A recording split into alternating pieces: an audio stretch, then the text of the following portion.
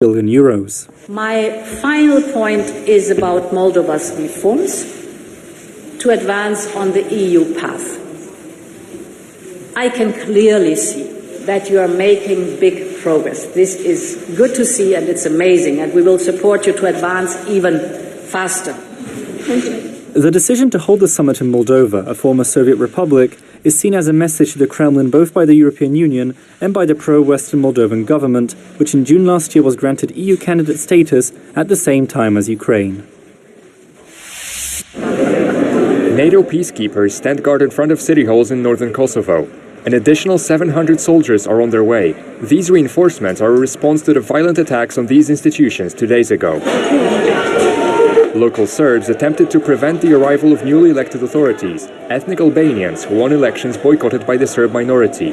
The turnout was less than 4%. What we can do within law and still doing politics is, at some point, early elections. This is what we can do. But we cannot say that these mayors are not mayors. We have very clearly indicated to Kosovar authorities that it was a mistake to proceed with these elections under these conditions, which is almost complete non-participation. And I wish that tomorrow, on the sunless of the European political community, we will see the Kosovo and Serbian presidents together with German Chancellor Scholz. A few kilometers to the north, on the border with Kosovo, the Serbian military is on full combat alert. We hope to maintain peace and stability, but without compromising our ability to defend the sovereignty of the Republic of Serbia and all of its citizens. The Serbian armed forces and members of the Ministry of Internal Affairs successfully carry out all the tasks assigned to them by the state. About 6% of Kosovo's inhabitants are ethnic Serbs. Tensions in the country are not uncommon. The international community, including the US, has criticized Kosovo for letting them escalate in recent months. The tensions between Kosovo and Serbia date back to the late 20th century. In 1989, Serbia, under the leadership of Slobodan Milosevic, revoked Kosovo's autonomous status, effectively stripping away its self-governance and suppressing Albanian cultural and political rights. The conflict reached its peak in 1999 when NATO intervened militarily, conducting airstrikes against Serbian targets to stop human rights abuses committed by Serbian forces against Kosovo Albanians.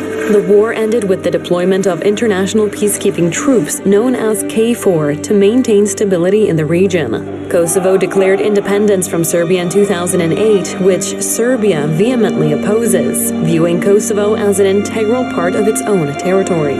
A key leader of the Kosovo Liberation Army in the late 1990s was Hashim Thaçi, who later served as the prime minister and then the country's president.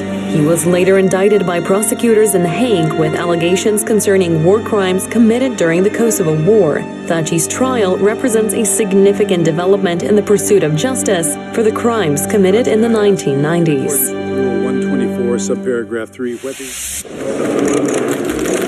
The President of Latvia is mostly a ceremonial role, but with it comes a set of crucial responsibilities. After all, Edgars Rinkēvičs will be his nation's most important representative, a burden he is very well aware of. The powers that the Constitution provides for the President, however, mean that internal and external security are the main tasks.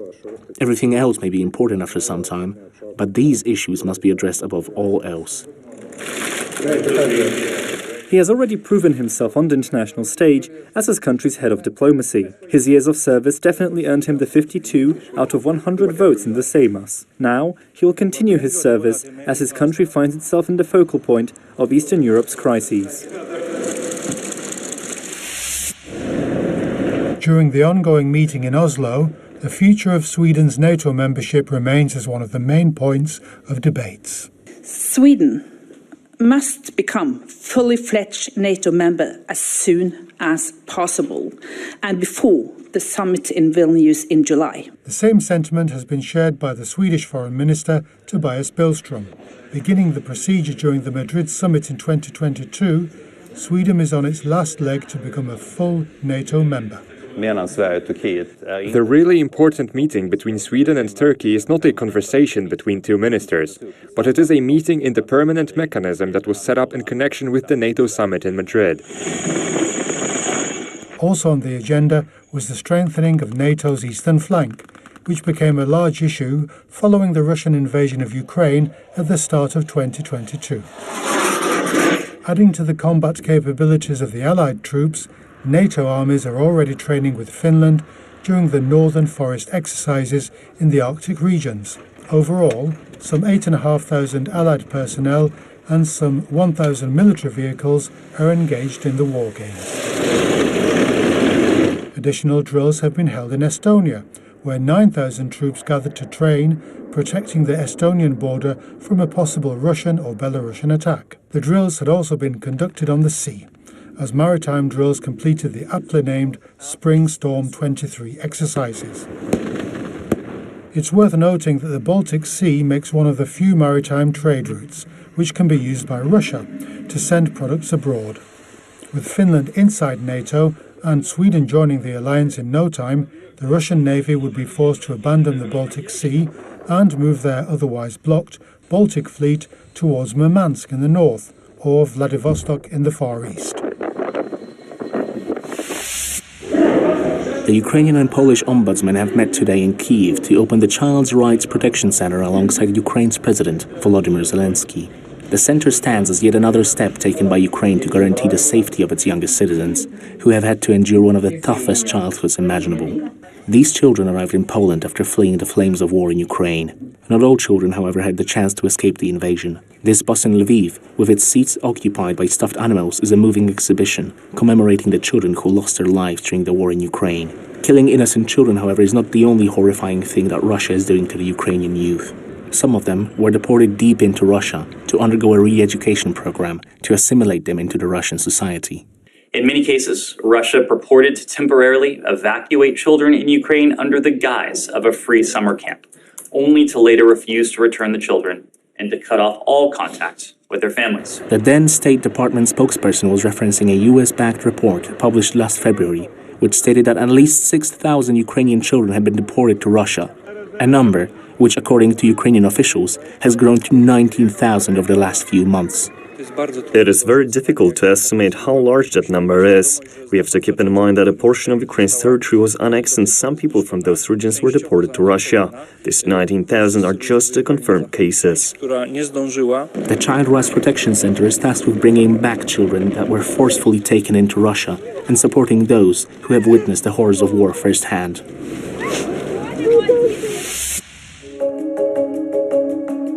This is all that remains of Kim Jong-un's spy satellite. The rocket carrying the satellite crashed 200 kilometers west of the island of Ochongdo. Japanese authorities made an announcement about the crash shortly after it happened. North Korea launched a possible ballistic missile in a southerly direction from the Tongchangri area on its west coast. However, at around 6:35 a.m., it disappeared while in flight. The satellite launch sparked concerns all around the region.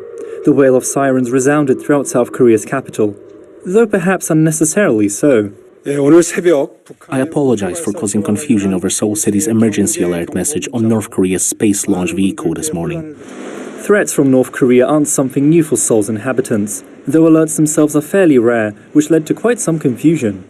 I'd rather that the alert message have more accurate information. If they send another alert message in the future, it would be better to include instructions. The launch also did nothing but fuel tensions which are already approaching a breaking point.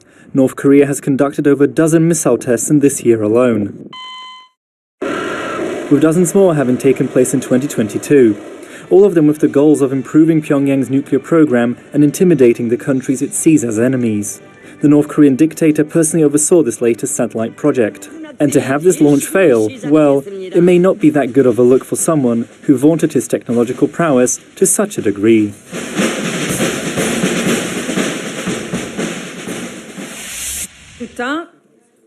Members of the French Parliament decided to delete the key article of the bill abolishing the retirement age of 64. The amendment to delete the article was adopted with 38 votes in favor and 34 against. However, there is still a lot of uncertainty as the bill will be examined by the National Assembly next Thursday. Emmanuel Macron's pension reform is very controversial and has sparked many protests all over the country. 1,000 athletes, 9 countries, and 10 exciting disciplines. The games of the small states of Europe are in motion, and Malta seems to be collecting the majority of gold medals. The second day of the competition saw this country score a whopping 9 gold medals, one of which was secured by the Malta free swimming team. 2 more were scored in the women's pole vault, an impressive feat which allowed for this country to break the record of winning 6 gold medals back in 2019. Both men and women battled it out in squash. Several days of the games are still ahead of us, so plenty of more opportunities for these athletes to set some new records.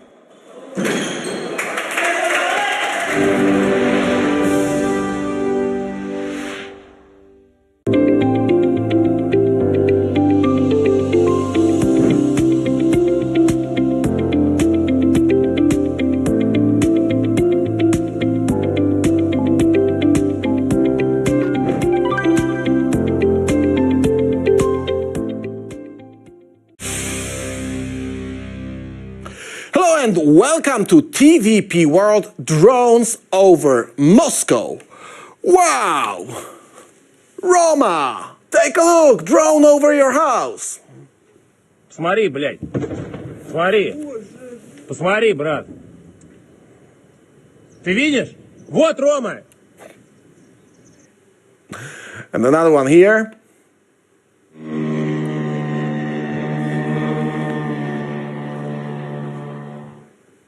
Few were filmed here as the Ruskies' air defense was trying to shut them down, as we see on this Reuters Twitter thread. The results? According to the Reuters agency, the richest regions of Moscow were targeted. Explosions were heard and saw in the area where Vladolf Putler has one of his residences. By the way, thanks for new pronunciations proposals for that war criminal's name posted by our viewers in the comment section on YouTube. We will make use of next too. Tuesday's early morning raid targeted some of Moscow's wealthiest areas, including a western zone where Putin and the elite have residences. He was later in the Kremlin and received a briefing on the attack, a spokesman said. Mikhailo Podolyak, Ukraine's presidential advisor, addressed those drone attacks. He said that what we see right now is a precursor for a counterattack. Everything that is happening now is a precursor for a counterattack, a necessary precursor where the intensity of fire increases. And he lays out bold aims for the counteroffensive. It will end undoubtedly on the borders of Ukraine as they were in 1991, with the deoccupation of Crimea and with the beginning of a massive process of transformation of Russia's political system. However, no Ukrainian official confirmed that those attacks are actually Ukrainian attacks. As Volodymyr Zelensky said, lately the decisions regarding the offensive have been made. As usual, the commander-in-chief and the commanders of the operational directions report to the staff. Not only the supply of ammunition, not only the training of new brigades, not only our tactics, but also the timing. This is what is most important, the timing of how we will move forward. We will. The decisions have been made. According to Politico.com, U.S. Senator Lindsey Graham was briefed by the Zelensky's office on Ukraine offensive plans. The Russians are in for a rude awakening when the Ukrainian counteroffensive begins, Senator Lindsey Graham told Natsec Daily following a weekend trip to Kiev. The lawmaker received a deep-dive briefing on Ukraine's military plans from President Volodymyr Zelensky and his team, he said in a phone interview during his return home. In the coming days, you're going to see a pretty impressive display of power by the Ukrainians. Asked if he thought Ukraine could push Russia back out by the end of the year, Graham didn't say yes. What he did say was that the initial priority should be taking back some of strategic locations. According to British military intelligence daily reports, Russia is preparing for that counter-offensive, and since the beginning of May 2023, Ruskies lost the operational initiative on the battlefield and their actions are reactive. Russia, according to British intelligence, is not actively progressing towards its own war aims. Here's the report readout.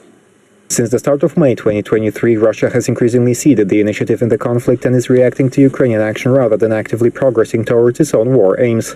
During May 2023, Russia has launched 20 nights of one-way attack on crewed aerial vehicle and cruise missile attacks deep inside Ukraine. Russia has had little success in its likely aims of neutralizing Ukraine's improved air defenses and destroying Ukrainian counter-attack forces. On the ground, it has redeployed security forces to react to partisan attacks inside western Russia. Operationally, Russian commanders are likely attempting to generate reserve forces and position them where they believe a Ukrainian counterattack will occur. However, this has probably been undermined by uncommitted forces instead being sent to fill gaps in the front line around Bakhmut. Ukrainian drone attacks made Vladolf Putler, a notorious war criminal acting as president of Russia, react in the following manner. We have already talked about the possibility of striking decision-making centers. Of course, the headquarters of the military intelligence of Ukraine, which was hit 2 or 3 days ago, also belongs to this category. In response, the Kiev regime chose the path of intimidation of Russian citizens and strikes on residential buildings. This, of course, is a clear sign of terrorist activity, but the Moscow air defense system worked normally satisfactorily, although there is something to work on. I really never know which they pick to speak in front of the cameras. Maybe our viewers know it. As we always warn, anything that comes from Russia cannot be trusted. We do not know what is the true nature of anything that is being shown, quoted, or referred to if it comes from Moscow. The drone attacks are no exemption. It can be a legitimate Ukrainian attack on Russia, that's possible, but it can easily be a deception, disinformation endeavor. Keep in mind that Russian barbaric tradition is full of brutal wars in which Russia was losing battle after battle, but vast resources of low quality but big in numbers gave this country some room to use it against the rivals and ultimately win the wars. It happened when Russia switched sides and joined Western allies after 2 years of being Germany's partner in war crimes during the Second World War. It happened back in the times of Napoleon's wars of France against Russia. That's the tradition that Russian war planners are referring to. A provocation or two may be useful for Ruskies, and they will have no problem with killing their own citizens if they need it in their sick political or military strategy. They don't care about people's lives. They bombed and killed 300 of their own citizens, of Russian citizens, to make Vladolf Putler a president 20 years ago. So they can bomb their buildings one by one again. They got no problem with that. But the Russian tradition is also a tradition of humiliating defeats. One we just saw last year when they were high-marsed and javelined out of Kiev, Kharkiv, and Kherson. But this tradition goes much deeper in history. In 1920, they were kicked out of Warsaw as the Red Army, Russian army under Stalin's command, was trying to conquer Poland and newly born Ukraine, our ally. It took them 20 years to recover and hit again in 1939 with Hitler's Germany on their side. The history lesson shows that once you hit Ruskies hard, you need to finish the job, or they will come back with their criminal habits few years later. The Nuremberg trial after the Second World War set a great example. But, unfortunately, only referring to Germans. Russian communists and war criminals were not sentenced for their crimes. Their successors, nowadays, must be. And that's what we are going to talk about on my show. My name is Michał Rachoń. This is Rack On.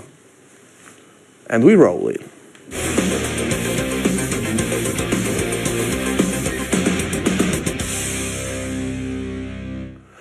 Chuck Farrer, former Navy SEALs Team 6 leader and friend of our show, host on Maria Report and expert on demolition, warfare and other stuff that we are talking about on this show. Chuck, welcome back to TVP World. Thank you, friend. Good to be back.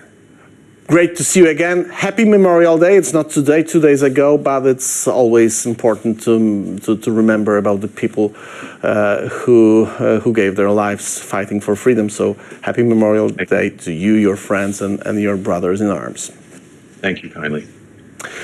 Chuck, the drone attacks.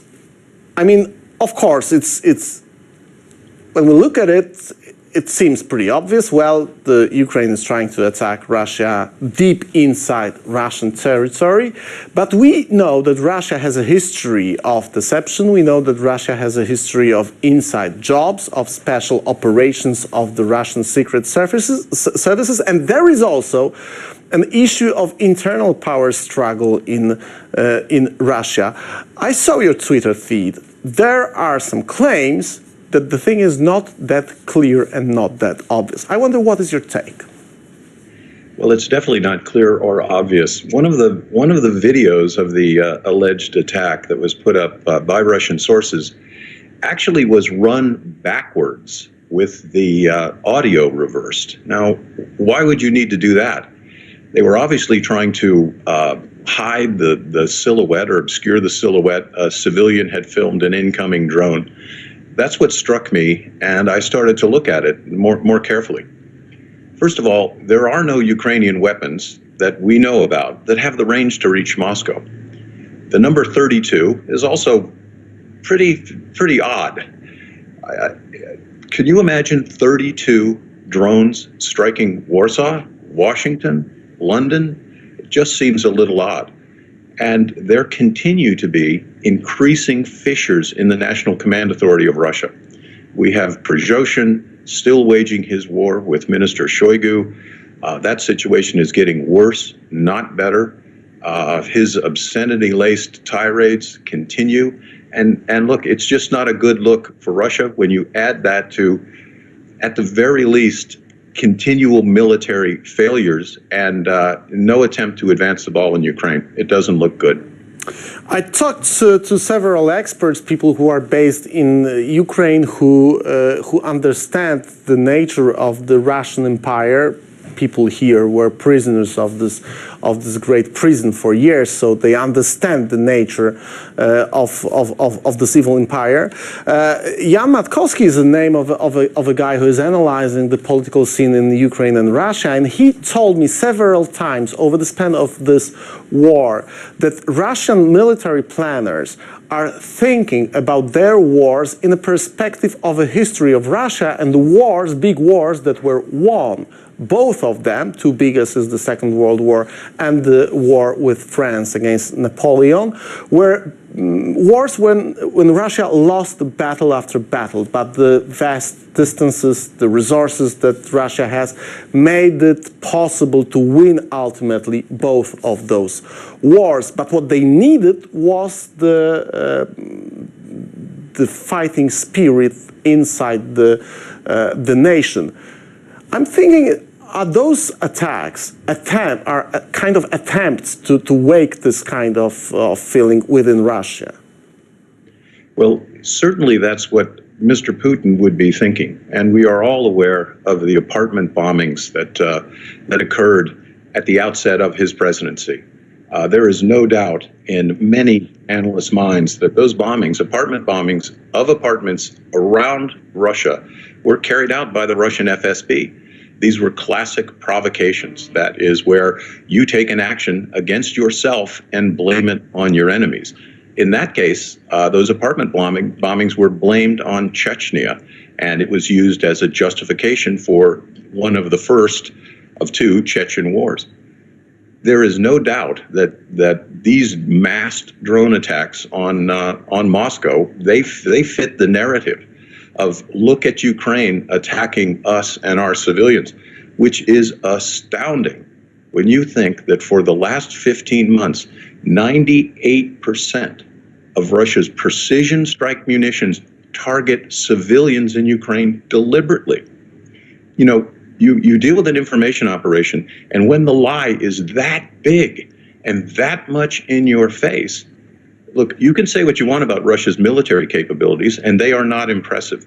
But their abilities in the information space, those are first rate. Maybe no one in the world does it as good as Russia, and that's the big lie. And it works for them. I must agree, the deception war and the technology, the strategy of deception, disinformation is probably the only thing that this war criminal state mastered in the years of the, not only of the communist regime. Chuck, you also are pointing in your Twitter feed that the Russian attacks on Ukraine, the drone attacks that we witnessed last week, were totally ineffective in terms of the numbers of drones used and numbers of drones destroyed by the Ukrainian defense. What is the reason for this, and what is the outcome of the numbers that you are quoting? 96% of drones were destroyed? Is it the correct number? 96, right, 96% as a nationwide average intercept for that particular drone attack. But I would point out, within that 96%, Russia's tactic, and it's turned out that especially their Iranian-designed drones, they are not effective against modern air defense. And as Ukraine expands its air defense capability, and principally as it goes to protect, as it must, the civilian targets, especially in Kyiv, their air defense systems become more and more effective, especially against the Shahed-type drones. But the message that this sends to Russia, they're expending their precision strike munitions. They have a lot of them, but they don't have an unlimited supply. And you think about 96% of the missiles they sent over and drones intercepted. Within that 96%, there are some targets that intercepted 100% of the drones that were fired. There are several systems now online, principally the IRIS-T, and the Norwegian National Standard Air Defense Missile, which fires a Sparrow air-to-air missile, extremely sophisticated radar-guided missile. But in the case of the IRIS-T battery, one of them defending Kyiv, so thus far in the war, it has never missed an intercept. That's impressive, incredible. It's 100%. That's amazing. So, does it mean that the Norwegian system, the IRIS, which is German, do I understand it correctly, and the Patriot system that is deployed in Ukraine, those combination of systems, probably some more also active, did they effectively close the sky over the most important targets of Ukraine? I would say so. If you're looking at 96% in any military context, that's just about as good as you can get. Unfortunately, when you're dealing with the Russians, you know, and I'm not kidding, they target civilian targets. So if even one of their warheads gets through, it's designed to kill civilians. You know, in Russia, you've got a governmental system that lives and thrives and lives and breathes terrorizing people. That's how it stays in power. That's how it has stayed in power as an imperial power, as a Soviet power, and now as Putin's power. Russia honestly thinks that it can bomb Ukrainian civilians into submission. Anyone who studies military history knows that does not work. London was not bombed into submission. North Vietnam was not bombed into submission. Afghanistan was not bombed into submission. And in fact, philosophically, it is counterproductive. It galvanizes the people. And, you know, as we look at the teeter-totter of morale in this war, Ukrainian morale is increasing, and Russian morale, especially on their fighting forces, that is on the decline. And you can't argue that that's not true. Chuck, there is something interesting that we found in the daily British military intelligence report, and I wanted to have your opinion and wanted you to walk us through the consequences of the state of affairs over there. British military intelligence wrote that since the beginning of May 2023, Russia is reactive on the front line, is not trying to pursue and execute their own military targets, but they're following what Ukraine is doing. What does it mean? What do you make of this kind of situation and statement? What are the consequences of the state of affairs? Well, for example, in the last 24 hours, there were only two Russian offensive operations. And they follow the pattern, the very ineffective pattern that Russia has been doing for the last 8 weeks. And these are small, piecemeal, uncoordinated attacks that occur at platoon and company size. On a 21st century battlefield, a platoon size attack, 30 or 40 people, it's not going to succeed. But one of the problems that Russia has, given the reach of Ukrainian intelligence, given the quality of the overhead imagery that is provided by NATO, Russia cannot do one fundamental thing that is always necessary in warfare. You have to concentrate your forces. Before they strike, you have to concentrate them at the point of attack. Ukraine always knows when Russian forces are attacking. With that in mind, Russia is not provided with the other most important thing, in my estimation, as a small unit tactician, that you need in warfare, and that is surprise.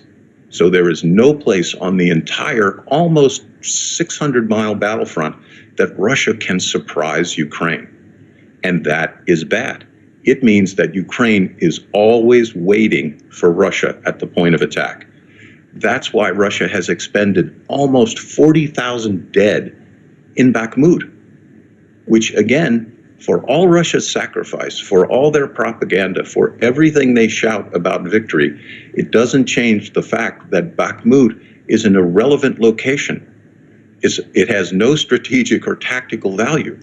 For them to expend almost as many people as the United States lost in 10 years in Vietnam for one city, and you talked about the ways in which Russia has traditionally fought wars. Traditionally, Russia does not judge military failure by the number of casualties. That's irrelevant to a Russian commander. To a NATO commander, if you have that many casualties and failing operation, it's a complete failure. But Russia is exhausting the will of its combatants by these small-scale, fruitless attacks. You also tweeted about S-400 systems, and the first, is that correct? This is the first official and confirmed case of destroying S-400 units. So what happened a few days ago here during this war? Yes.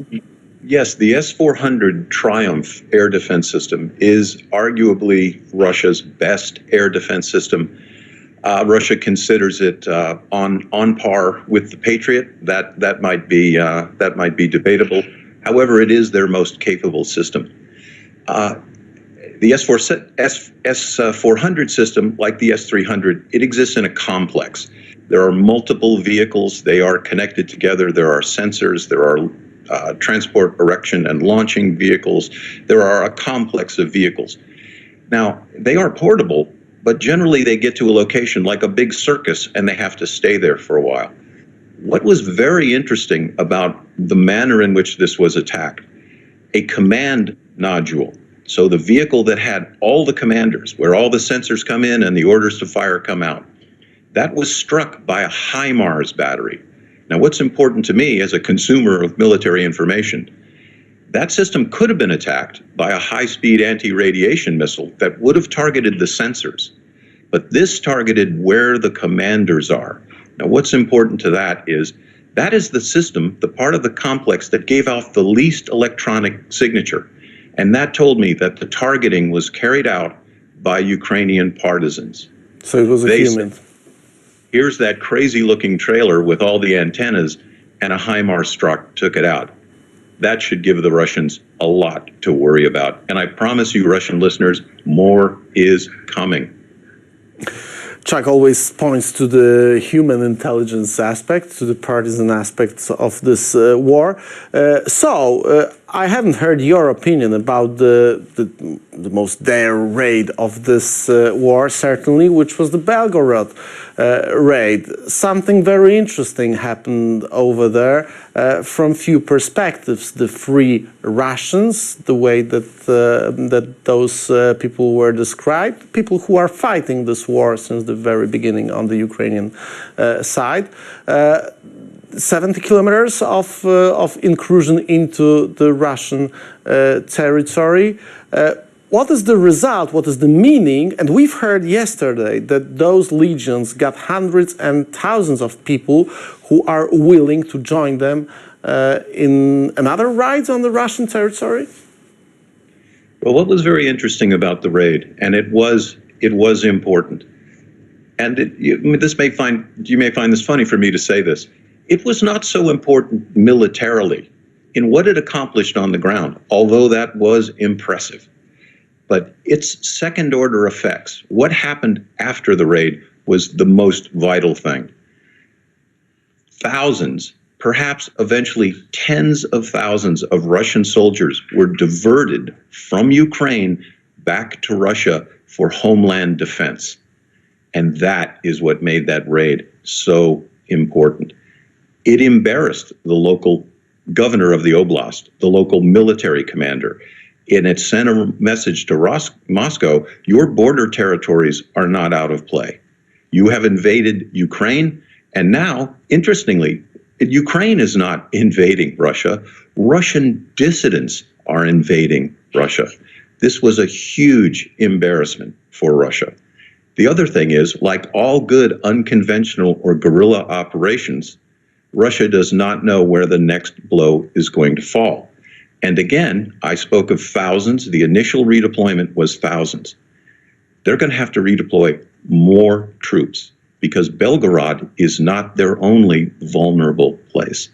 So that is what is so important about this operation. That, and I'd also say this, how it resonates in the information space, that too is very important, and good on them. As a Navy SEAL, I tell them that was a very well done operation. 48, 72-hour raid, hats off. Chuck, you mentioned the info operation, so my final question. This is a concern of the people who are supporting Ukraine, following this war, reporting, making comments. MRIA report that we often refer to on our program is, as many other endeavors that are supporting Ukraine, under attack by the Russian assets on the western side. Poland as a country also has this kind of problems. What is the reason behind those kind of operations being organized within the Western infosphere, within the Western political scene? What do you make of it? Well, efforts like TVP, like the Marie Report, we're doing effective work. And the fact that we come under attack from Russian bad actors and the persons and institutions that are adjacent to them, it tells me two things. Look, we're over the target, and we're bothering them. And there is still, the area of information warfare, look, it's a clown show militarily, Russia. Their informational warfare capabilities are the best in the world. That goes back to the Soviet, the KGB days, in what they called active measures, which was, back then, before social media, it was infiltration of journalism and turning the narrative, as you could back then in traditional media spaces. Russia, always adaptive in the information space, they've been quick to go into social media. Interestingly enough, merging crime with espionage and information warfare, as the Russians always do, Russia has also set up fake Ukrainian charities where they are grifting people who want to donate to Ukraine. These are some of these, in particular, it's called Ukraine DAO. It's run by a woman called Alonia Shevchenko. She's absolutely a bad actor. They raised $20 million. Nobody knows where it goes. And I have some breaking news for you. I spoke to an intelligence contact today. very well vetted guy. I can confirm to you that she is now under investigation by U.S. federal law enforcement. And I asked him, can I confirm that on the show today? He said, yes, and also add the law enforcement agencies of 4 other NATO countries. And this is a woman who's... breaking news. Breaking news. Who is the woman? Who is the woman? Because maybe we are familiar with the case, but probably most of our viewers are not. Her name is Alona Shevchenko, and her outfit is called Ukraine DAO. People, investigative journalists have asked, where has the $20 million gone? Her response, classic, there is Soviet, Russian information warfare in a nutshell. How dare you attack me? I'm raising money for Ukraine. So interestingly, you're a victim of that. I personally am a victim of that. Maria Report is a victim of that. That tells me we're on God's side, aren't we? Try. Thank you very much. See you soon, hopefully. Again, happy Memorial Day. Thanks for your service when you were a military man, for your service now when you are helping to fight the information war, when we are witnessing and following the information coming from Ukraine attacked by Russia. See you soon. Bye-bye. See you soon. Ladies and gentlemen, this show comes back tomorrow.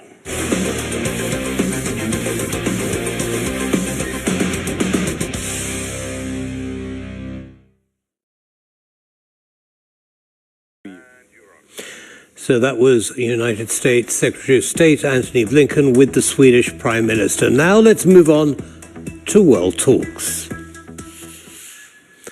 Tonight we're delighted to welcome back to TVP World a regular contributor, Kira Riddick, and a prominent member of the Ukrainian Parliament. We delve into the recent controversial statement by Alexander Lukashenko, who proposed the placement of nuclear weapons for anyone joining the Belarus-Russia Union. Additionally, we discuss the recent drone strike in Moscow and its implications. Moreover, the minister sheds light on Ukraine's decision to impose sanctions on Iran and its far-reaching consequences. Join us as we explore these critical developments and gain valuable insights into the geopolitical landscape of the region. Kira, welcome back to TVP World. Great to have you on again. Hello, Ashim. Thank you so much for having me. Always a pleasure, Kira. Always a pleasure. So before we actually get into it, I'd like to share a short video with our audience about what President Lukashenko said and the response from the Kazakh president. Recently, President of Belarus Alexander Lukashenko proposed that Kazakhstan join the Union state. I appreciated his joke. However, I think there's no need for this because there are other integration associations, primarily the Eurasian Economic Union. As for nuclear weapons, we do not need them because we have joined the Treaty on the Non-Proliferation of Nuclear Weapons and the Treaty on the Prohibition of Nuclear Tests. We remain committed to these obligations under these international documents. Kira, so what do you make of the whole dynamic there between Putin, Lukashenko, and, of course, Tokayev? Well, first of all, we see that these attempts by Putin and Lukashenko to drag anybody into their so-called coalition are the attempts to show that they are not just done yet. Look at their allies that they have. It's Russia, Belarus, it's Iran, North Korea. That's that. So they are trying to figure out if there would be anybody else who can show them that they are not completely losing. But any person with clear mind, especially the leader of the country, are trying to get as far from Russia and its ideas as possible. And on another side, we are seeing a complete crisis of the international agreements, because if it is possible in 21st century for a leader, or like so-called leader of a country, to ask another leader to break those deals. And Tokayev was very clear saying, what are you doing? You are trying to drag us into breaking the international treaties? are you insane? So there, of course, should be a reply to that. There should be another step forward in the sanctions against Lukashenko. And I think the actions of Tokayev are showing again the whole democratic world that Putin and Russia are done. We just need to speed up the victory of Ukraine and the fall of Russia and its allies. Well, absolutely. I mean, it's a very powerful message that Tokayev sent, making it very clear that they were not prepared to break the international agreements with the same ease as Russia and Belarus seem to do. And that's the strong message not only to those two countries, but also to other Central Asian countries. Would you agree? Yes, I think you're right. I think it's a very good message to all the countries that are still trying to be at the edge. Like, for example, India or Brazil continuing trading with Russia, continuing helping them to overpass sanctions. So we are getting more and more strong voices saying, no, it would not fly here. We are not going to join it. Please don't drag it into your pit. Right. Do you think this was something that they never really intended to do, but simply wanted to muddy the water, to send some kind of message, to destabilize, if you like, Western thinking about what comes next from Russia and Belarus? Could that be a possibility? It is possible. You see, Hashim, right now we are at the situation when the world expects a fast counteroffensive from Ukraine. And we are making various actions to make sure that we weaken Russia from different angles. And they are trying to do the same, making various international steps, trying to get allies wherever they can, strengthening their ties with China and having Chinese ambassador going throughout European countries. So it is war. And I think what Putin is trying to do right now, he's trying to have more and more occasions where he or his allies can say the word nuclear, because they know what effect it has on all our Western allies and friends. They know that this is the only thing that the world still fears. Nobody fears Russian army anymore. Nobody fears their missiles anymore, because we know that the Western air defense systems are much better and much more advanced, and we have proven that over the past weeks. The only last resort that Putin can threat the world with is nuclear. So every time they are making those statements, we will move some nuclear weapons into Belarus, we will try to set nuclear somewhere else. It, of course, creates a distress and question marks throughout not only politicians in the Western countries, but throughout people. I'm just back from Stockholm, where we had a huge congress of the liberal parties, where I'm vice president, and I can tell you, politicians of the countries understand that this is the only thing that Russia can still threat people in their countries with. Right. Anything else is just like... So it's the only rhetorical weapon left in their arsenal, if I can put it like that. Now, related to that, the drone strikes in Moscow recently. What do you make of that? A false flag operation to gather support for the war against Ukraine, or was it, in your opinion, a true terrorist attack on Moscow civilians? Well, first of all, let me be very clear. What we are doing in Ukraine, we are defending our country. And it makes no sense for us to launch drone attack on Russia, because all the drones that we have the best use for them at the front. And we know that we need more and more drones. And if we had like one additional drone, we will still send it to the front, so our military can get back another inch of Ukrainian territory. This is our goal. We are not terrorists, and we are not acting the way that Russia does. However, the worst thing about all the things that happened in Russia over the past years is, Ashim, we would never know the truth. We wouldn't know the truth about the attack on Kremlin. We wouldn't know the truth about killing of their generals, because there is no international spectators who can prove and lead the investigation there. There is no person whom we trust in Russia who can say what actually went on there. And this is why the only thing I can tell you that from our side, our goal is to regain our territorial integrity and make sure that Russian soldiers are back to Russia or not going there or not coming back to Ukraine at any other point. Right. So, it doesn't make any military sense for Ukraine to launch any attack like this.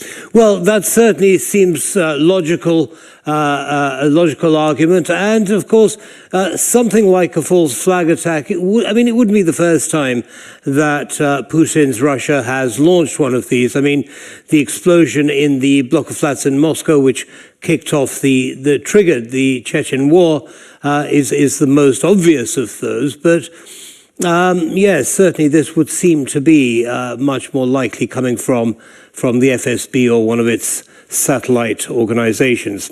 But as you say, we shall never completely know the whole truth. The Ukrainian parliament has adopted a motion for sanctions against Iran, and the sanctions are valid for 50 years. Kira, what happened there? What was the process? What got the Parliament to this motion, and how did the arguments go on that? First of all, we should have done it earlier, and we all support that it should have been done like a while ago. These sanctions put on Iranian companies and Iranian nationals who now we know that have proven relation to the missile drone attacks on Ukrainian cities. Ashim, over the last couple of weeks, Kyiv have been severely attacked by kamikaze drones. This is basically a huge drone with explosives that is coming to destroy a civilian building. It is not precise. So what they have achieved with attacks of those drones is people being killed and cities being sleepless with citizens and children hiding through the night at the bomb shelters and subway stations. And it's not a point of question right now where these drones were produced and what parts are being used for it. It's Iranian parts and it's Iranian drones. They are comparatively cheaper to the Russian missiles that they have been launching on us. And they are used in a different way. So they're used to exhaust our air defense systems as well. So when the war happens, the situation is very black and white. There are people who want to kill you and everything that you like. There are people who are trying to help you to stay alive. Those are your allies. And there are people who are helping your enemy to kill you. These are your enemies as well. And this is what's happening with Iran. Once we have definite proofs that they are supporting Russia and trading their drones with them, we have passed to put sanctions on them. We hope that at some point the regime there would change and they will rethink of what they're doing. But right now, they are definitely on the wrong part of the history. Right. Well, certainly that's a conversation for another meeting. But in the last couple of minutes that we have left, Kira, how will these sanctions actually work on the ground? Where will it break the supply chain for drones to Russia? Well, we know that the drones have various multiple parts, and the European countries have been very successful in shortening the supplies, especially with the chips and other parts, to Russia. Russians are trying to figure out different ways of doing that. So we right now making a step one from our side. So then we can call on our European partners to put the same sanctions on Iran. So they would not be able to produce drones anymore, and they would not be able then to trade them to Russia. This was like a pioneering step from our side, because we totally understand now how Russians are getting those drones and supplies for them. The next step would be to make sure that China is not supplying Russia with necessary particles, but I'm sure that as a collective West, we will be able to do that as well. Right, well, we look forward to that. Kira, unfortunately, the clock has beaten us yet again, but it was wonderful to speak to you again, and thank you for sharing your insights. Do come back soon. Thank you so much, Ashim, and glory to Ukraine. Thank you, glory to Ukraine. Bye. And that's all from us on World Talks. Goodbye for now.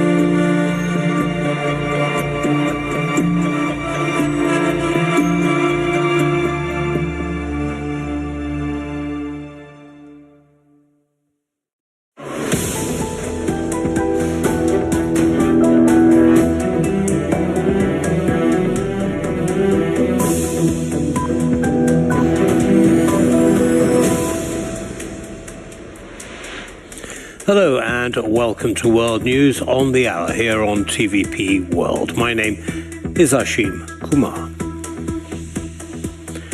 NATO peacekeepers guard the ethnically divided northern region of Kosovo, where days of unrest have prompted the alliance to send additional troops to calm the violence. Following clashes on Monday, during which 30 NATO troops and 52 ethnic Serbian protesters were hurt, NATO declared it would send 700 more troops to Kosovo to boost its 4,000-strong mission. It remains unclear when the soldiers will arrive. Regional unrest has intensified following April elections that the ethnic Serbians boycotted, reducing the turnout to 3.5% and leaving victory in 4 Serb-majority Kosovan mayoralties to ethnic Albanian candidates. The United States and allies have criticized Kosovo for escalating tensions with Serbia, saying the use of force to install mayors in ethnic Serb areas of Kosovo undermined efforts to improve troubled bilateral relations. The Balkans needs to calm down. We need to have a situation where everybody in the Balkans can get ready for another journey, and that journey is to Europe. Peacekeeping troops were deployed in Kosovo in 1999 after NATO bombing drove Serbia's police and army out of its former province. Last night, drone attacks destroyed 2 Russian oil refineries near Crimea. Russia is now seeing more attacks on its own soil on the heels of Tuesday's strikes in Moscow. Shelling has also been reported in the Belgorod region of Russia, the same area where Russian anti-Putin paramilitaries launched raids just last week. Late last night, explosions rocked Russian towns near occupied Crimea. The blasts were caused by drone strikes, which targeted 2 refineries located near Russia's largest oil export terminals. The facilities in Afipsky and Ilsky were not the only targets, however. Attacks have also been reported north of Ukraine, in the Belgorod region. Local officials claim that it's the 3rd shelling of this village in under a week. A massive missile attack was carried out on Shebekino. Apartment buildings and private houses were destroyed. Many cars also burned down. 4 people were wounded. These attacks came just one day after the Russian capital was targeted by several drone strikes. They say that Moscow is surrounded by a three-tier ring of air defense. Why didn't it work? Why didn't the air raid sirens go off? How did the drones get through? Where did they come from? Why are their borders still open? These are the questions the people are asking. Last week, the Belgorod region was the scene of a two-day raid into Russian territory. The Russian Volunteer Corps and the Freedom of Russia Legion have claimed responsibility for the operation. These anti-Kremlin paramilitaries are mostly made up of Russian nationals. Buy cars and buy buses the same way. The Russian invasion is laying waste to Ukrainian towns on an almost daily basis. One such town was Rubizhne. Our special correspondent Don Arleth visited the town to tell us its story. A year ago, the small village of Rubizhne suffered its worst months since Holodomor. In the first act of Russian aggression almost a century ago, about a third of its residents were starved to death. Now, many have been devoid of their homes, and they lack the most basic infrastructure. There is no electricity. People come from Kharkiv and leave. We have only 15 left who live here permanently. The house survived, but what's next? Nestled just 10 kilometers from the Russian border, it was occupied early when Russia launched its full-scale invasion. We were under occupation twice. On the 27th, when everything started, the village was big. We all stayed in place and got under occupation. And on the May 10th, when our ground defense arrived, real battles began here. And from that moment, we were shelled until September 10th. It was those real battles that unleashed so much destruction. The most frightening wasn't the way they were treated or the Russian occupation itself. During the occupation, the Russians did not touch us. They even fed us because we stayed. They didn't care about us. We had them during the second occupation from the end of June to the beginning of September. The most frightening was the 4 months of intense fighting. On May 11th, I entered the basement, and on September 17th, I came out. And I was in the basement all the time, because when the shelling starts, we were shelled from 5 sides. Caught in the middle. If Russians never came here in the first place, life would have gone on as usual. Now uncertainty of whether the worst is behind them, life here is still a challenge. Since the launch of the full-scale invasion of Ukraine, Russia has caused enormous damage and great pain to the people of Ukraine. Of those who've suffered the most in this war are families whose children have either been killed or abducted and sent to Russia for so-called re-education. According to Ukrainian officials, nearly 19,000 children have been deported from Russian-occupied areas since February of last year. The Ukrainian and Polish ombudsmen have met today in Kyiv to open the Child's Rights Protection Center alongside Ukraine's President, Volodymyr Zelensky. The center stands as yet another step taken by Ukraine to guarantee the safety of its youngest citizens, who have had to endure one of the toughest childhoods imaginable. These children arrived in Poland after fleeing the flames of war in Ukraine. Not all children, however, had the chance to escape the invasion. This bus in Lviv, with its seats occupied by stuffed animals, is a moving exhibition commemorating the children who lost their lives during the war in Ukraine. Killing innocent children, however, is not the only horrifying thing that Russia is doing to the Ukrainian youth.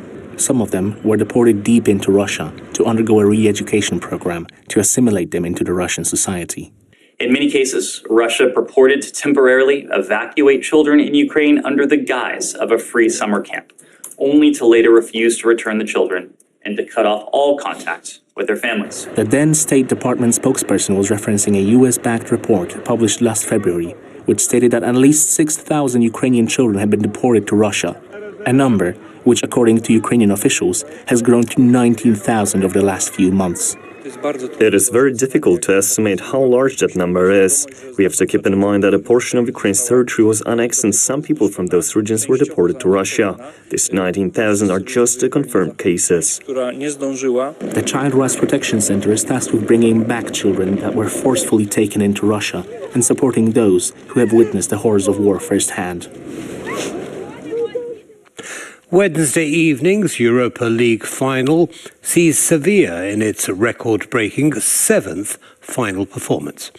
They take on AS Roma, coached by Jose Mourinho, which has won 5 major European trophies, including last year's Conference League. The current score at the Puskás Arena in Budapest is 1-0 to Roma in the first half of the match. Let's see how the two teams compared before the game. Neither Sevilla nor Mourinho have ever lost a European final. The Spaniards have won all 6 finals of the Europa League, whereas the Portuguese was the first coach to win all the European trophies last year. His achievements include 2 Champions League titles, 2 Europa League trophies, and the inaugural Conference League Cup. However, the Roma manager faces a difficult task in leading his team to victory against the masters of the Europa League, Sevilla, who after a challenging domestic season are trying to maintain their astonishing record in the competition. NATO members are preparing for the upcoming Vilnius summit. Ahead of the meeting, members of the alliance discussed a range of issues, including the safety of the eastern flank and Sweden's membership bid. During the ongoing meeting in Oslo, the future of Sweden's NATO membership remains as one of the main points of debates. Sweden must become fully fledged NATO member as soon as possible and before the summit in Vilnius in July. The same sentiment has been shared by the Swedish Foreign Minister Tobias Billström. Beginning the procedure during the Madrid summit in 2022, Sweden is on its last leg to become a full NATO member. The really important meeting between Sweden and Turkey is not a conversation between two ministers, but it is a meeting in the permanent mechanism that was set up in connection with the NATO summit in Madrid. Also on the agenda was the strengthening of NATO's eastern flank, which became a large issue following the Russian invasion of Ukraine at the start of 2022. Adding to the combat capabilities of the Allied troops, NATO armies are already training with Finland during the Northern Forest exercises in the Arctic regions. Overall, some 8,500 Allied personnel and some 1,000 military vehicles are engaged in the war games. Additional drills have been held in Estonia, where 9,000 troops gathered to train, protecting the Estonian border from a possible Russian or Belarusian attack. The drills had also been conducted on the sea, as maritime drills completed the aptly named Spring Storm 23 exercises. It's worth noting that the Baltic Sea makes one of the few maritime trade routes which can be used by Russia to send products abroad. With Finland inside NATO and Sweden joining the alliance in no time, the Russian Navy would be forced to abandon the Baltic Sea and move their otherwise blocked Baltic fleet towards Murmansk in the north or Vladivostok in the far east. Berlin has ordered the closure of 4 Russian consulates in Germany. The tit-for-tat move comes in response to a similar order from Moscow, limiting the number of German diplomats permitted to work in Russia. According to the latest information, 4 Russian consulates have been shut down until further notice. The move marks the German response to Russians excluding nearly 100 German staff from the list permitted to reside inside the Russian Federation. Among the expulsed workers are teachers who taught kids in a German school in Moscow and researchers popularizing German culture abroad. The government in Berlin issued a statement saying it is not the last we've seen of clashes between Russian and German diplomacies. In Latvia, Edgars Rienkiewicz has been elected the new president by the country's parliament. He had previously served as the country's foreign minister since 2011. The president of Latvia is mostly a ceremonial role, but with it comes a set of crucial responsibilities. After all, Edgars Rienkiewicz will be his nation's most important representative, a burden he is very well aware of. The powers that the Constitution provides for the President, however, mean that internal and external security are the main tasks. Everything else may be important after some time, but these issues must be addressed above all else. He has already proven himself on the international stage as his country's head of diplomacy. His years of service definitely earned him the 52 out of 100 votes in the Seimas. Now, he will continue his service as his country finds itself in the focal point of Eastern Europe's crises. European leaders have met in Moldova on the eve of a major international summit, aiming to project a message of European unity in the face of the Russian war in Ukraine. The purpose of the meeting is also to underline support for the ambitions of the Eastern European country to move closer to the West and further from Moscow.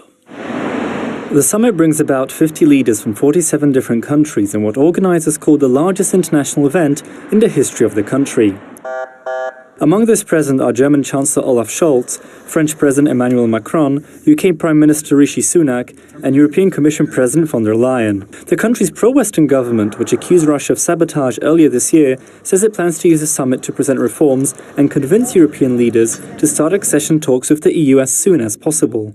The fact that the second meeting of the political community of the European Union takes place 20 kilometers from the border with Ukraine is a proof of unity and stronger unity of the European continent. Ursula von der Leyen was not wary to highlight Moldova's Western aspirations and promise new financial and investment measures that would boost the country with around 1.6 billion euros. My final point is about Moldova's reforms to advance on the EU path. I can clearly see that you are making big progress. This is good to see and it's amazing, and we will support you to advance even faster. The decision to hold the summit in Moldova, a former Soviet republic, is seen as a message to the Kremlin both by the European Union and by the pro-Western Moldovan government, which in June last year was granted EU candidate status at the same time as Ukraine. And that's all we have for you in this bulletin. Don't go away, lots more coming up. Goodbye for now.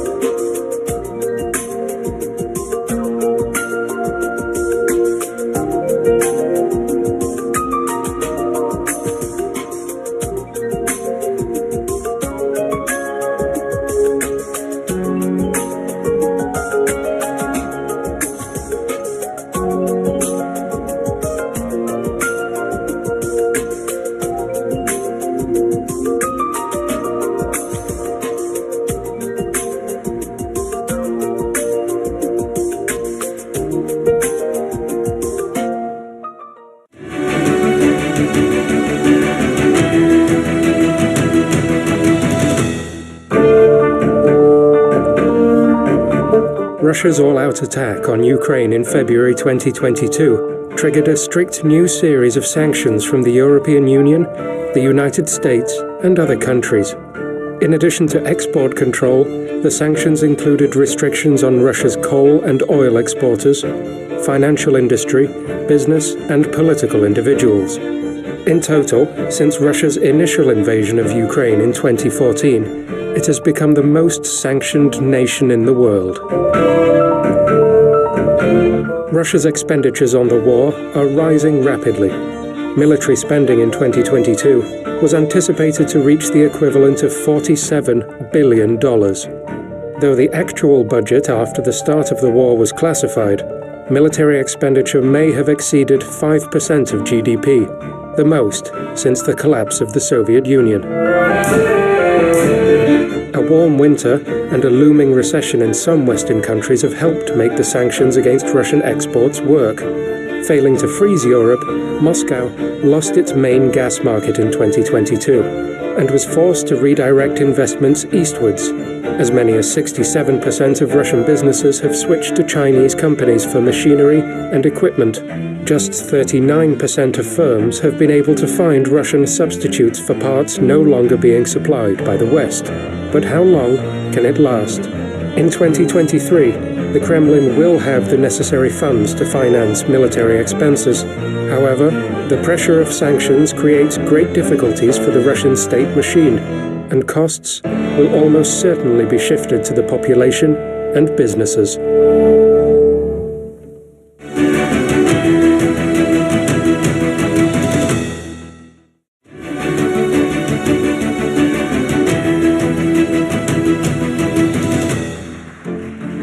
US President Joe Biden's unexpected visit to Kyiv and Vladimir Putin's belligerent State of the Nation address may have been front-page material, but they also called attention to an issue often overlooked in the context of Russia's war in Ukraine: Moldova. The country has become a point of focus for Vladimir Putin, who keeps nearly 2,000 of his troops in the Russian-speaking separatist region of Transnistria. No United Nations member recognizes Transnistria's sovereignty, while the Council of Europe treats it as Russian-occupied territory. In mid-February this year, Moldovan President Maya Sandu officially accused Russia of planning to use foreign saboteurs to bring down her country's democratically elected leadership. Meanwhile, in a series of anti-Western moves announced by Putin recently, Moscow revoked a decree that underpinned Moldova's sovereignty in future negotiations about the Transnistria region. The order revoking the document was published on the Kremlin's website and was signed in order to ensure the national interests of Russia in connection with profound changes taking place in international relations. The Kremlin has said that Russia's relations with Moldova's pro-European government are very tense, but with unilateral support for Moldova from the West. President Sandu is here today. I'm not sure she is, but I'm proud to stand with you and the freedom-loving people of Moldova. Any moves from Moscow to muster Transnistria would be made with great risk.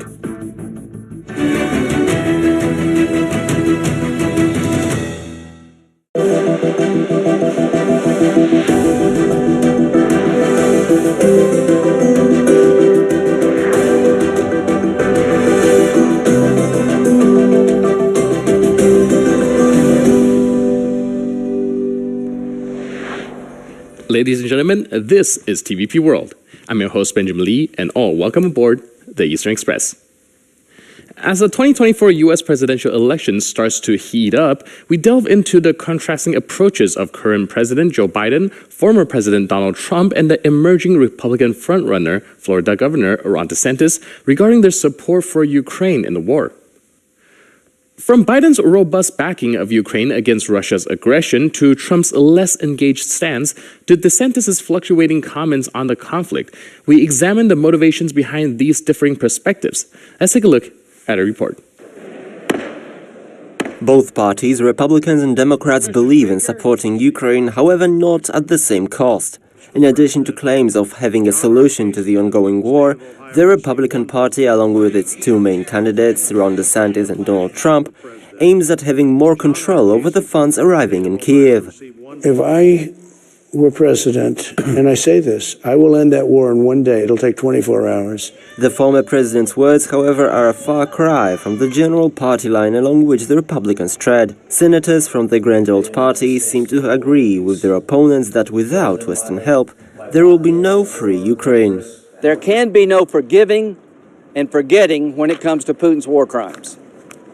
There can be no backing off of helping Ukraine, because if we fail here, there goes Taiwan.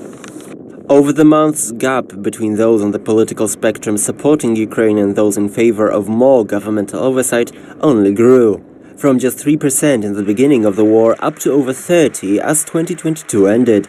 By the end of last year, only 50% of the Republican voters favored supporting Kyiv, while 81% of the Democrats think that the hitherto support the United States is sending Ukraine should go on uninterrupted. Ukraine cannot afford for the people to lose hope again. And now let's take a look at the issue in greater detail. While 80-year-old Joe Biden has announced his intention to seek re-election in the 2024 presidential election, it remains an open question who his Republican challenger will be. So far, the incumbent president has been one of the foremost leaders in providing assistance to Ukraine, which should come as no surprise.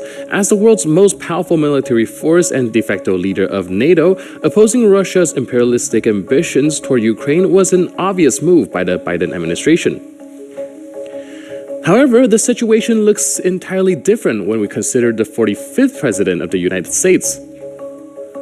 Prior to Russia's full-scale invasion, former President Donald Trump characterized the rising tension in Ukraine as largely a European problem. He criticized Germany for becoming energy dependent on Russia through the Nord Stream 2 pipeline, thereby ceding control to Russia.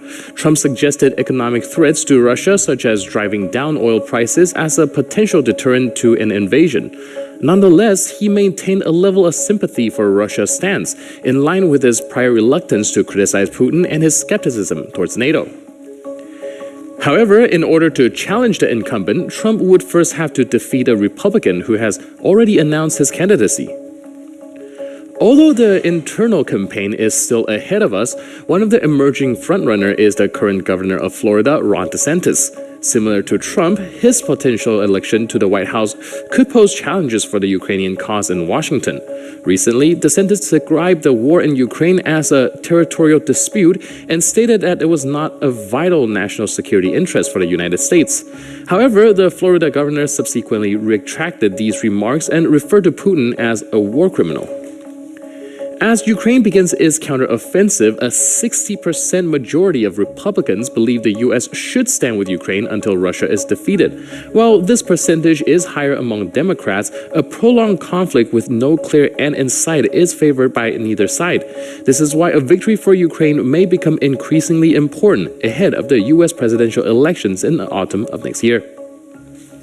And now here to shed more light on the issue is Maciej Kościuszek, head of the international desk at Gazeta Polska Daily. Hello, sir, and welcome to Eastern Express. Hi, thanks for having me. So we are on the topic of the presidential candidates and their stance on the war in Ukraine, especially when it comes to the support of Ukraine.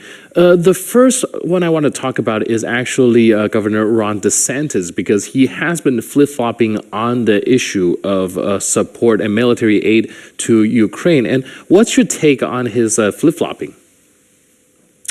Well, Governor DeSantis traditionally was a hawk when it comes to Russia issues and Ukraine in particular. During the Obama administration, when he was serving in the US Congress, he was pushing for more little aid to Ukraine, aid that didn't come back then to Ukraine. But I think he's answering, and first of all, his advisors are answering currently to the temperature and, well, the Overton window that is set in the Republican primary, primarily by Donald Trump and his narrative about the war in Ukraine. Donald Trump is saying, I will end the war in one day, and DeSantis is kind of answering to that. And second issue, I think, is this is an issue that is hugely important in the conservative circles. There are those who feel like the problem of Ukraine and the problem of Central and Eastern Europe is kind of foreshadowing the rivalry with China. And those are the arguments that DeSantis is also kind of making. The problem with that, I would actually compare the situation of DeSantis now with the situation and the worries that we had before Trump won the presidency in 2016. Maybe they are not so great because there is more mystery about DeSantis and his foreign policy, but I would say that the final effect would be similar. I think that the policy of Ron DeSantis towards Ukraine, towards Eastern Europe, would be much more mainstream Republican post-Cold War policy. So it would be it wouldn't be an appeasement of Vladimir Putin. It wouldn't be aimed at ending the conflict as quickly as possible. Of course, it depends on which stage the conflict is even then. But, I think Ron DeSantis had some questionable statements on the topic, but he was also criticized on the conservative side of the American debate for those statements. And I think the foreign policy issues, and not only Ukraine, but also his trip to Japan, which didn't pan out as maybe he wanted to, are the biggest question mark when it comes to his presidency, and we will have to find out. But what I think the advantages of Ron DeSantis over Donald Trump currently is basically that, well, the Republican foreign policy establishment will be much more willing to work, I think, with Ron DeSantis, and vice versa, than Donald Trump is willing to work with Republican foreign policy establishment. That is the main problem for me, not the statements from Donald Trump, because they are quite similar to what we heard during the 2016 campaign. But the main problem with Donald Trump right now, for me, is that we really don't know who would be heading the NSC, who would be the foreign Secretary of State, who would be Secretary of Defense. And if you think about the influence of people like Mike Flynn, retired General Mike Flynn, or the influence of people like, Steve Bannon, and many of Marjorie Taylor Greene, which is really appreciated by Donald Trump, this is a worrisome direction that the U.S. policy can take. So I think out of those two, I would prefer Ron DeSantis if it was up to me, but it's not, unfortunately. Right. And because we are talking a lot about the U.S. 2024 presidential election, especially with the Republican primary. And we are, of course, still wondering who will be running against President Joe Biden. And how much of the rhetoric you see right now kind of on the media sphere is more for winning, like a rhetoric kind of posed to win the primary instead of their kind of real stance towards foreign policy. Since, like you said, Ron DeSantis actually has been very hawkish in terms of Russian-Ukraine issue prior to this primary. Do you think that he is kind of placating to the Republican base and made the flip-flop after learning that maybe the base actually kind of about 60% of it still supports Ukraine? Yeah, so the thing with Republican voters, for me, is that I think when it comes to Ukraine, they will go where you're going to take them. I don't think you have to treat them instrumental if you're a U.S. politician, but we saw that in the beginning of the war, actually, Republicans were slightly more hawkish when it comes to the question that is most important in all those polls when they ask if we are doing enough for Ukraine, if we are doing not enough, or we are doing too much, right? And some of the early March polls from 2022, you've seen Republicans saying we should do more, even more so than the Democrats. Then the trend was reversed because, for me, there was no clear messenger on the Republican side of the aisle that would say, yes, you have to be more aggressive, you have to be more confrontational towards Russia, because those are Republican arguments from the past. So that's, I think, because the Republican electorate, to some extent, went to the side of, well, we're actually doing too much. So for me, first of all, it's not a critical issue for the primary. We have to remember that. But the problem for a person like DeSantis is Trump is presenting this completely unrealistic, I would say naive alternative. I will end the war in one day, and I will end the killing, as he said during his CNN town hall. But DeSantis has to find an alternative, or has to position himself in comparison to that. And that's the problem, because, that's why he chose the path which I would describe as a path of somewhat Kevin McCarthy, what we heard from Kevin McCarthy. I mean, there shouldn't be a blank check for Ukraine, right?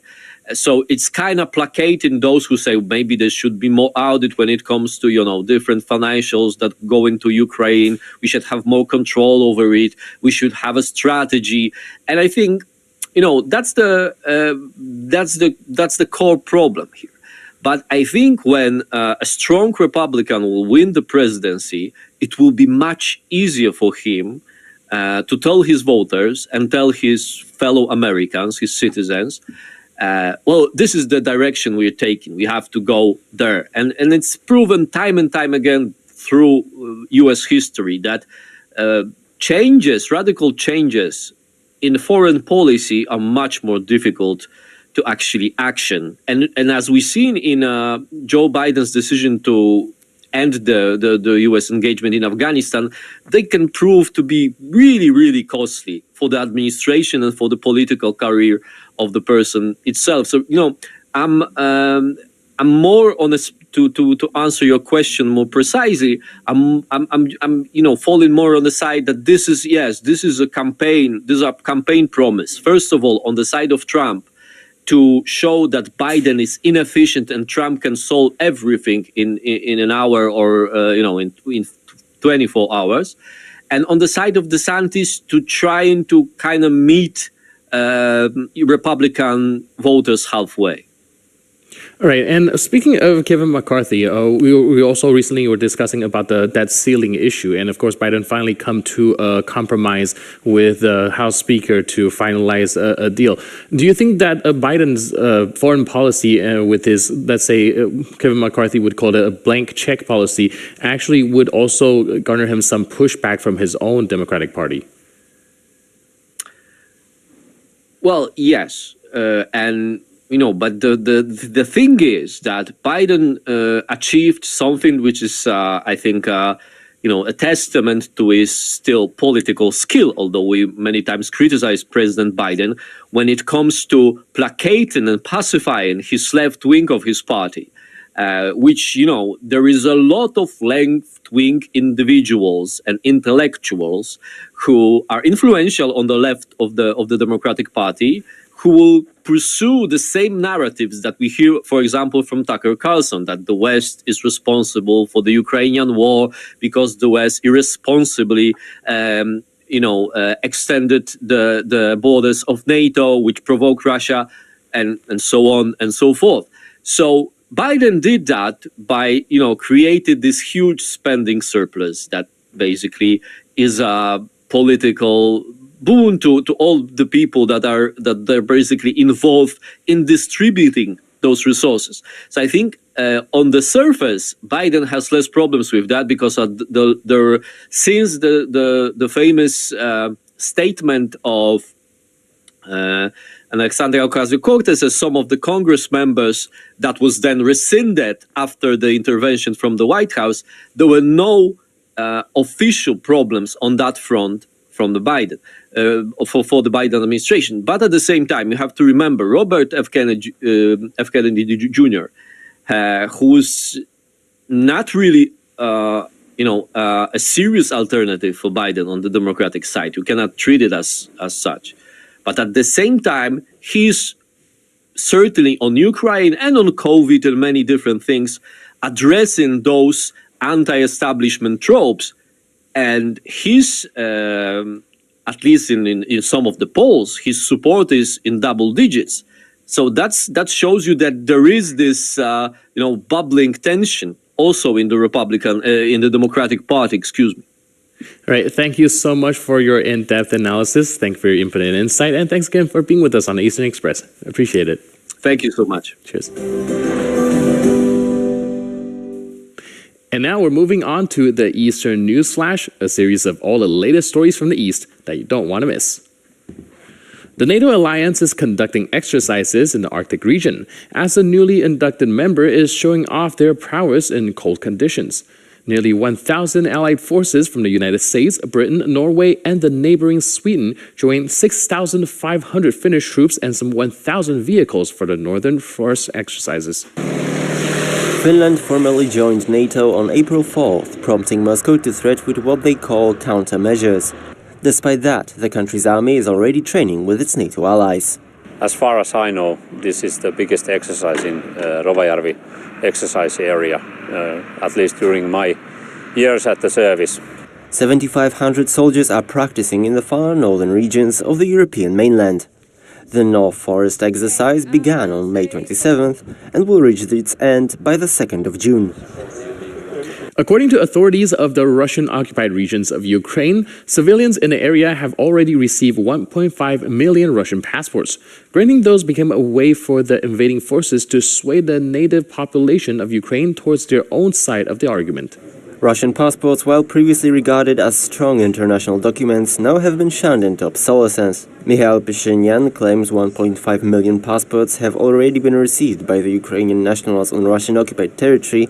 It is a strategy used by Russia since its initial invasion of Ukraine in 2014. Residents of the Crimean Peninsula have been given Russian passports and, in that way, deprived of their national identity. The Azerbaijani president announced an ultimatum regarding the situation surrounding the Nagorno-Karabakh region. According to Ilham Aliyev, the local government must disband or prepare for the consequences coming from Baku. The government of Azerbaijan seems to be confident in its strength as the country's president stated his army can swiftly end the Armenian administration in the Nagorno-Karabakh region.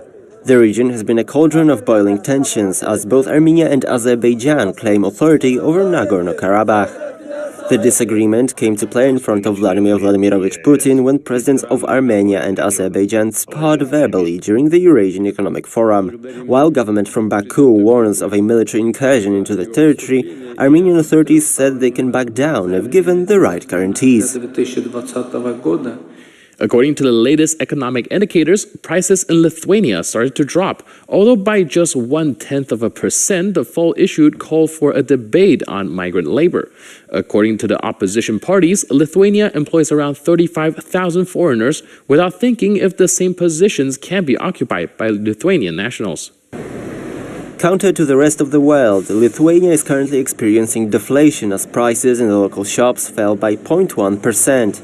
Although the drop is low, economists in the country debate the importance of immigration for the Lithuanian labor market. An advisor to the Lithuanian Prime Minister mentioned that Lithuania accepted a record number of immigrants last year, as the country should prepare to face a recession. 0.1% is very far from the double-digit inflation experienced by the country last year. And according to Vaidas Navickas, a drop this big will result in the rise of unemployment, which could be combated by fresh immigration laws. And that's all for now on this edition of Eastern Express. But for more news, update, and commentary, please stay tuned to TVP World.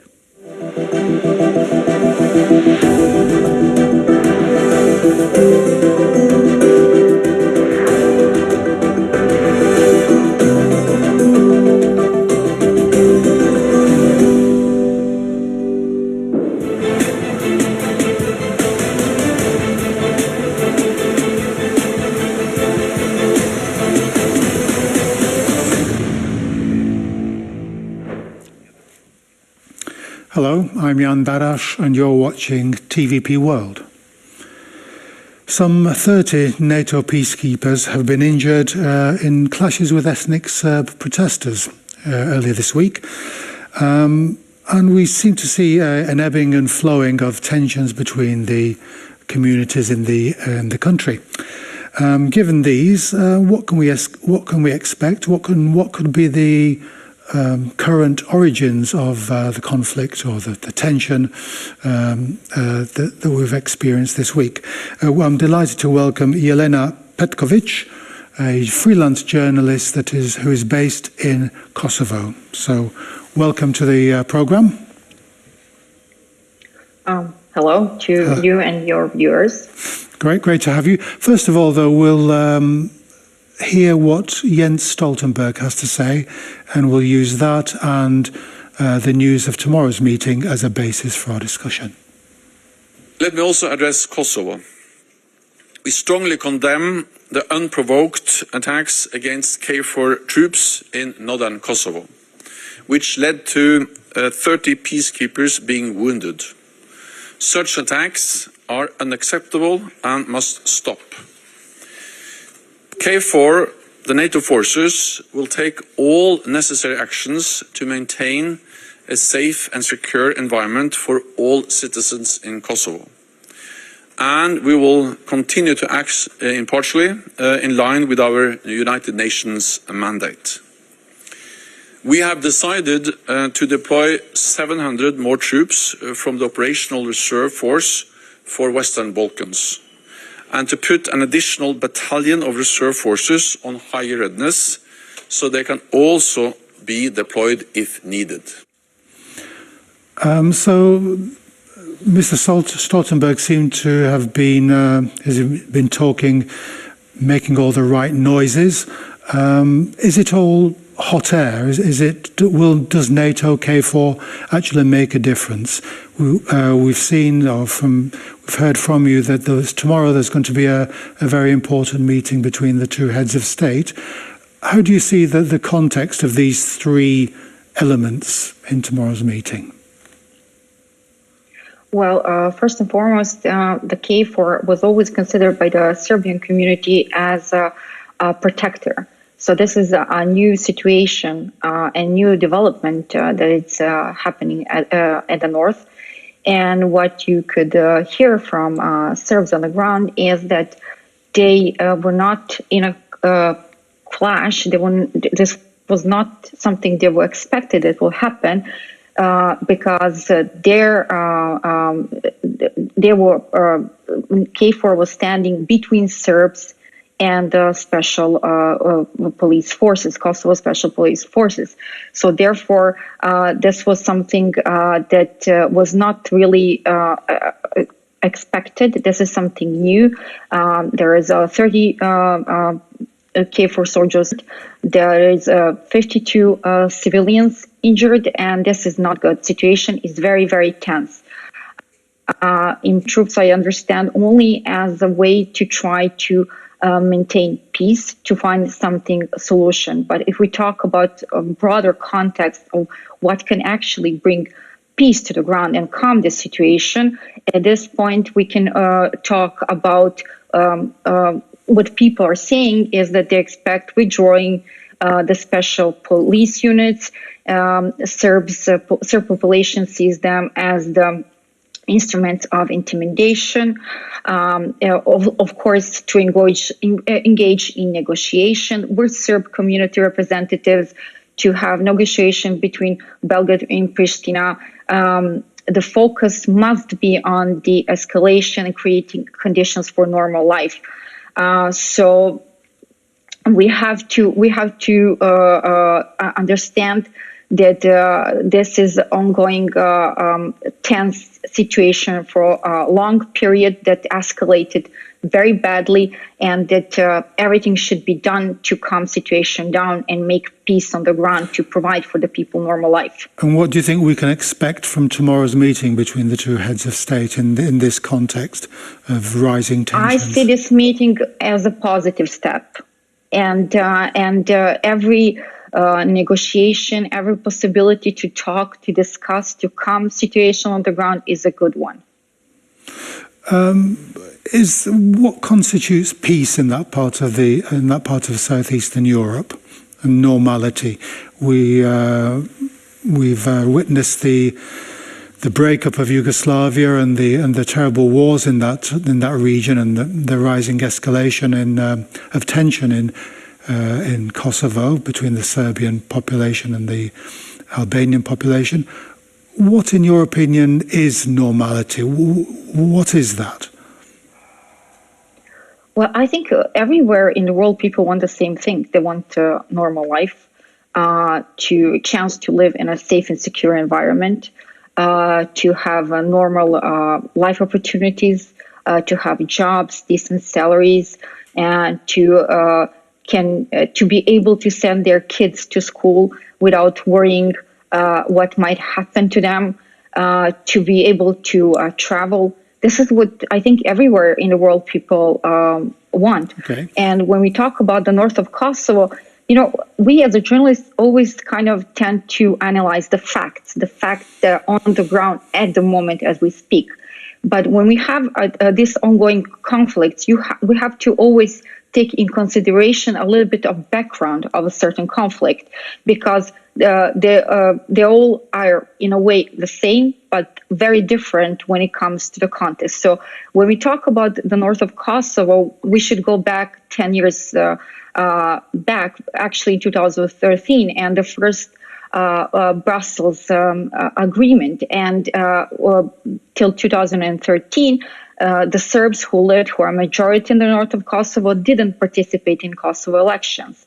In 2013, the government of Serbia took the obligation to motivate Serbs to go into the elections. So they did, and they integrate in Kosovo institutions. And 10 years later, they didn't feel accepted. The rights based on Kosovo constitution, as they say, are not being met. Based on Kosovo laws are not being met. And this is the reason why they didn't want to participate in the recent election. And now on the ground, today, we have mayors that are elected with 3 to 4% of people voting on the ground. So they're legally the elected, so we can say that elections were legal, but legitimacy is also something that is equally important when we come to this election processes in general. Novak Djokovic, the famous tennis player, went back even further, back to the 14th century and the Great Battle of Kosovo. Is this a factor, that this historical memory amongst the Serbian population, that somehow they wish to be reunited with the mother country of Serbia? Or is this something that is played up, do you think? Well, honestly, I didn't saw this comment that you're referring. Mm-hmm. What I saw is that he wrote after winning the tennis match, Kosovo is the heart of Serbia. And this is how a lot of people in Serbia feel about Kosovo. And this is, for sure, this is how a lot of people feel in the north. But this is a feeling. This is something that people want to express. But it hasn't. It's not something that you will think has a political repercussion or will, in a way, affect, as you said, something medieval feelings. This is something completely different. It's a different narrative. Yeah. Is there a climate? Is there a willingness for a kind of modus vivendi, a compromise between the two communities? It seems for me that the Serbians and the Albanian communities can't live within the same national boundaries. There can't be, as you said, Serbia doesn't accept Kosovo. Kosovo, vice versa, has the same feeling about Serbia. How is there any room for a day-to-day normal, as you said earlier, a normality of compromise between the two communities? I think there is.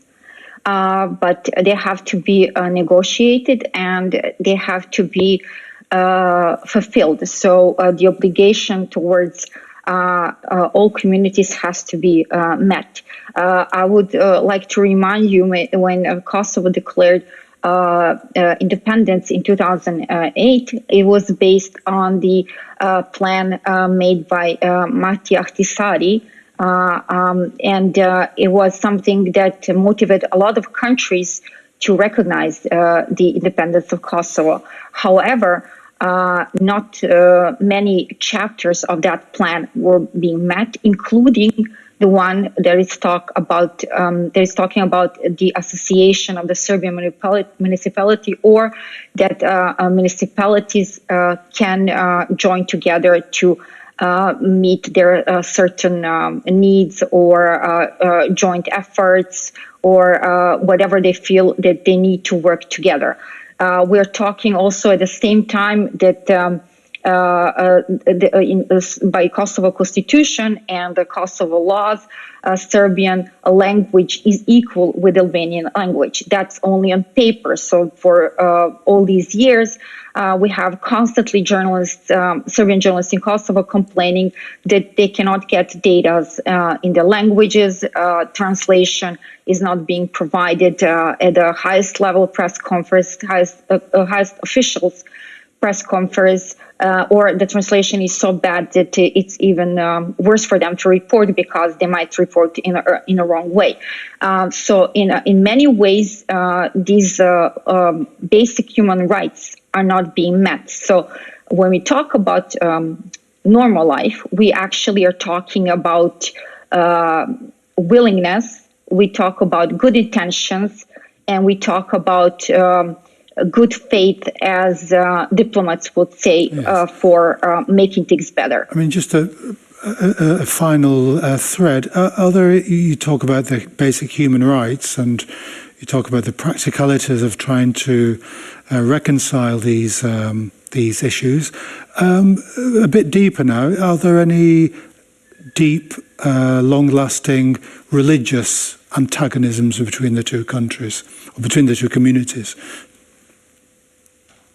No, I don't see any religious aspect, although the question of the Serbian Orthodox Church and the property of their Serbian Orthodox Church is something that is being frequently mentioned in the reports of the State Department, and that is something that also we're talking about willingness. We're also talking about this case. We have a decision of the Constitutional Court of Kosovo to give back the property to Dečani Monastery that's based in Kosovo, and this decision is not being enforced for many, many years. Jelena Petkovic, we have to wind it up there. Thank you very much for joining us. I'm sure we'll join each other at some point in the future again. So thank you very much for coming on to the programme. Thank you. I'm Jan Darash. You've been watching TVP World. Keep watching, there's plenty of good stuff to come.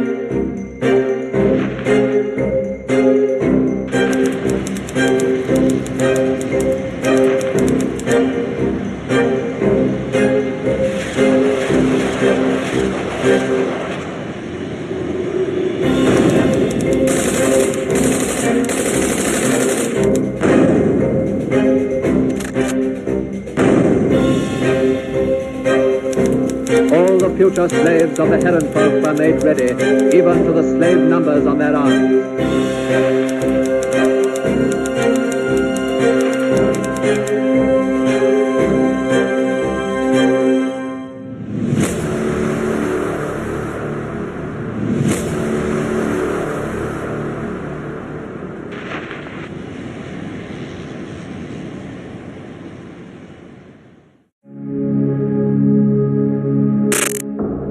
The global security architecture was irrevocably changed when Russia did the unthinkable, when it sent its tanks across the Ukrainian border, when it violated every tenet of the international order. Decades of peace were shattered, as were any remaining illusions about the end of history. A year of war in Ukraine has forced many states and alliances to reassess.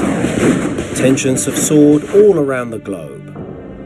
One such region has been the Indo-Pacific, particularly Taiwan. China's designs for the island are well known, but why is this little stretch of land so important? Why do so many believe the future of this century will be decided there? Join us to find out why the eyes of the world will soon be on Taiwan.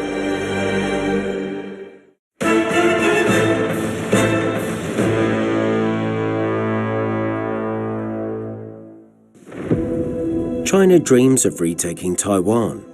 The topic has been reappearing at each of the Communist Party's recent congresses. One argument the CCP likes to bring up is the common history shared between the people of Taiwan and mainland China, the idea that there are Chinese on both sides of the strait. But more than 70 years later, do the people who live in Taiwan even think of themselves as Chinese anymore? We asked some of them whether they still felt more Chinese or had they grown into a new Taiwanese identity. Do I feel more Chinese or Taiwanese? I don't feel Taiwanese, I am Taiwanese. So yeah, I would definitely say I'm feeling more of a Taiwanese, that's for sure. I believe there's a big discrepancy between people living in Taiwan and living in China right now. I don't feel Chinese at all. I feel like we're from different countries, just sharing similar language and probably same history 1,000 years ago. I feel more Taiwanese, and because I was born and raised in Taiwan. The way we think and the way we do, it's very different from Chinese people. I would say that aside from a common usage of the Mandarin language, we differ from mainland China in many perspectives. One of the most obvious points is the freedom of speech. In Taiwan, we are not prohibited to voice our complaints to the government. We can see that there's a relatively frequent, every twice a year, survey in which they ask everybody, there's a random sampling of people in Taiwan, are you Chinese or are you Taiwanese or are you both? And we can, if we were to get the raw data, we would actually see the correlation there.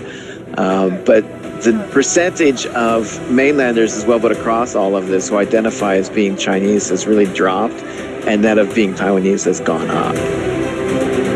Those who live on Taiwan have a much different perception of who they are than many abroad. It may only have been a couple of generations since 1949, but it has been enough time for something special to be born in Taiwan, a new national identity, with millions ready to defend it.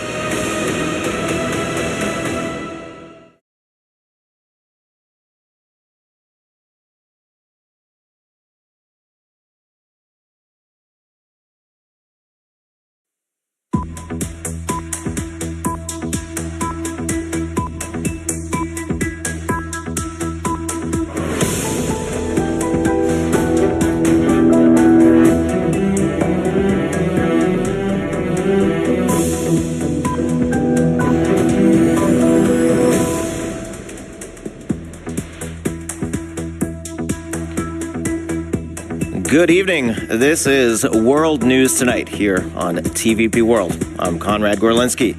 Let's take a look at the headlines we have for you tonight. Well, Russia's seeing more explosions and attacks. One of the latest strikes burned down a refinery near occupied Crimea. And NATO says it'll deploy additional peacekeepers to secure the Serbia-Kosovo border in the wake of ongoing unrest in the region. And Edgars Rinkēvičs has been elected the new president of Latvia by the country's parliament. And we start this evening in Russia, where last night drones destroyed 2 Russian oil refineries near Crimea. Russia is now seeing more attacks on its own soil on the heels of Tuesday's strikes in Moscow. Shelling has also been reported in the Belgorod region of Russia, the same area where Russian anti-Putin paramilitaries launched raids just last week. Late last night, explosions rocked Russian towns near occupied Crimea. The blasts were caused by drone strikes, which targeted 2 refineries located near Russia's largest oil export terminals. The facilities in Afipsky and Ilsky were not the only targets, however. Attacks have also been reported north of Ukraine, in the Belgorod region. Local officials claim that it's the 3rd shelling of this village in under a week. A massive missile attack was carried out on Shebekino. Apartment buildings and private houses were destroyed. Many cars also burned down. 4 people were wounded. These attacks came just one day after the Russian capital was targeted by several drone strikes. They say that Moscow is surrounded by a 3-tier ring of air defense. Why didn't it work? Why didn't the air raid sirens go off? How did the drones get through? Where did they come from? Why are their borders still open? These are the questions the people are asking. Last week, the Belgorod region was the scene of a two-day raid into Russian territory. The Russian Volunteer Corps and the Freedom of Russia Legion have claimed responsibility for the operation. These anti-Kremlin paramilitaries are mostly made up of Russian nationals. Buy cars and buy buses the same way. Now, according to Ukrainian officials from the Kharkiv region, Russian forces have just shelled the city of Vovchansk, killing one and wounding another. Now, the Russian invasion is laying waste to Ukrainian towns on an almost daily basis. One such town was Rubizhne. It suffered through the Holodomor just under a century ago. And now history seems to be repeating itself. Our special correspondent, Don Arlith, visited the town of Rubizhne to tell us its story. A year ago, the small village of Rubizhne suffered its worst months since Holodomor. In the first act of Russian aggression almost a century ago, about a third of its residents were starved to death. Now, many have been devoid of their homes, and they lack the most basic infrastructure.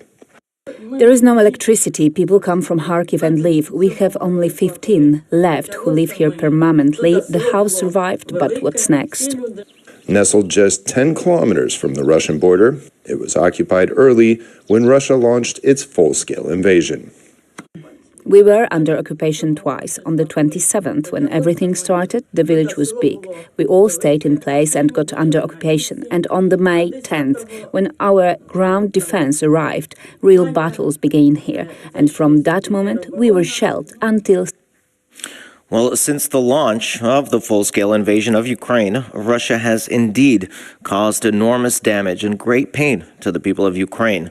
Among those who suffered most in this war are parents whose children were either killed or abducted and sent to Russia for re-education.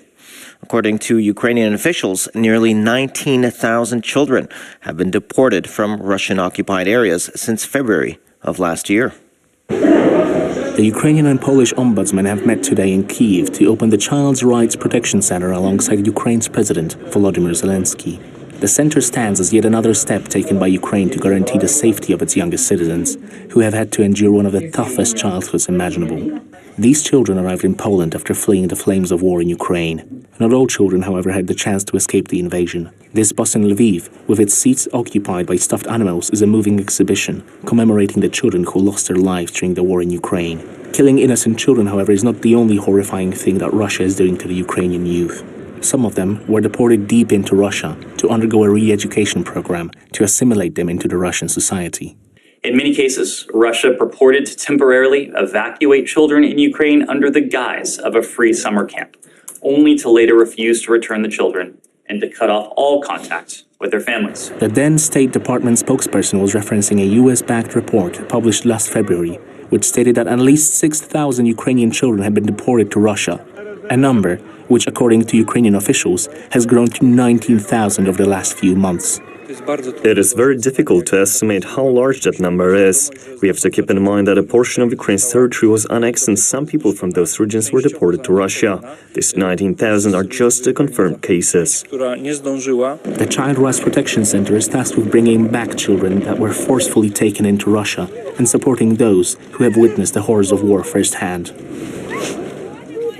Well, the NATO peacekeeping force currently guarding the doors to the city halls from ethnic Serbs protesting outside will soon be reinforced with additional troops.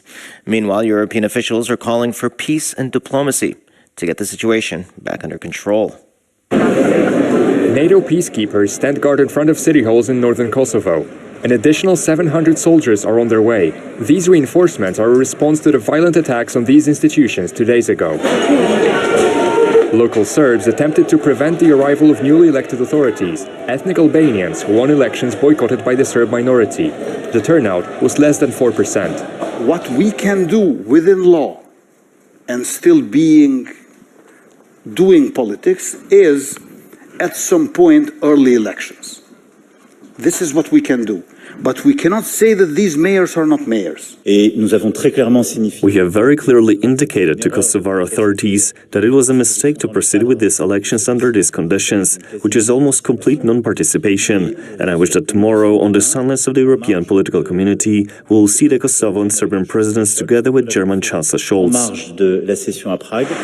A few kilometers to the north, on the border with Kosovo, the Serbian military is on full combat alert. We hope to maintain peace and stability, but without compromising our ability to defend the sovereignty of the Republic of Serbia and all of its citizens. The Serbian armed forces and members of the Ministry of Internal Affairs successfully carry out all the tasks assigned to them by the state. About 6% of Kosovo's inhabitants are ethnic Serbs. Tensions in the country are not uncommon. The international community, including the US, has criticized Kosovo for letting them escalate in recent months. Well, NATO members are currently preparing for the upcoming Vilnius summit. Ahead of the meeting, members of the alliance discussed a range of issues, including the safety of the eastern flank and Sweden's membership bid. During the ongoing meeting in Oslo, the future of Sweden's NATO membership remains as one of the main points of debates.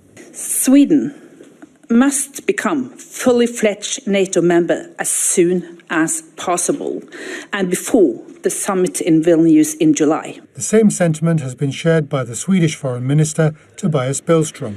Beginning the procedure during the Madrid summit in 2022, Sweden is on its last leg to become a full NATO member. The really important meeting between Sweden and Turkey is not a conversation between two ministers, but it is a meeting in the permanent mechanism that was set up in connection with the NATO summit in Madrid. Also on the agenda was the strengthening of NATO's eastern flank, which became a large issue following the Russian invasion of Ukraine at the start of 2022. Adding to the combat capabilities of the Allied troops, NATO armies are already training with Finland during the Northern Forest exercises in the Arctic regions. Overall, some 8,500 Allied personnel and some 1,000 military vehicles are engaged in the war games. Additional drills have been held in Estonia, where 9,000 troops gathered to train, protecting the Estonian border from a possible Russian or Belarusian attack. The drills had also been conducted on the sea, as maritime drills completed the aptly named Spring Storm 23 exercises. It's worth noting that the Baltic Sea makes one of the few maritime trade routes which can be used by Russia to send products abroad. With Finland inside NATO and Sweden joining the alliance in no time, the Russian Navy would be forced to abandon the Baltic Sea and move their otherwise blocked Baltic fleet towards Murmansk in the north or Vladivostok in the far east. We will be talking more about security in the Baltic region with analyst Sergei Sumlenne just after the news, so please stay with us. Now, in Latvia, Edgars Rinkēvičs has just been elected the new president by the country's parliament. He'd previously served as the country's foreign minister since 2011. The President of Latvia is mostly a ceremonial role, but with it comes a set of crucial responsibilities. After all, Edgars Rinkēvičs will be his nation's most important representative, a burden he is very well aware of. The powers that the Constitution provides for the President, however, mean that internal and external security are the main tasks. Everything else may be important after some time, but these issues must be addressed above all else. He has already proven himself on the international stage as his country's head of diplomacy. His years of service definitely earned him the 52 out of 100 votes in the Seimas. Now, he will continue his service as his country finds itself in the focal point of Eastern Europe's crises. And now, let's take a look at some more headlines we have for you tonight. Well, Moldova's pro-Western government showcases its reforms to draw itself closer to the European Union. And one of the most important contemporary art fairs in Portugal brought together a range of new trends in the arts. Now, Georgian President Salome Zurabishvili addressed the European Parliament today, emphasizing her country's aspirations to join the Union. For Georgia, however, the road to European integration has been an uphill battle. While the president and the vast majority of Georgian people support EU accession, the ruling party has not been entirely complimentary. Speaking at the European Parliament, the president of Georgia underscored her country's intent to join the alliance. Our European choice is not only legitimate, but there is no alternative because it is based on our values, our history, our struggles, our determination, our vision for the future. Later this year, the European Parliament will decide whether to grant candidate status to Georgia, a move that President Zurabishvili says would improve the country's position. But the road to the EU will not be uneasy as the country's government attempts to balance between the East and the West. The Georgian Prime Minister's recent remarks on the causes of the war in Ukraine sparked controversy. Critics said it echoed the rhetoric used by the Kremlin to justify its invasion. But one of the reasons was Ukraine's will and determination to become a member of NATO. The South Caucasus country, 20% of which is occupied by Russia, has been working for years to meet the requirements for joining the European Union, but recently has been straying from that path. In March, the government attempted to pass legislation similar to a law used by the Kremlin to silence political opposition. The move sparked massive protests. Recent developments, like last 2-3 years development, has shown that this development towards democracy or European integration has somehow stopped and even backsliding in democracy. Parliamentary elections are scheduled for fall next year, but whether they're free and fair hinges on Georgia's receiving EU candidate status later this year. We might thinking of asking European Union to help us in making, this transparent and democratic elections in the future. But the only thing that we must focus on now is to get this candidate status, because the time is short. 85% of Georgians support European integration, but with a strongly polarized opposition, the path will not be an easy one. Well, European leaders have also met in Moldova on the eve of a major international summit, aiming to project a message of European unity in the face of the Russian war in Ukraine. The purpose of the meeting is also to underline support for the ambitions of the Eastern European country to move closer to the West and further from Moscow. The summit brings about 50 leaders from 47 different countries in what organizers call the largest international event in the history of the country. Among those present are German Chancellor Olaf Scholz, French President Emmanuel Macron, UK Prime Minister Rishi Sunak, and European Commission President von der Leyen. The country's pro-Western government, which accused Russia of sabotage earlier this year, says it plans to use the summit to present reforms and convince European leaders to start accession talks with the EU as soon as possible. The fact that the second meeting of the political community of the European Union takes place 20 kilometers from the border with Ukraine is a proof of unity and stronger unity of the European continent.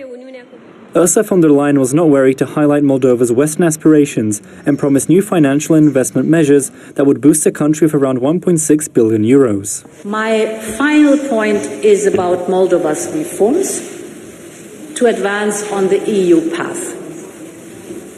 I can clearly see that you are making big progress. This is good to see and it's amazing, and we will support you to advance even faster. Thank you. The decision to hold the summit in Moldova, a former Soviet republic, is seen as a message to the Kremlin both by the European Union and by the pro-Western Moldovan government, which in June last year was granted EU candidate status at the same time as Ukraine. And in the UK, Wednesday saw the start of another wave of rail strikes. Members of the rail union ASLEF walked out, interrupting 60% of the rail connections in the country. In a week packed with important mass events, ASLEF won't be the only union striking over pay and conditions. Claudia Czerwińska has more. Anyone planning to attend the FA Cup final at Wembley Stadium, head to the Epsom Derby, or see Beyoncé perform this weekend could be in for an unpleasant surprise. Rail workers in 15 carriers across the country have just begun industrial actions. Wednesday, some members of the ASLEF go on strike. 40% of services are running, and the union is planning another action this Saturday. The Rail, Maritime and Transport Union is expected to join on Friday with half of its network set to shut down. The upcoming rail strikes called by the ASLEF and RMT leadership will not only affect our passengers' daily commute, but will also impact those traveling to and from the FA Cup final and other events across the country, causing disappointment and frustration for tens of thousands of people. The rail strikes will make it difficult for passengers to commute and cripple already struggling businesses. This time, the strikes are expected to affect hundreds of thousands of commuters in what the government has dubbed a coordinated disruption of major events. ASLEF officials say the action was taken because the union had not been offered a raise in 4 years. Both unions claim the government is preventing the rail companies from making suitable offers. The ministers, however, deny those claims. Either way, I think I might have to rethink my commute to Beyoncé's concert this weekend. And if you're planning to move around, I suggest you do the same. From London, Claudia Czerwinska, TVP World. And across the pond in the U.S., Ron DeSantis kicked off his campaign for the Republican nomination for the 2024 presidential election with a rally in Iowa. The governor of Florida faces an uphill battle as he's trailing in the polls behind former President Donald Trump. With this rally, you could say that the U.S. presidential campaign has begun in earnest. It's one of the first times that voters outside of Florida could see what DeSantis is all about in person. Our country is going in the wrong direction. We can see it and we can feel it. Voters had mixed thoughts after the rallies. While he has a steadily growing number of supporters, DeSantis may have to switch up his game to appeal to Americans who aren't from his home state. Florida is a different state than Iowa. So their needs might be different than what we have here in Iowa. Trump's really powerful. You can't dismiss him or undersell him in any way, but we've already seen that, and he's just not the same guy he used to be. Trump, the name that casts a shadow over DeSantis' presidential bid. With a double-digit lead, the former U.S. president has spared no harsh words towards his opponent. Rob DeSanctimonious and his poll numbers are dropping like a rock. I would almost be inclined to say these are record falls. There is a lot of buzz around DeSantis either way, but he will need to forge that attention into a strong support base by the time the Republican primaries arrive in January. It's very important for a dark horse candidate to be able to go into Iowa and very quickly connect with people. Traditionally, Iowa is the first state to fight for in the Republican primaries. While its winner did not get the nomination in 2016, it is nonetheless an important symbolic victory to claim. You what? North Korea has announced that yesterday's satellite launch ended in failure. The rocket carrying the spacecraft fell into the sea. The launch was widely condemned by Pyongyang's neighbors, some of whom even pledged to shoot the missile down should it violate their airspace. This is all that remains of Kim Jong-un's spy satellite. The rocket carrying the satellite crashed 200 kilometers west of the island of Ochongdo. Japanese authorities made an announcement about the crash shortly after it happened. North Korea launched a possible ballistic missile in a southerly direction from the Tongchangri area on its west coast. However, at around 6:35 a.m., it disappeared while in flight. The satellite launch sparked concerns all around the region. The wail of sirens resounded throughout South Korea's capital, though perhaps unnecessarily so. I apologize for causing confusion over Seoul City's emergency alert message on North Korea's space launch vehicle this morning. Threats from North Korea aren't something new for Seoul's inhabitants, though alerts themselves are fairly rare, which led to quite some confusion. I'd rather that the alert message have more accurate information. If they send another alert message in the future, it would be better to include instructions. The launch also did nothing but fuel tensions which are already approaching a breaking point. North Korea has conducted over a dozen missile tests in this year alone, with dozens more having taken place in 2022. All of them with the goals of improving Pyongyang's nuclear program and intimidating the countries it sees as enemies. The North Korean dictator personally oversaw this latest satellite project. And to have this launch fail, well, it may not be that good of a look for someone who vaunted his technological prowess to such a degree. And finally, some news from the art world. Arco Lisboa, one of the most important contemporary art fairs in Portugal, once again brought together a range of new trends in the arts from over 20 countries. The event showcased the most interesting works from 450 new and innovative artists. The Arco Lisboa Contemporary Art Fair is an important event for Portuguese galleries and artists. This year, as many as 86 galleries exhibited works for sale, much to the appreciation of collectors, experienced buyers, art professionals, and art enthusiasts. There are many art collectors that we only see once a year. There are many that we only see from fair to fair. They are all still very important. But there are also young art collectors that come to the fair every year and then continue their research and commitment to contemporary art throughout the year. The exhibitions mainly featured Portuguese art, international works relating to Portugal, and proposals from relatively new galleries from all over the world. A total of 11,000 people visited the fair this year.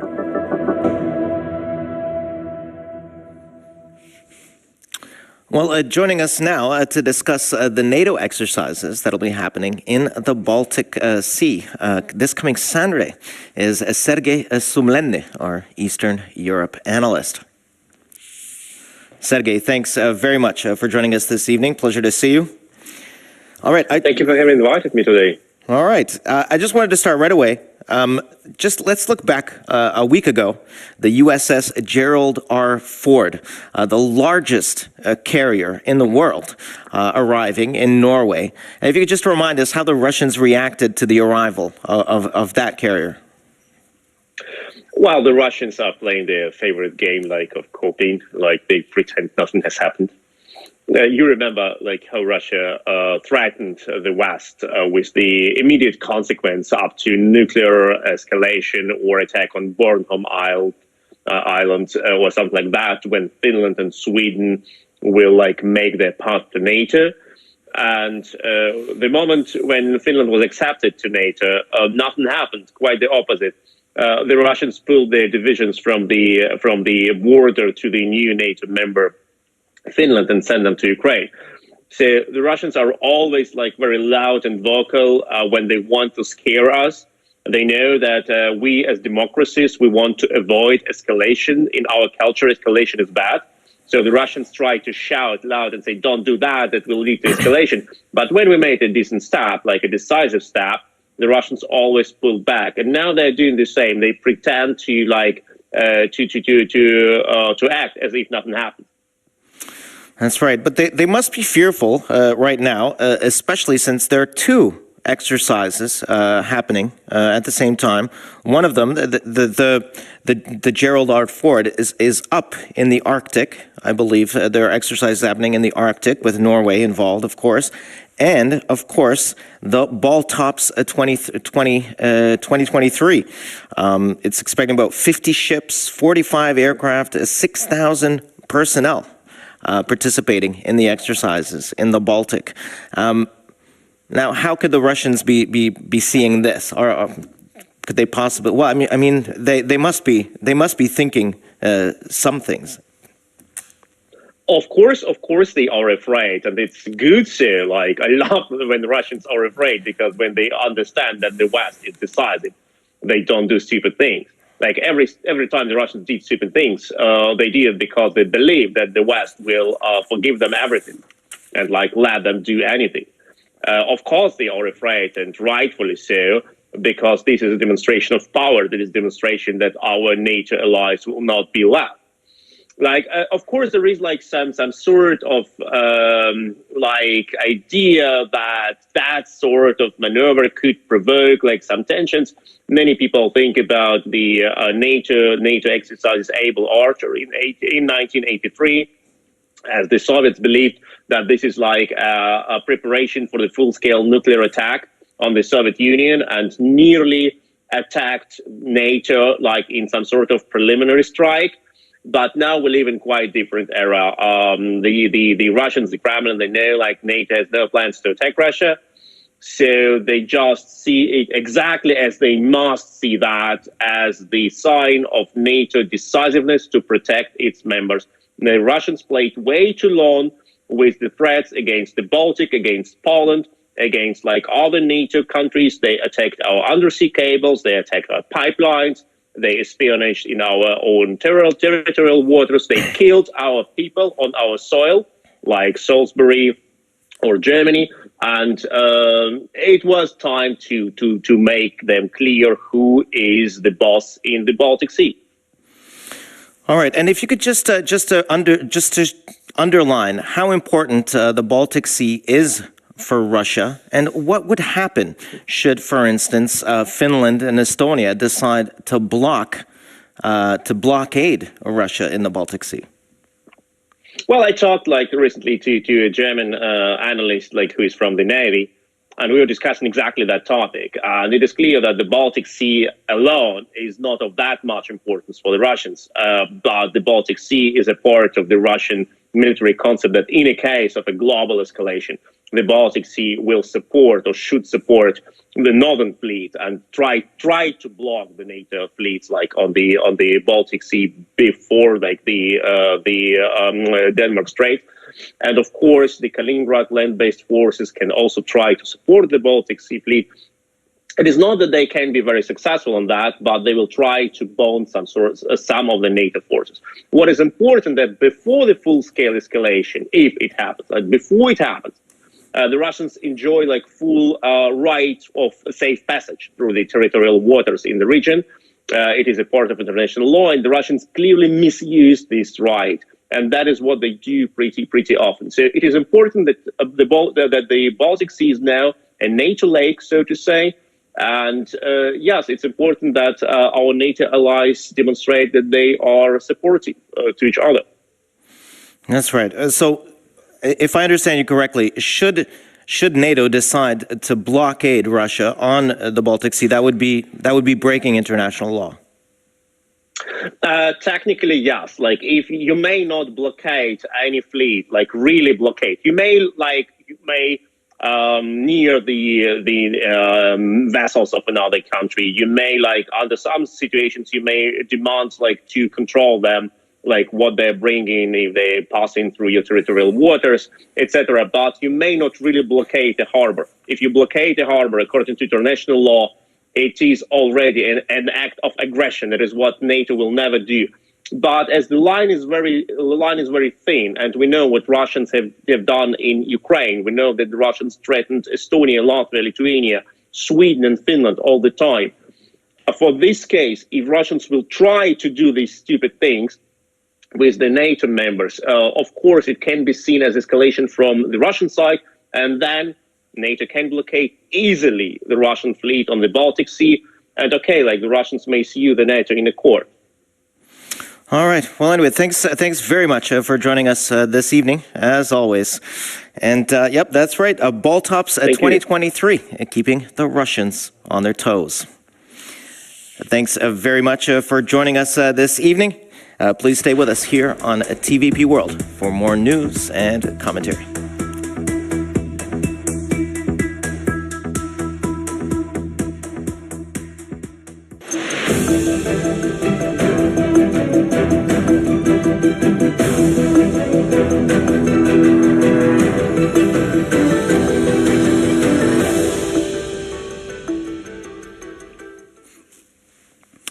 Hello, I'm Jan Darash and you're watching TVP World Today. Now, being in the midst of a war does force you to decide who you are and who you are not. Just think of the Australian experience at Gallipoli and how it's shaped current Australian mentality, the vision of itself. So, how is the Ukrainian historiography, history being examined, written or perhaps rewritten, together with the Polish historiography? And I'm delighted to invite onto the program Dr. Jakub Olchowski, head of the Eastern Department at the Institute of Central Europe, and Professor Vitaly Michailovsky, history professor at the Boris Grynchenko University in Kiev. So welcome, gentlemen. Good evening. It's great to have you on to the program. Thank you for coming along. First of all, just to set the scene, we will listen to, watch a brief clip that will set the scene for our discussion. Relations between Poland and Ukraine date back nearly 1,000 years, to a time when the Kievan Rus, the forerunner of Ukraine, Belarus and Russia, was competing for influence in the region with the Kingdom of Poland. The two countries' shared history began in 1340, when then Polish King Casimir the Great took control of a portion of today's western Ukraine. As a result of the personal union between Poland and Lithuania, Polish influence in the region kept growing, eventually culminating in the transfer of most of present-day Ukraine from Lithuania to Poland in the 16th century. This, in turn, led to the spread of Western culture and traditions further east, but also gradually deprived Ukraine of its elites, who began to identify with the Polish-Lithuanian nobility. This void was gradually filled by the emergence of the famed Cossacks, initially a loose group of renegade peasants, nobles and adventurers that set up camps in the sparsely populated parts of southeastern Ukraine. With time, they began defending the lands of Ukraine against Russian, Ottoman and Tatar raids. However, their relations with local authorities began coming apart in the 17th century. The Khmelnytsky uprising of 1648, which saw Cossacks rise against Polish rule in Ukraine, marked a turning point in the shared history of Poland and Ukraine, much to the delight of Moscow and its rulers, whose main ambition was to unite the lands of Kievan Rus under Moscow. The uprising put an end to the dream of a Polish-Lithuanian-Ukrainian Commonwealth. From then on, Ukraine would gradually fall under Moscow's control. From the late 18th century to the end of World War I, much of Poland and present-day Ukraine was occupied by Imperial Russia, and in the aftermath of World War II, these same lands found themselves squarely in the Soviet sphere of influence. The two peoples share both a glorious past and many thorny issues that still need resolution, but the awaited victory of Ukraine over Russia would mark a turning point, ending Russia's 400-year-long brutal domination in the region. The vast majority of Poles and Ukrainians perfectly understand what is at stake. Today, the 19th century Polish anti-Tsarist call once again echoes across these lands for your freedom and ours. Okay, gentlemen, a brief question to you both. Would you say that our piece was broadly accurate, or a broadly accurate Polish vision of Ukraine? Professor Michalowski. Thank you for the question, because in my opinion, we have from medieval times good cooperation between Ukrainian and Poland. We remember in 1568 in Lublin, we concluded one of the longest lasting union in Europe. It's longest in Europe, all European history, because only England and Scotland continue this tradition, combine two countries in modern history. At the time of the nation building, we felt common with Bolshevik enemy and building our country. Polish have a good result between World War First and Second. Ukrainian have a small result. But now Poland is one of the supporters most during the Ukrainian-Russian war. It seems was intuitively our peoples feel very well the common threat and the need to cooperate of difficult times, because history it's a good teacher for Ukrainian and Polish people now. Dr. Olchowski, perhaps a Polish viewpoint of the Ukraine is the Wołyń massacres, 1943. Is this evolving, or is this changing? As the professor said, are we concentrating, or are we beginning to concentrate on more on the commonalities between our two nations more today? Oh, thank you. No, it's a very difficult question, just like Polish-Ukrainian relations are very difficult, and they were always are very difficult. Before I will try to answer your question, let me let me just remind one thing that Professor mentioned before a second about England and Scotland. I would say even more, I would say about the United Kingdom, because I think it is a quite good comparison. Poles, Lithuanians, Ukrainians, even Belarusians to some extent, we share the same, historical tradition, cultural heritage, etc., etc. Many historical experiences, for better or worse. And of course, it wasn't perfect. Nobody's perfect. Nothing is perfect. Yeah, exactly. We can see this the republic of both nations. But if we look at the United Kingdom, is it perfect? So, this is, it wasn't perfect. There were always some conflicts, some, like in every family, so to say. But sorry for this remark. Answering your question, or trying to answer your question, it's really difficult. And of course, you're right. For many generations, Polish people living in an isolation from Ukrainians, well, they only remembered what happened in Volyn in 1943, 1944, and this picture of Ukrainians as murderers, as people who hate Poles, etc., nationalists, and so on.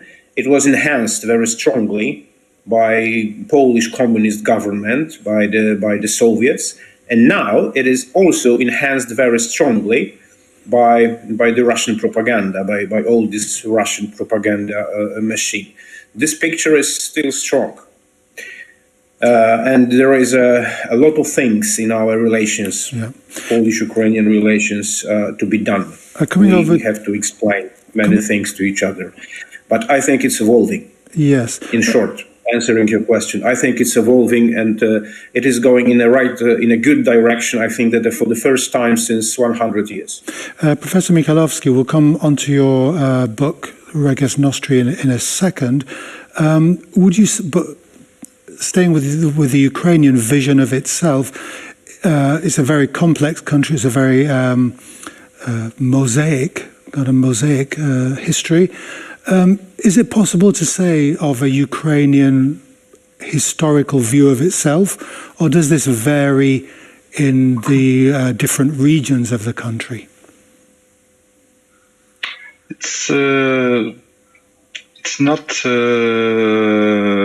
difficult region, because Ukrainian history needs a new point of view about history from late medieval to end of the early modern period. My book about Reges Nostri, or our kings, rulers and dynasties in Ukrainian history, 14th, 18th century.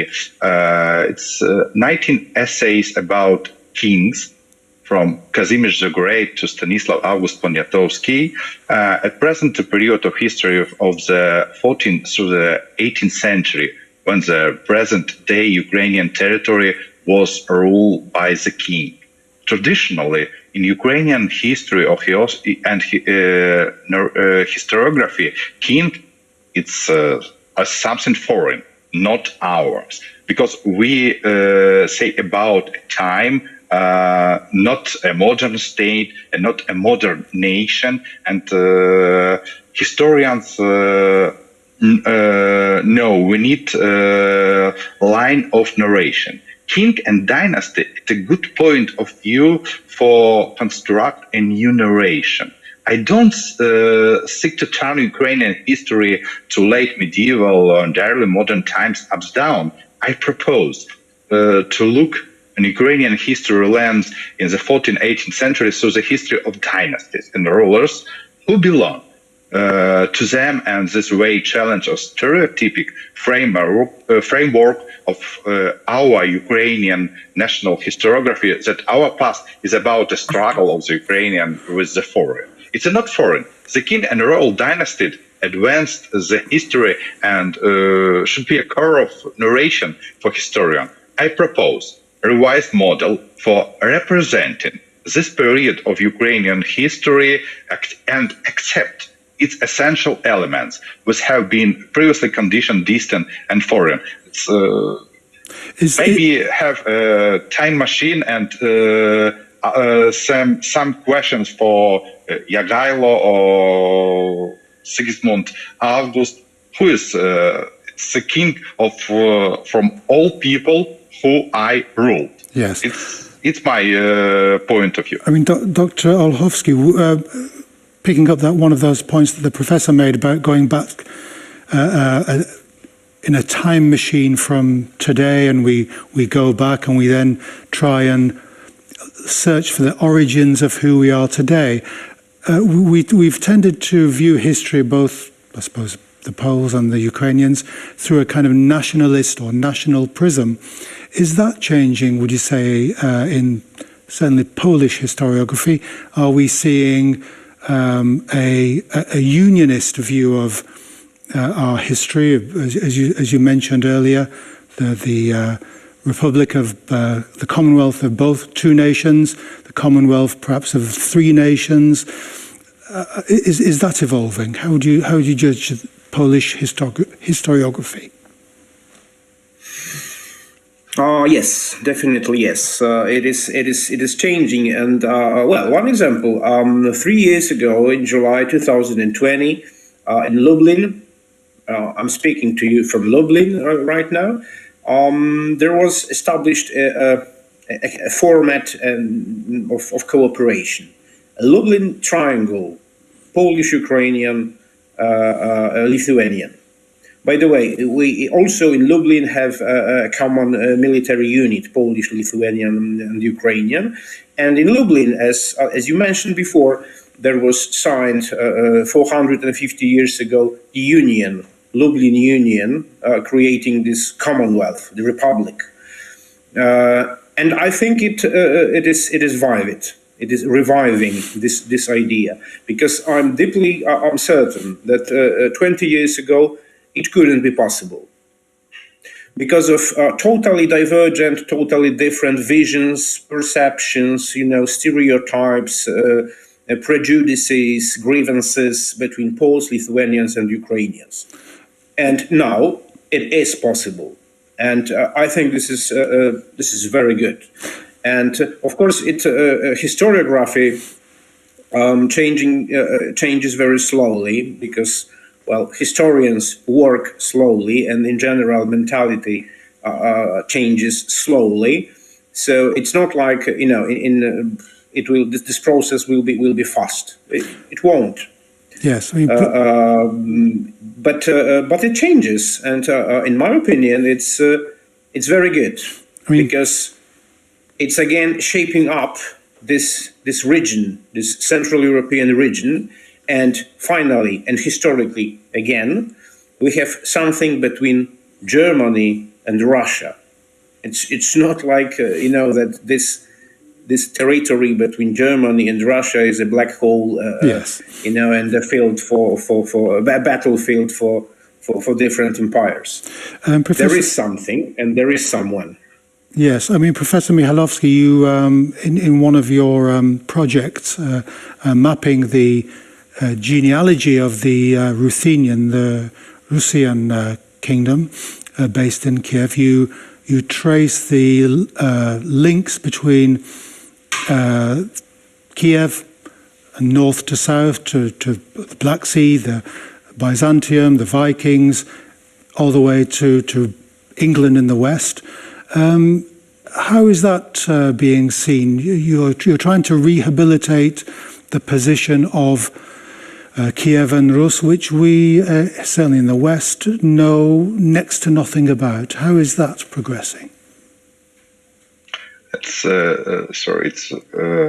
not my project. The project my colleague, American historian Christopher Raffensperger. Yep.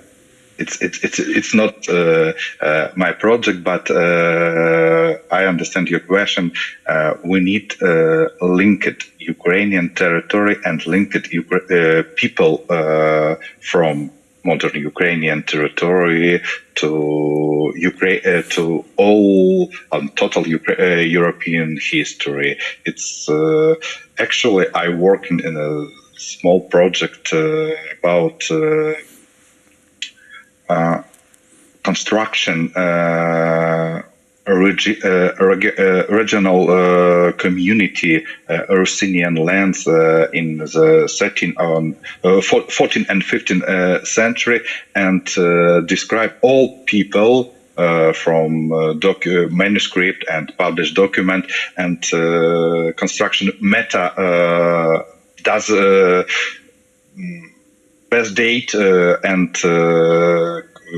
describe genealogy and linking region from Central and Western Europe region with Ukraine. It's my project for today. What's the, Dr. Olchowski, what's the vision of the Polish historian?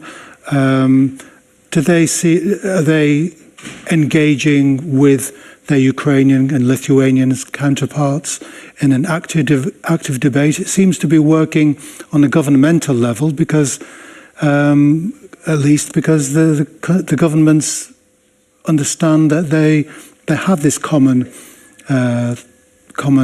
history, common awareness of each other. Is that working its way through, for example, the Polish school curriculum in any way? Are you aware of how history is being changed, how it's being taught? It's another difficult question because, of course, it changes. But again, that's the field where changes are quite slow. But what is important, what you said, is about this understanding at governmental level. In Poland, Lithuania, and Ukraine, but also I'd say that there is understanding more and more at a social level. Individuals, people understand more and more, and they realize, well, that we have something in common. That the three nations, or even four nations, if we consider Belarusians, that yes, we have a lot in common, but again, this is not an easy process to change mentality, to change the way of thinking, also the way of thinking about one's history. I think this is one of the most challenging tasks to do so. But yes, I'm deeply convinced it is happening. It is happening when you travel to Ukraine or to Lithuania, when you talk to people. Now, at the moment, I have actually a total different impression than, for example, 15 or 20 years ago. When it comes to mentality, when it comes to understanding common history, common experiences, and so on. And for me, of course, these changes are for good. Professor, and it will take time, of course. Yes. Professor Michalowski, when did a modern, as we understand it today, a modern Ukrainian consciousness, historical consciousness, when can you pinpoint it, if I can be exact? Is it a 19th century thing? Was it around in the 18th century? When did this evolution start to develop, and who actually started to write Ukrainian history? It's a strong question for Ukrainian historiography. We all start in our history from 11th century, 12th century. We discussed about Ukrainian Rus, but correctly said, Ukrainian project of national building starting in second part of 18th century in the left bank of deeper river in the Cossacks elite remembering we live in this big republic, Polish-Lithuanian Commonwealth. Why we not now live in a Russian Empire? It's not our country, it's not our history, but we need construct our history from context with Kiev, Halych, Volodymyr, Holm, Lviv, Peremysl, and another main centers of our history, and describing process. But I'm solidarity with Dr. Olkowski. With history, it's a very inertial science. We need more time for changes our stereotype vision of the history. But we have invested more than 30 years of cooperation with Polish historians, and we have a very good result. Gentlemen, and I'm optimistic. Gentlemen, yes, unfortunately we have to, I could go on for hours, but we don't have enough time. But thank you very much, gentlemen, for joining us on the programme. It's been a great pleasure to talk to you. Thank you so much. Great. I'm Jan Darasz, and you've been watching TVP World Today. Keep watching.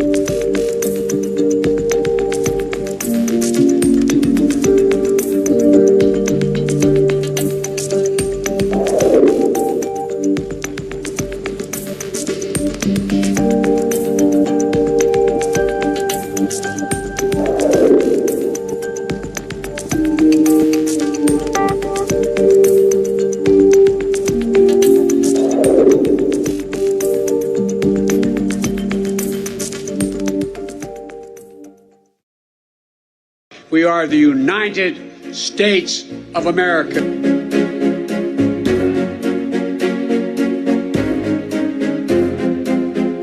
In 1972, Joseph Robinette Biden Jr. was elected as the representative for Delaware to the U.S. Senate at the age of 29.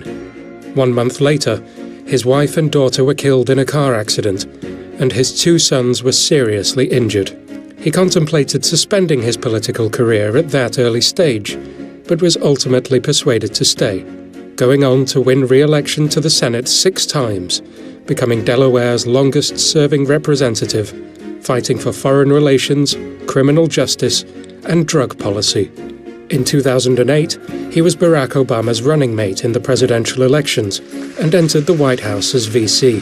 Biden played an active role in the Obama administration, serving as an influential advisor to the president. After the pair's tenure, Biden remained involved in politics and stepped up as the Democrats' presidential candidate in 2020. The pandemic made training and competing especially difficult. His policies involved the COVID-19 pandemic, climate change, racial equality and immigration, and restoring America's standing in the world. We got to beat Donald Trump, and we will, but we can't become like him. The elections were marked by a historic turnout, and Biden secured victory over Donald Trump with a majority of 51%, receiving the most votes ever cast for a candidate in a U.S. presidential election.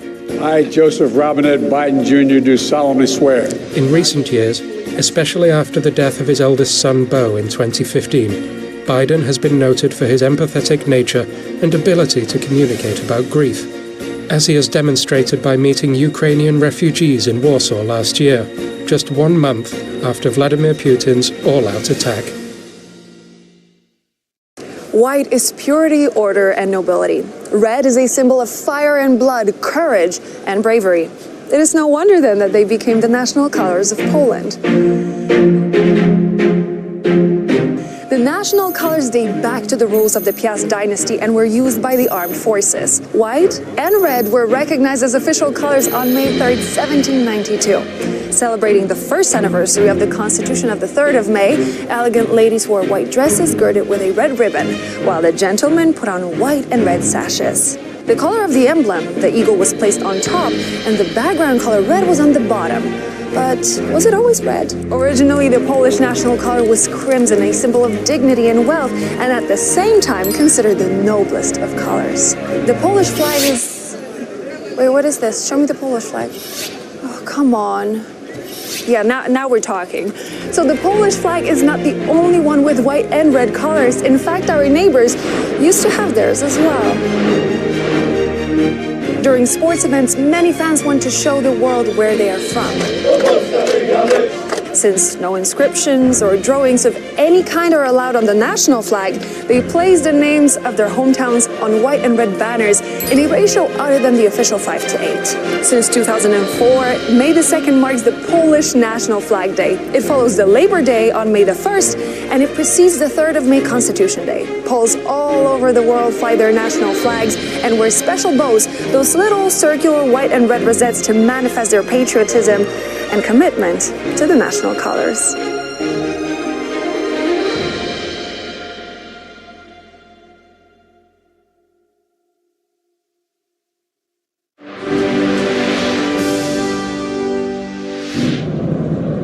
Late last night, explosions rocked Russian towns near occupied Crimea. The blasts were caused by drone strikes, which targeted 2 refineries located near Russia's largest oil export terminals. The facilities in Afipsky and Ilsky were not the only targets, however. Attacks have also been reported north of Ukraine, in the Belgorod region. Local officials claim that it's the 3rd shelling of this village in under a week.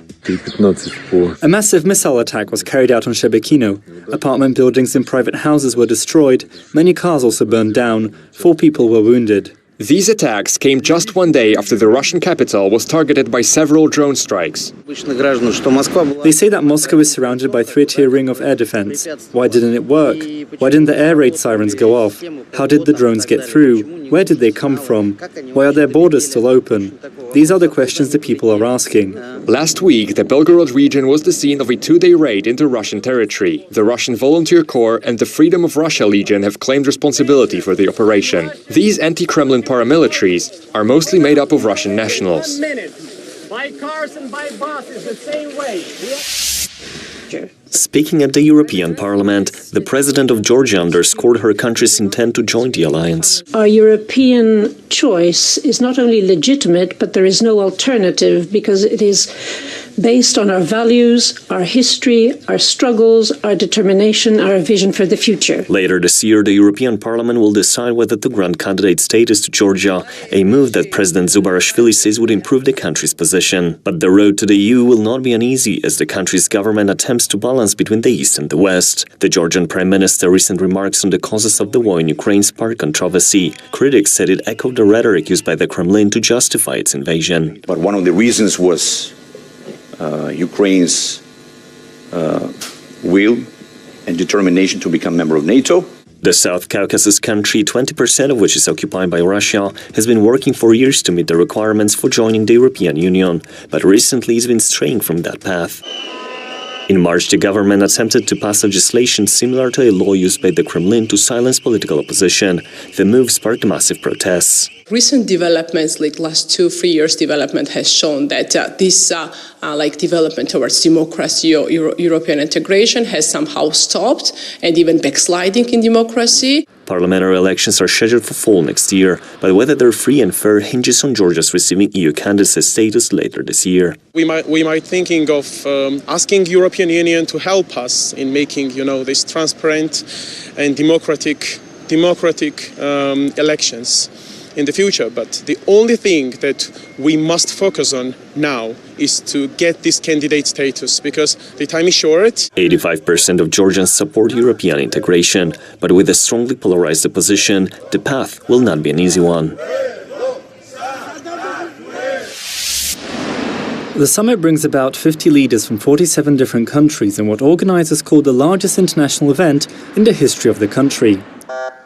Among those present are German Chancellor Olaf Scholz, French President Emmanuel Macron, UK Prime Minister Rishi Sunak, and European Commission President von der Leyen. The country's pro-Western government, which accused Russia of sabotage earlier this year, says it plans to use the summit to present reforms and convince European leaders to start accession talks with the EU as soon as possible. The fact that the second meeting of the political community of the European Union takes place 20 kilometers from the border with Ukraine is a proof of unity and stronger unity of the European continent.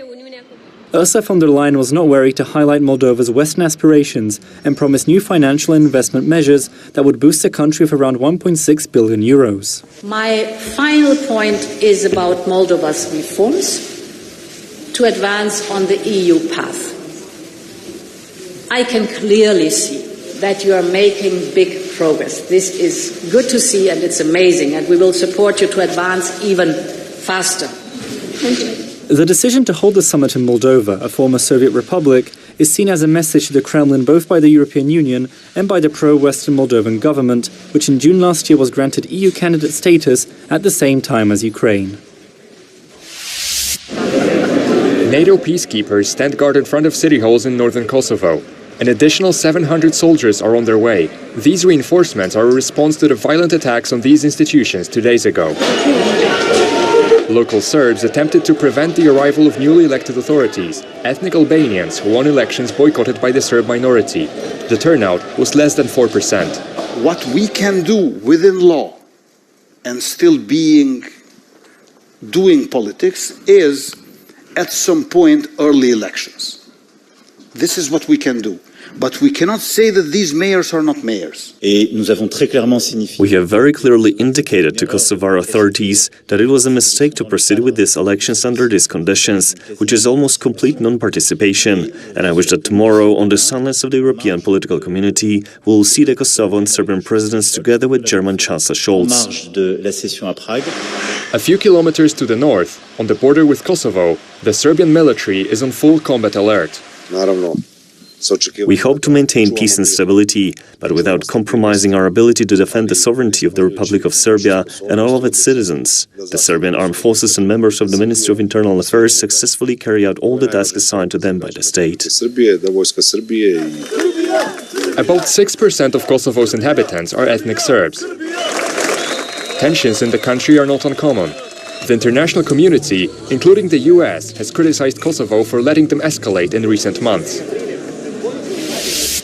The tensions between Kosovo and Serbia date back to the late 20th century. In 1989, Serbia, under the leadership of Slobodan Milosevic, revoked Kosovo's autonomous status, effectively stripping away its self-governance and suppressing Albanian cultural and political rights. The conflict reached its peak in 1999 when NATO intervened militarily, conducting airstrikes against Serbian targets to stop human rights abuses committed by Serbian forces against Kosovo Albanians. The war ended with the deployment of international peacekeeping troops known as KFOR to maintain stability in the region.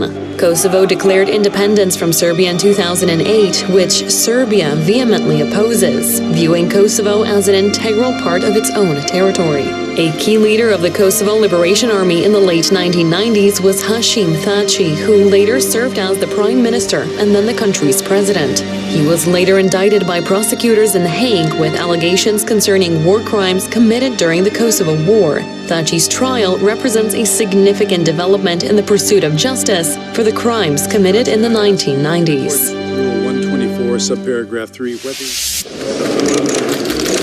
The President of Latvia is mostly a ceremonial role, but with it comes a set of crucial responsibilities. After all, Edgars Rinkēvičs will be his nation's most important representative, a burden he is very well aware of. The powers that the Constitution provides for the President, however, mean that internal and external security are the main tasks. Everything else may be important after some time, but these issues must be addressed above all else. He has already proven himself on the international stage as his country's head of diplomacy. His years of service definitely earned him the 52 out of 100 votes in the Seimas. Now, he will continue his service as his country finds itself in the focal point of Eastern Europe's crises. During the ongoing meeting in Oslo, the future of Sweden's NATO membership remains as one of the main points of debates.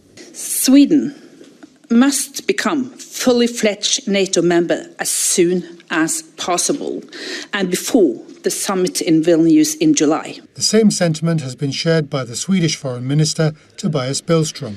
Beginning the procedure during the Madrid summit in 2022, Sweden is on its last leg to become a full NATO member. The really important meeting between Sweden and Turkey is not a conversation between two ministers, but it is a meeting in the permanent mechanism that was set up in connection with the NATO summit in Madrid. Also on the agenda was the strengthening of NATO's eastern flank, which became a large issue following the Russian invasion of Ukraine at the start of 2022. Adding to the combat capabilities of the Allied troops, NATO armies are already training with Finland during the Northern Forest exercises in the Arctic regions. Overall, some 8,500 Allied personnel and some 1,000 military vehicles are engaged in the war games. Additional drills have been held in Estonia, where 9,000 troops gathered to train, protecting the Estonian border from a possible Russian or Belarusian attack. The drills had also been conducted on the sea, as maritime drills completed the aptly named Spring Storm 23 exercises. It's worth noting that the Baltic Sea makes one of the few maritime trade routes which can be used by Russia to send products abroad. With Finland inside NATO and Sweden joining the alliance in no time, the Russian Navy would be forced to abandon the Baltic Sea and move their otherwise blocked Baltic fleet towards Murmansk in the north or Vladivostok in the far east. The Ukrainian and Polish ombudsmen have met today in Kyiv to open the Child's Rights Protection Center alongside Ukraine's President Volodymyr Zelensky. The center stands as yet another step taken by Ukraine to guarantee the safety of its youngest citizens, who have had to endure one of the toughest childhoods imaginable. These children arrived in Poland after fleeing the flames of war in Ukraine. Not all children, however, had the chance to escape the invasion. This bus in Lviv, with its seats occupied by stuffed animals, is a moving exhibition commemorating the children who lost their lives during the war in Ukraine. Killing innocent children, however, is not the only horrifying thing that Russia is doing to the Ukrainian youth.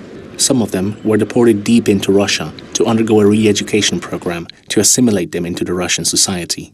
In many cases, Russia purported to temporarily evacuate children in Ukraine under the guise of a free summer camp, only to later refuse to return the children and to cut off all contact with their families. The then State Department spokesperson was referencing a US-backed report published last February, which stated that at least 6,000 Ukrainian children had been deported to Russia, a number which, according to Ukrainian officials, has grown to 19,000 over the last few months. It is very difficult to estimate how large that number is. We have to keep in mind that a portion of Ukraine's territory was annexed and some people from those regions were deported to Russia. These 19,000 are just the confirmed cases. The Child Rights Protection Center is tasked with bringing back children that were forcefully taken into Russia and supporting those who have witnessed the horrors of war firsthand.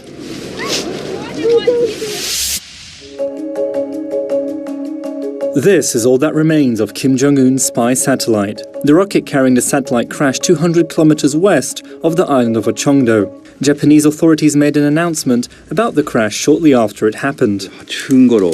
North Korea launched a possible ballistic missile in a southerly direction from the Tongchangri area on its west coast. However, at around 6:35 a.m., it disappeared while in flight. The satellite launch sparked concerns all around the region. The wail of sirens resounded throughout South Korea's capital, though perhaps unnecessarily so. I apologize for causing confusion over Seoul City's emergency alert message on North Korea's space launch vehicle this morning. Threats from North Korea aren't something new for Seoul's inhabitants, though alerts themselves are fairly rare, which led to quite some confusion. I'd rather that the alert message have more accurate information. If they send another alert message in the future, it would be better to include instructions. The launch also did nothing but fuel tensions which are already approaching a breaking point. North Korea has conducted over a dozen missile tests in this year alone, with dozens more having taken place in 2022. All of them with the goals of improving Pyongyang's nuclear program and intimidating the countries it sees as enemies. The North Korean dictator personally oversaw this latest satellite project. And to have this launch fail, well, it may not be that good of a look for someone who vaunted his technological prowess to such a degree.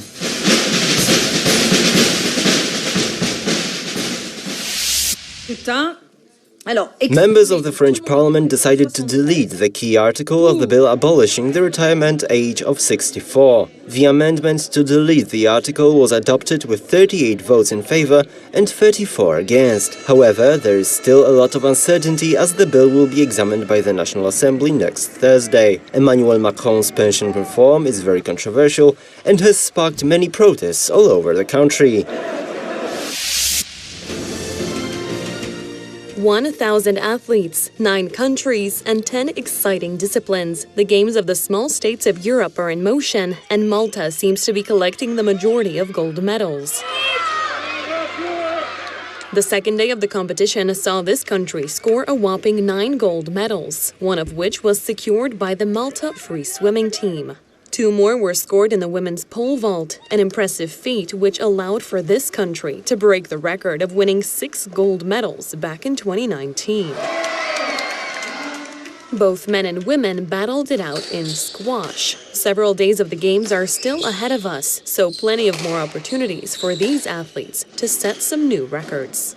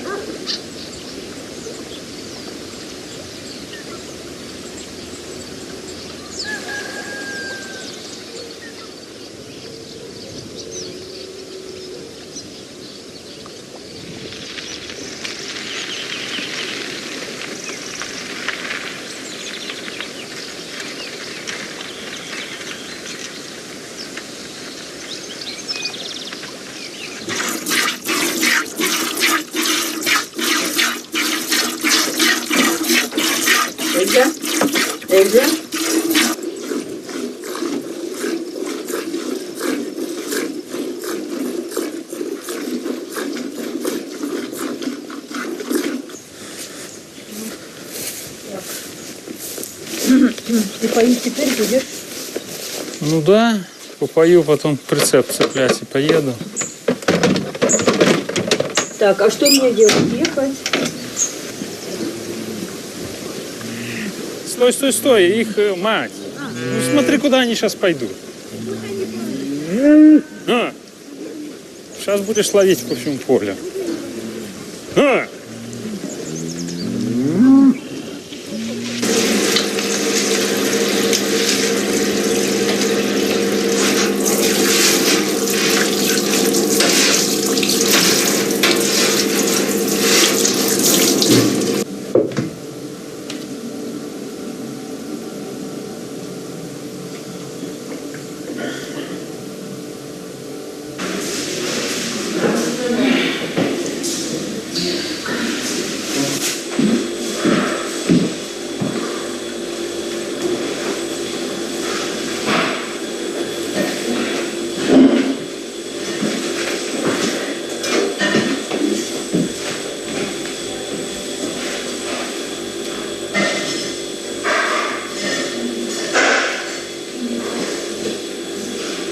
Что, подержите чуть-чуть сами рукой, минуту-две.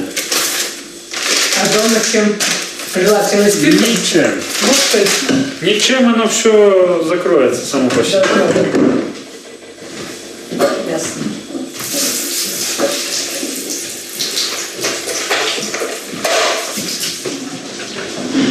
Ой. Очень много людей ушло раньше времени. Ну, от медицины зависит здоровье очень мало. Если человек успеет, окажется, а другие и ходить далеко на уколы, и все, таблетки. Пенсию надо в 2 раза увеличить, сразу будут жить. Ясно. Ну это ясно, с одной стороны. В Орле уже 300 человек только осталось. Так что, это ж не так, как раньше, там под 1000 Ну так было. уже... Господару сколько было позвать? 56. О, механизатор. Работал, я пришла замуж. Механизаторы, которые в 60-е годы работали, они никто долго. Он работал... С химией работали, с аммиаком. И потом пошла онкология. А так победитель соревнований, это несколько штук есть. И медаль за доблестную працу есть. И на ВДНХ на промені, но не так и не поехал.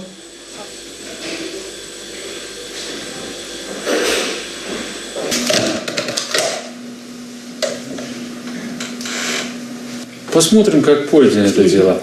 И после капельницы еще к мне на физиопроцедуры погреть спину.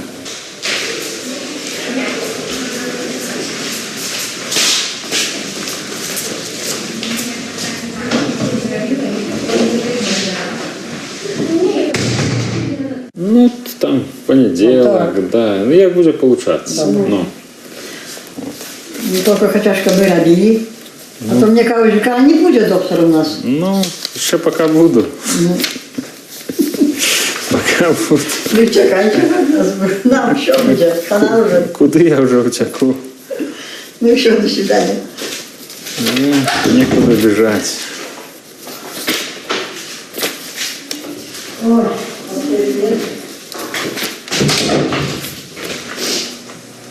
температура бывает, скачет. Ну, температура скачет. Так с водки ніяк злезти не можешь? Нет, я еще вообще-то прошу чайку залить. Ну, так сегодня что ж пьяный пришел? Ну пьяный, ну и что? Да. Ну, так это ж вчера было, а сегодня что, нема? Лячить. Тебе не лячить, тебе надо бить. Брать бизун. Во строго управляться, я что?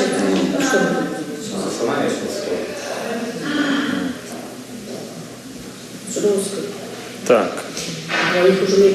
Придешь завтра с утра, трезвый, сдашь анализы, кардиограммку и будем туда с тобой разбираться. Натягиваем. Так.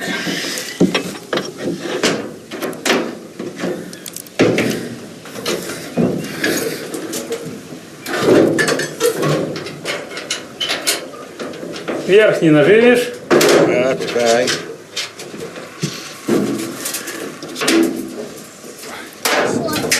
Что? Бункер, зерно будет там.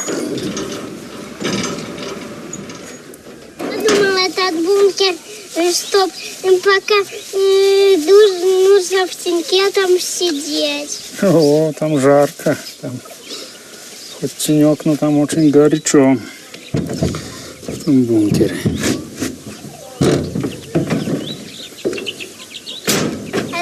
А кем ты больше хотела быть? Не знаю, Коша. Мама хотела быть водой. Я солдатом хотел быть когда-то. А потом передумал. А потом передумал. А я подумала, знаешь, кем? Кем? А я подумала пограничником, у них больше зарплата. Да? Молодец. Ну, у пожарников тоже не так уж и плохо платят. Да. Пожарникам надо пожар тушить, опасная работа. Надо много тренироваться. Ну, у пограничников тоже опасно, а то враги еще придут. Точно, и такое может быть.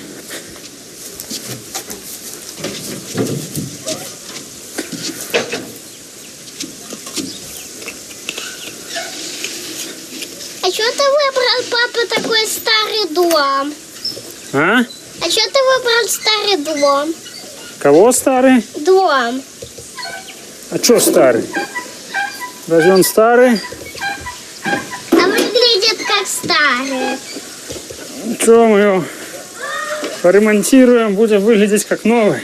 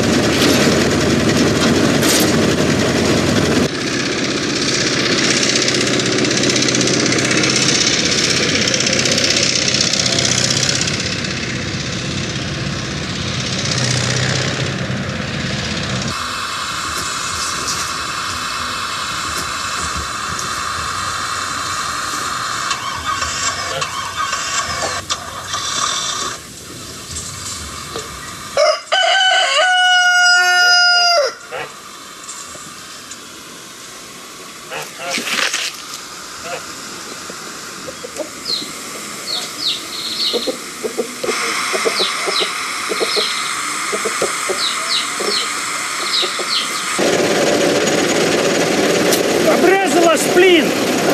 Шплинт обрезала!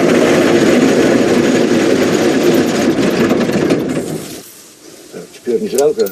Да елки-моталки.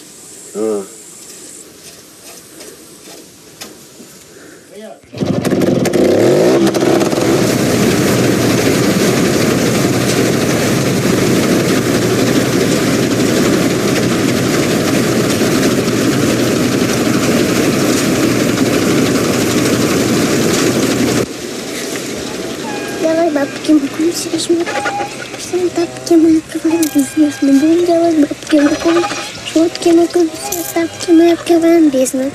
Делать бабки, мы купим все шмотки, мы купим все тапки, мы бизнес. Мы будем делать бабки.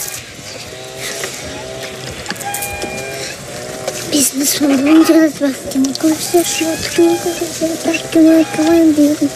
Делать бабки, мы делать тапки. Бизнес. А ты помнишь, что завтра день рождения у Ани? Помню. Помнишь? А ты хоть какой-нибудь стишок или что-нибудь придумал? Как ты будешь поздравлять? Конечно. Конечно. Ну расскажи мне, как ты будешь поздравлять ее. Рассказать стишок? Ну расскажи. Мы открываем бизнес, мы будем делать бабки, мы купим все шмотки, мы купим все тапки, мы открываем бизнес, мы будем делать бабки, мы купим все шмотки, мы купим все тапки. Это что-то очень оригинальный тебе стишок. Ну, хороший стишок. Не знаю. Мы открываем бизнес, мы будем делать бабки, мы купим все шмотки, мы купим все тапки. Шмотки и тапки. Так уже машину какую надо.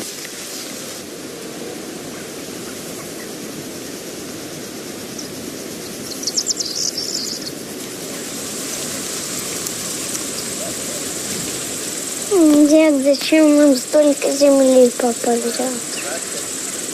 Чтобы работать на земле. Земля кормит всех, понимаешь?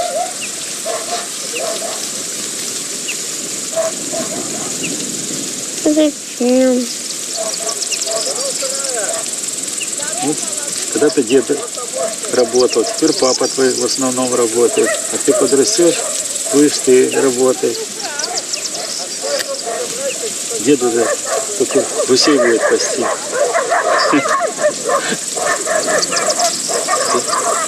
Будешь уже научишься на тракторе косить, пахать, сеять, на комбайне. Тебе нравится на комбайне ездить с папой? В игре, да, а с папой не знаю.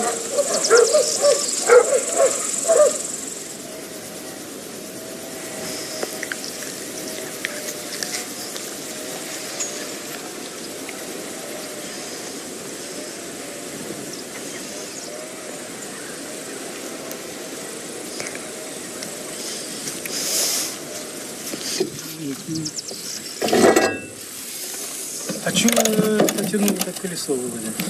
Ну, цепь попала на колесо и остановила. Под первому локтю подходу тормоз. Все? Я не понял. Я думаю... Все знали, начать подхода. Тут жарить нечто. А ты не работаешь, а держать. О, теперь.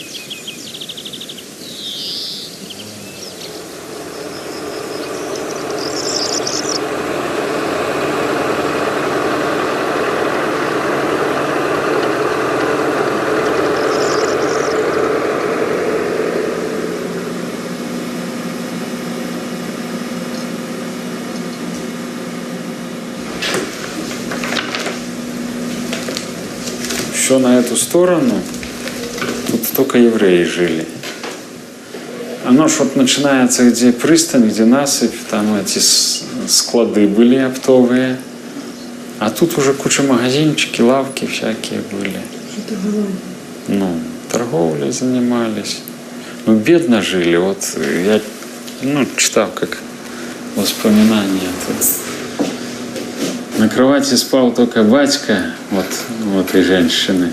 Это с учетом, что он был этим, типа священником, там, меломет, я так понимаю. Ну, там у них понятие такое, там, типа учитель, типа священник, то есть учил хлопцев этим, Тору изучали. Вот только он на кровати спал, остальные все, кто на печке, кто на полу. Кто на лавке. Кто на лавке. Кровать одна была на всю хату. Классно. Да, Николай. До первого. Тёзка, Я не знаю. Здоровье, Таня. Здорово, Гриша, сходи до доктора. Ага. Проверься. Сходи до доктора, проверься. Ай. Хай молодых проверяю. Да? Я уже старый человек. Проверять.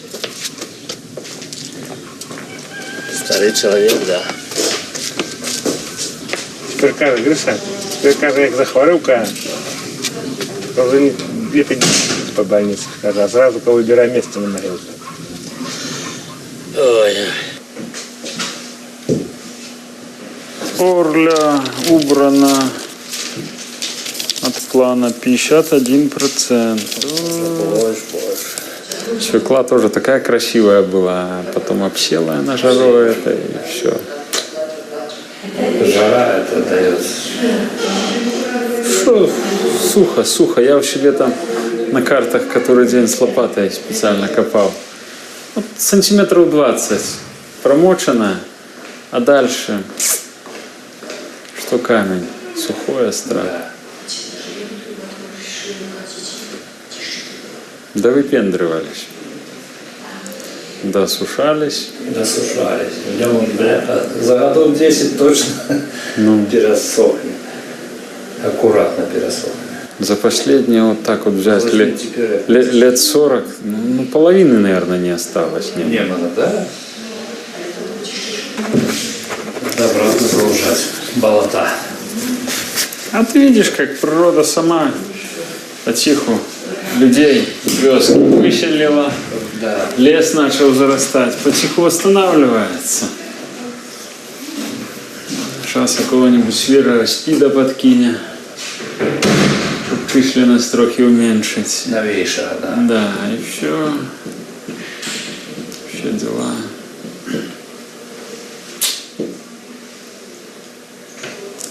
Все дела. Ты где ж твоя Света делась?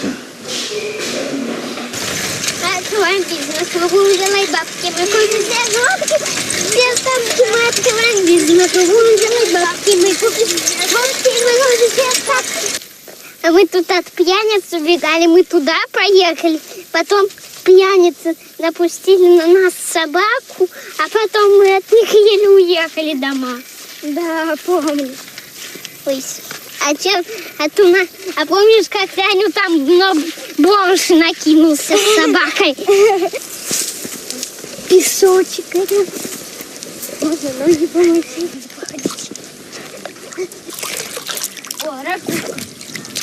Маленький малюшка. Смотри, какой маленький. Ладно, лови. Да, я это не... Значит, это общение О, какая водичка сладенькая. А вот еще одна ракушка.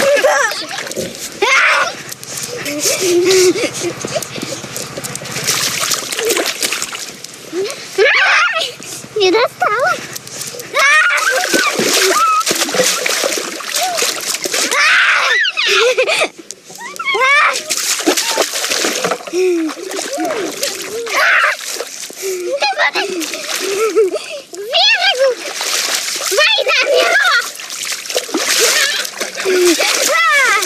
Да блин, Настя!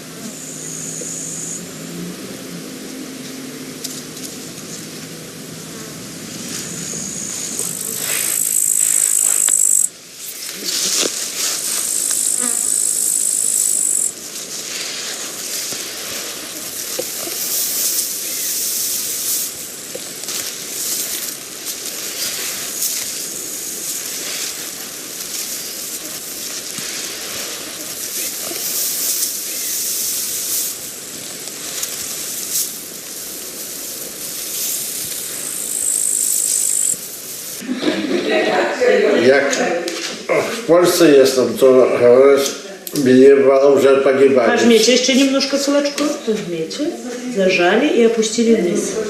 А это после войны батьки в Польшу ехали. Сейчас Польшу больше. Когда все выезжали, тогда разрешали, да?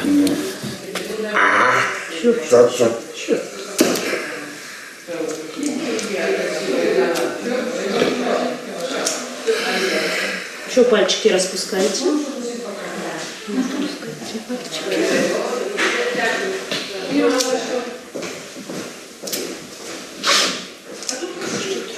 Хотя в Польше, наверное, сейчас доктора вообще в Германию поутекали. Значит,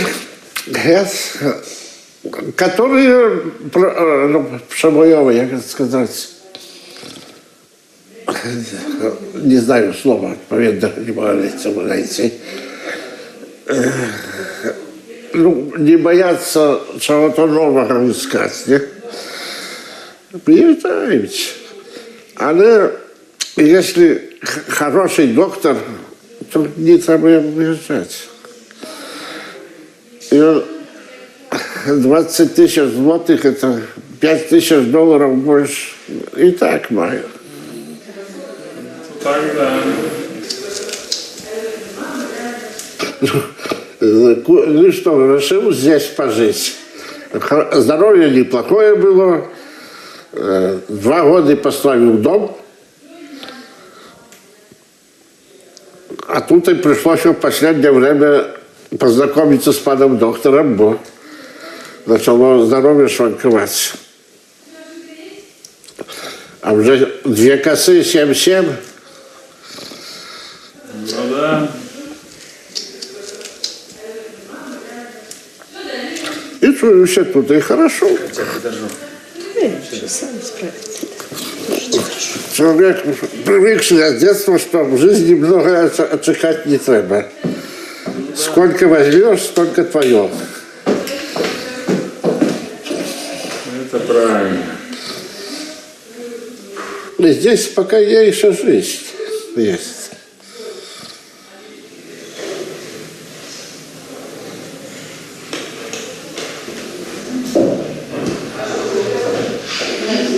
Теория Дарвина о эволюции от малпы человек походит. А теперь начинает это все разваливаться. Ну, это мода такая. Была такая мода, теперь такая. Да. Просто была мода, человек почувствовал, что он, как говорится... Хозяином всего есть. Да. А тут как оказалось, что... Даже, например, такие реки в другую сторону пустили. Да, и что за Азовским морем пошло?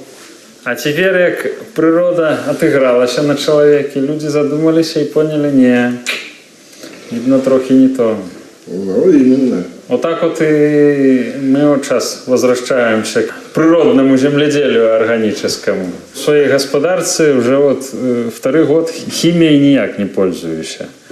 Только все на природном, так как оно в природе.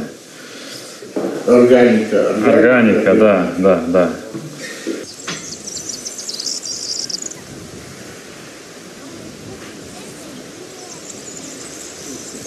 А ты на что, а папа на что учился? Мы с папой по окончании школы получили медаль. У бабушки была медаль? Бабушки не было медали. Как это? Ну, как получилось, что не было. Так значит, из нее плохой врач? Почему плохой? Не всем же медали дают. В 1975 году приехали вместе сюда на работу с бабушкой. Вот, она была педиатром, а я врачом-терапевтом. Вот. А терапевт? Терапевт. Это который сидит с людьми, у которых проблемы, король. Конечно. Видишь, кто это на лошади? Ты. Я, да. Это, когда мы приехали на работу сюда, в Орлю, то это самое... У меня была такая лошадка верховая.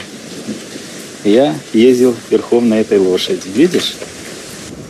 Ну, вот это ты не узнаешь никогда. Папа! Папа? Ты знаешь, сколько мы здесь было? 0 годиков. Не. 1 годик. Может 1, может больше немножко. Почему он фермером стал? Потому что на гуся седлал. Верхом ездил на гусе.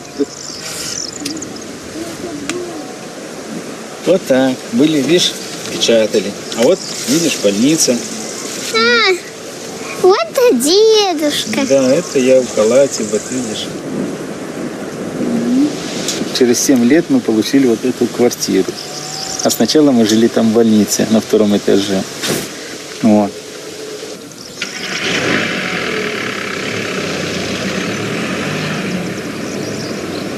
Вы знаете, что меня до того крутят суставы, вот тут суставы, и даже начали вот это вот болеть. Или, может, с дороги, или что, я даже не знаю. Это вены. Это вены. Вены вот тут, да? Потому что мне не каждый доктор подходит. Мне надо, знаете, как у вас женщина говорит, с голубой еду, говорит. И специально, я говорю, что там до мостов нельзя, в ту сторону нет такой доктор. Там уже тоже никого нет. И тут скоро никого не будет. Да? Так что... Ну вот я, видите, откуда приехала и пришла к вам. Так что, пожалуйста.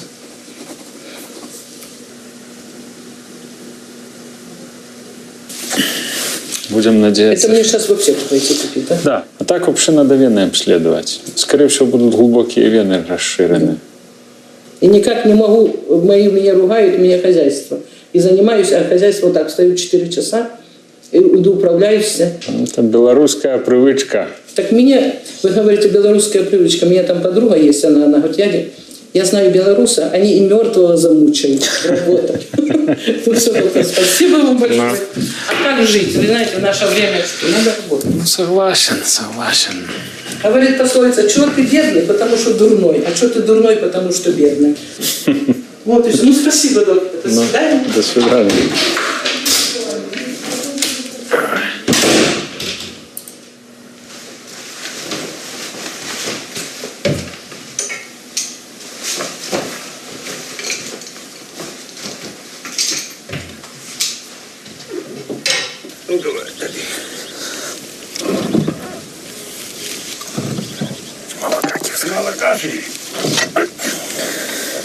Уже понял.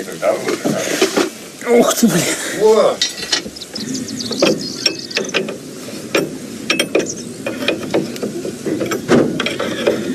Когда женился,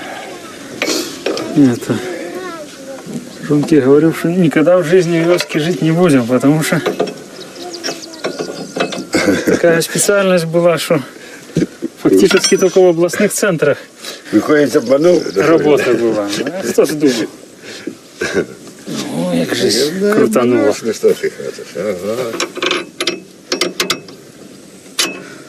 Выходила замуж за лейтенанта, за старлея даже. Вот и жить пришлось, бляха, с колхозником.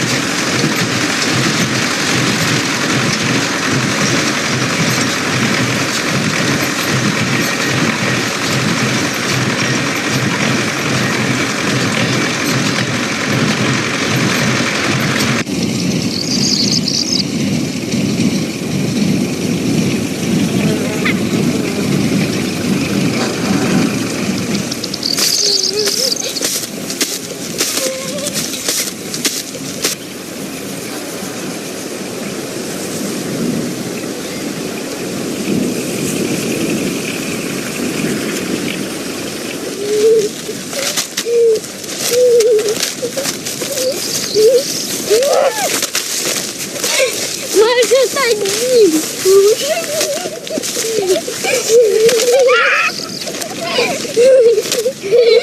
Пока тебе не будет. Аня, закрой. Ай, Гоша!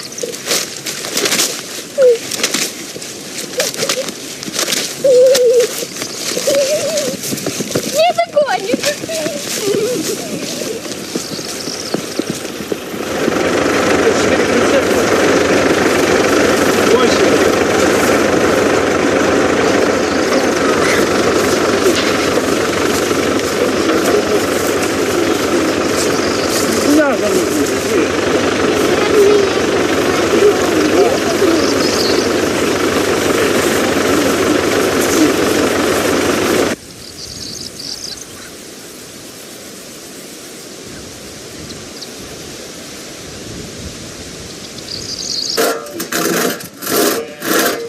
чуть ближе сядь, а то ты далековато. Вот так. И сядь сбоку. Ты видишь где? Не. Видишь, пила, чтобы сбоку проходила. С этой стороны сядь. О.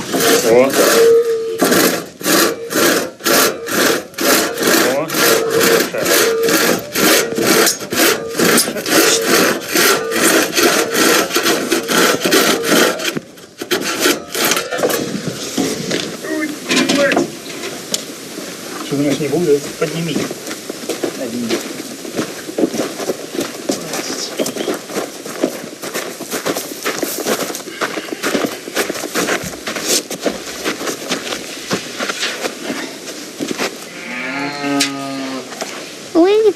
Что, Гоша, смотри, чтобы она не двигала. Так, Гоша, вот так, не бойся, она не кусается. Вот так сверху, вот так дави. Вот так, все, о, правильно. Вот сюда.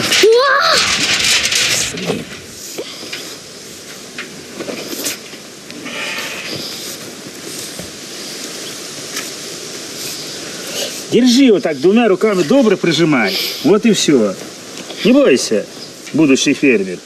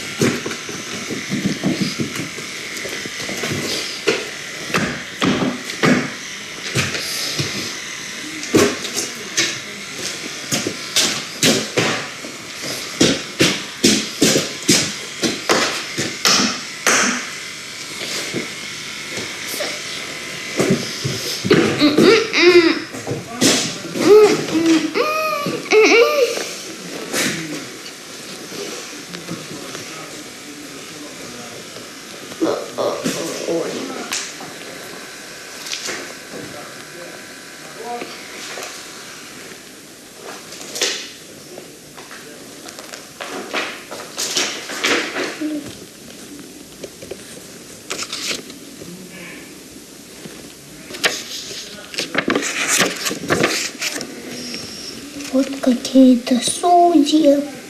Вот тут какая-то надпись.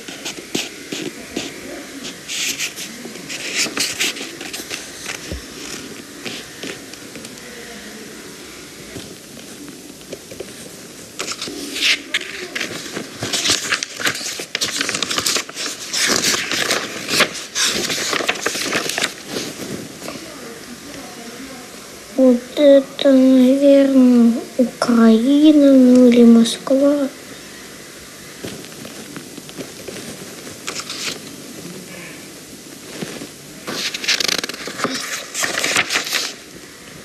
Это Ленин.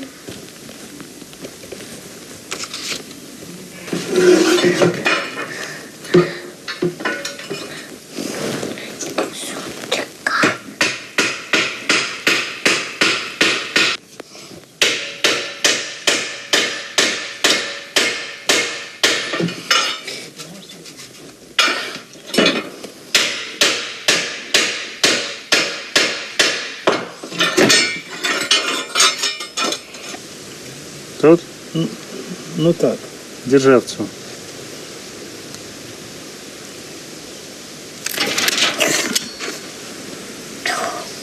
Страшно? Ну, знаешь, как ей страшно. Если не будешь слушать, то тебе такое могут сделать. Дед обманывает. Дед! Я шучу.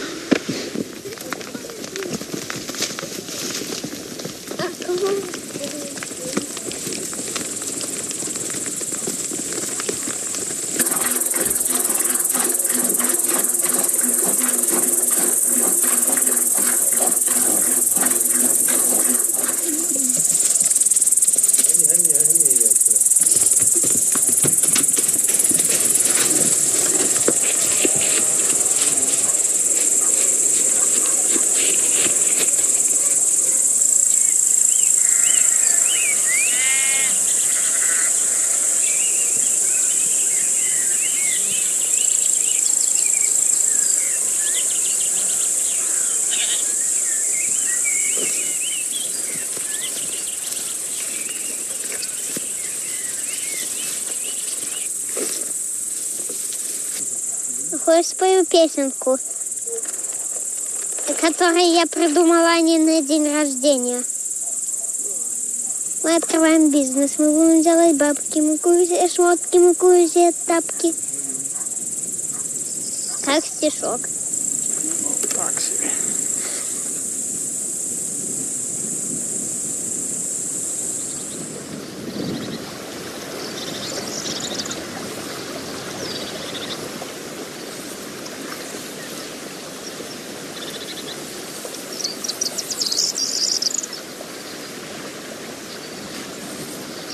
Подсекай. Оп. Все, опять закидывай. Как только тонет поплавок, сразу подсекай. Потому что может клюнуть рыба так.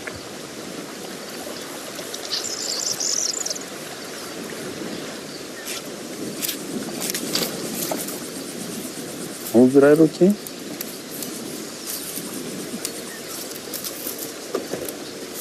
Все? Все. Видишь, ветер сильный, сразу костер разгорает. Теперь надо тоненьких веточек подложить. Здесь, наверное, уже были ж люди. Наверное.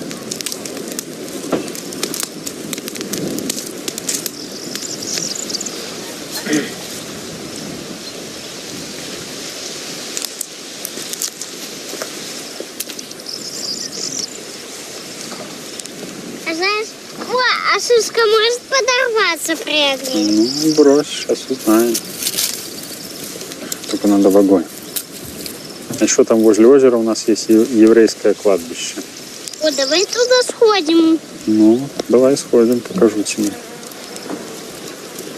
Вот жили когда-то люди в деревне. Еще больше, чем теперь. Потом их расстреляли, не стало. Все про них забыли. Дома остались, люди живут. А кто раньше жил, не помнит. Так время пройдет, и нас могут не вспомнить.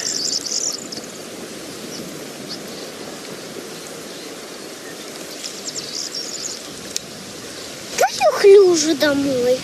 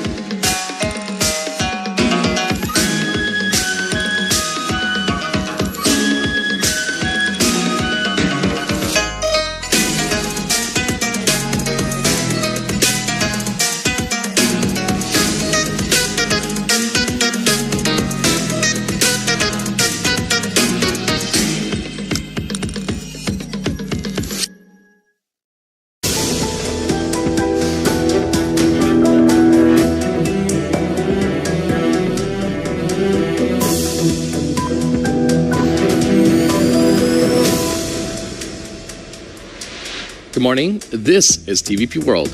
You're watching World News. I'm your host, Benjamin Lee, and these are the latest headlines. In a move to prevent the U.S. from defaulting, the House of Representatives voted to suspend the debt limit, currently set at just over $31 trillion. The lower chamber of the U.S. Congress hailed the vote as historic. Yeas are 314, the nays are 117. The bill is passed. 314 for, 117 against. The U.S. House of Representatives voted on a bill suspending the debt limit until January 2025, limiting budget spending in the next two budgets. Because of the vote we took tonight, the largest rescissions in American history. All the COVID money, the billions of dollars sitting out there that they said they would never bring back. You know what? To the taxpayer, to you hard-working Americans, we stood for you. We brought that money back. The bill came to a vote after dramatic negotiations in the face of possible U.S. bankruptcy and despite fierce opposition from some congressmen of both parties. Now the bill awaits signature by President Biden. And we move to Russia, where drones destroyed 2 oil refineries near Crimea in the early hours of Wednesday night. Russia is now seeing more attacks on its own soil on the heels of Tuesday's strike in Moscow. Shelling has also been reported in the Belgorod region of Russia, the same area where Russian anti-Putin paramilitaries launched raids just last week. Late last night, explosions rocked Russian towns near occupied Crimea. The blasts were caused by drone strikes, which targeted 2 refineries located near Russia's largest oil export terminals. The facilities in Afipsky and Ilsky were not the only targets, however. Attacks have also been reported north of Ukraine, in the Belgorod region. Local officials claim that it's the 3rd shelling of this village in under a week. A massive missile attack was carried out on Shebekino. Apartment buildings and private houses were destroyed. Many cars also burned down. 4 people were wounded. These attacks came just one day after the Russian capital was targeted by several drone strikes. They say that Moscow is surrounded by 3-tier ring of air defense. Why didn't it work? Why didn't the air raid sirens go off? How did the drones get through? Where did they come from? Why are their borders still open? These are the questions the people are asking. Last week, the Belgorod region was the scene of a 2-day raid into Russian territory. The Russian Volunteer Corps and the Freedom of Russia Legion have claimed responsibility for the operation. These anti-Kremlin paramilitaries are mostly made up of Russian nationals. Buy cars and buy buses the same way. The 18th edition of the Globsec Bratislava Forum has drawn to a close. The French President Emmanuel Macron has sparked some controversy with remarks delivered at the event. Let's take a look. French President Emmanuel Macron's speech at this year's Globsec Bratislava Forum, an annual security conference focused on Central and Eastern Europe, has stirred quite the controversy. In his remarks on Wednesday, the French president spoke about a range of issues, including the war in Ukraine. Macron also expressed doubts about reaching a consensus at the upcoming Vilnius summit on the question of Ukraine joining NATO. I'm not sure we will have a consensus for a Vilnius summit for full-fledged membership, let's be clear. But as you understood, and I think very clear, I think we need strong and concrete and tangible security guarantees. According to the French president, NATO's eastern flank is currently far too heavily armed, and that this could lead to an escalation of tensions with Russia in the future. In his view, Europe should become more independent in its relations with Washington. At the conference, while Macron said that the war in Ukraine will not end soon, he also emphasized that Russia will not achieve a military victory in the conflict. At a meeting in Tokyo, U.S. Secretary of Defense Lloyd Austin spoke with the Japanese defense minister following North Korea's failed rocket on Wednesday. The two sides discussed modernizing their alliance and strengthening deterrence in the face of persistent threats in the region. We face common challenges from the PRC's coercive behavior, and North Korea's dangerous provocations, and Russia's cruel war of choice in Ukraine. But we are united by our shared interest and shared values, and we are taking important steps to modernize our alliance and strengthen our deterrence. This includes innovative approaches to multilateral cooperation, like expanding our trilateral military activities and training with Australia. We're making important progress in trilateral cooperation with the Republic of Korea, including our recent trilateral exercises. Yesterday, North Korea launched an apparent ballistic missile, and we strongly condemn such an action. We need to strengthen ties between Japan, the US, and South Korea, as it is possible that North Korea will attempt another launch. According to Ukrainian officials from the Kharkiv region, Russian forces have just shelled the city of Ovchansk, killing one and wounding another. The Russian invasion is laying waste to Ukrainian towns on an almost daily basis. One such town was Rubizhne. It suffered through the Holodomor just under a century ago, and now history seems to be repeating itself. Our special correspondent, Don Arlith, visited the town of Rubizhne to tell us its story. A year ago, the small village of Rubizhne suffered its worst months since Holodomor. In the first act of Russian aggression almost a century ago, about a third of its residents were starved to death. Now, many have been devoid of their homes, and they lack the most basic infrastructure. There is no electricity. People come from Kharkiv and leave. We have only 15 left who live here permanently. The house survived, but what's next? Nestled just 10 kilometers from the Russian border, it was occupied early when Russia launched its full-scale invasion. We were under occupation twice. On the 27th, when everything started, the village was big.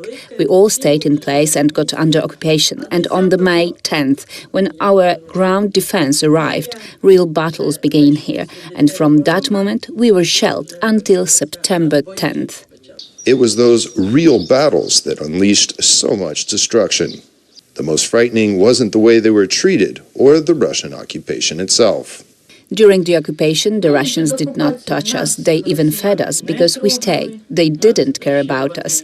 We had them during the second occupation from the end of June to the beginning of September. The most frightening was the 4 months of intense fighting.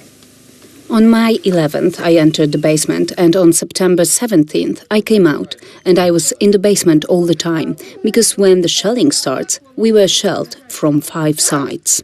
Caught in the middle. If Russians never came here in the first place, life would have gone on as usual.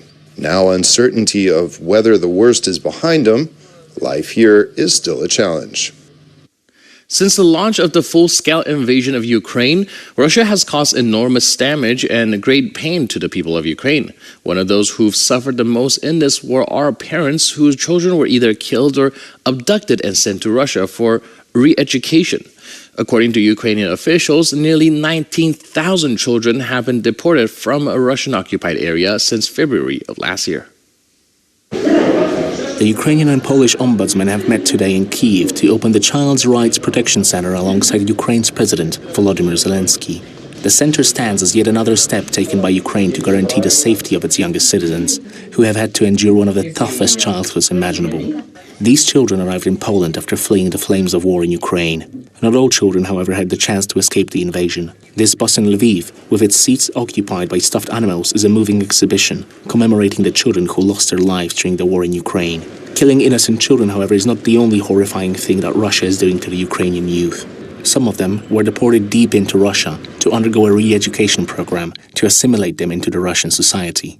In many cases, Russia purported to temporarily evacuate children in Ukraine under the guise of a free summer camp, only to later refuse to return the children and to cut off all contact with their families. The then State Department spokesperson was referencing a US-backed report published last February, which stated that at least 6,000 Ukrainian children had been deported to Russia, a number which, according to Ukrainian officials, has grown to 19,000 over the last few months. It is very difficult to estimate how large that number is. We have to keep in mind that a portion of Ukraine's territory was annexed and some people from those regions were deported to Russia. These 19,000 are just the confirmed cases. The Child Rights Protection Center is tasked with bringing back children that were forcefully taken into Russia and supporting those who have witnessed the horrors of war firsthand. Berlin has ordered the closure of 4 Russian consulates in Germany. The tit-for-tat move comes in response to a similar order from Moscow limiting the number of German diplomats permitted to work in Russia. According to the latest information, 4 Russian consulates have been shut down until further notice. The move marks the German response to Russians excluding nearly 100 German staff from the list permitted to reside inside the Russian Federation. Among the expulsed workers are teachers who taught kids in a German school in Moscow and researchers popularizing German culture abroad. The government in Berlin issued a statement saying it is not the last we've seen of clashes between Russian and German diplomacies. You're watching World News on TVP World. Now let's move on to Kosovo. In Kosovo, the NATO peacekeeping force, currently guarding the doors to the city halls from ethnic Serbs protesting outside, will soon be reinforced with additional troops. Meanwhile, European officials are calling for peace and diplomacy to get the situation back under control. NATO peacekeepers stand guard in front of city halls in northern Kosovo. An additional 700 soldiers are on their way. These reinforcements are a response to the violent attacks on these institutions 2 days ago. Local Serbs attempted to prevent the arrival of newly elected authorities, ethnic Albanians who won elections boycotted by the Serb minority. The turnout was less than 4%. What we can do within law and still doing politics is at some point early elections. This is what we can do. But we cannot say that these mayors are not mayors. We have very clearly indicated to Kosovar authorities that it was a mistake to proceed with these elections under these conditions, which is almost complete non-participation. And I wish that tomorrow, on the silence of the European political community, we will see the Kosovo and Serbian presidents together with German Chancellor Scholz. A few kilometers to the north, on the border with Kosovo, the Serbian military is on full combat alert. We hope to maintain peace and stability, but without compromising our ability to defend the sovereignty of the Republic of Serbia and all of its citizens. The Serbian armed forces and members of the Ministry of Internal Affairs successfully carry out all the tasks assigned to them by the state. About 6% of Kosovo's inhabitants are ethnic Serbs. Tensions in the country are not uncommon. The international community, including the US, has criticized Kosovo for letting them escalate in recent months. NATO members are currently preparing for the upcoming Vilnius summit. Ahead of the meeting, members of the alliance discuss a range of issues, including the safety of the eastern flank and Sweden's membership bid. During the ongoing meeting in Oslo, the future of Sweden's NATO membership remains as one of the main points of debates. Sweden must become fully fledged NATO member as soon as possible and before the summit in Vilnius in July. The same sentiment has been shared by the Swedish Foreign Minister Tobias Billström.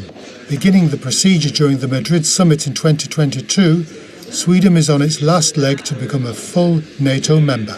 The really important meeting between Sweden and Turkey is not a conversation between two ministers, but it is a meeting in the permanent mechanism that was set up in connection with the NATO summit in Madrid. Also on the agenda was the strengthening of NATO's eastern flank, which became a large issue following the Russian invasion of Ukraine at the start of 2022. Adding to the combat capabilities of the Allied troops, NATO armies are already training with Finland during the Northern Forest exercises in the Arctic regions. Overall, some 8,500 Allied personnel and some 1,000 military vehicles are engaged in the war games. Additional drills have been held in Estonia, where 9,000 troops gathered to train, protecting the Estonian border from a possible Russian or Belarusian attack. The drills had also been conducted on the sea, as maritime drills completed the aptly named Spring Storm 23 exercises. It's worth noting that the Baltic Sea makes one of the few maritime trade routes which can be used by Russia to send products abroad. With Finland inside NATO and Sweden joining the alliance in no time, the Russian Navy would be forced to abandon the Baltic Sea and move their otherwise blocked Baltic fleet towards Murmansk in the north or Vladivostok in the far east. In Latvia, Egers Rinkēvičs has been elected the new president by the country's parliament. He has previously served as the country's foreign minister since 2011. The President of Latvia is mostly a ceremonial role, but with it comes a set of crucial responsibilities. After all, Edgar Zrinkiewicz will be his nation's most important representative, a burden he is very well aware of. The powers that the Constitution provides for the President, however, mean that internal and external security are the main tasks. Everything else may be important after some time, but these issues must be addressed above all else. He has already proven himself on the international stage as his country's head of diplomacy. His years of service definitely earned him the 52 out of 100 votes in the Seimas. Now, he will continue his service as his country finds itself in the focal point of Eastern Europe's crises. Georgian President Salom Zhuravishvili addressed the European Parliament, emphasizing her country's aspirations to join the Union. For Georgia, however, the road to European integration has been an uphill battle. Once the presidents and the vast majority of Georgian people support EU ascension, the ruling party has not been entirely complimentary. Speaking at the European Parliament, the president of Georgia underscored her country's intent to join the alliance. Our European choice is not only legitimate, but there is no alternative because it is based on our values, our history, our struggles, our determination, our vision for the future. Later this year, the European Parliament will decide whether to grant candidate status to Georgia, a move that President Zhuravishvili says would improve the country's position. But the road to the EU will not be uneasy as the country's government attempts to balance between the East and the West. The Georgian Prime Minister's recent remarks on the causes of the war in Ukraine sparked controversy. Critics said it echoed the rhetoric used by the Kremlin to justify its invasion. But one of the reasons was Ukraine's will and determination to become a member of NATO. The South Caucasus country, 20% of which is occupied by Russia, has been working for years to meet the requirements for joining the European Union, but recently it's been straying from that path. In March, the government attempted to pass legislation similar to a law used by the Kremlin to silence political opposition.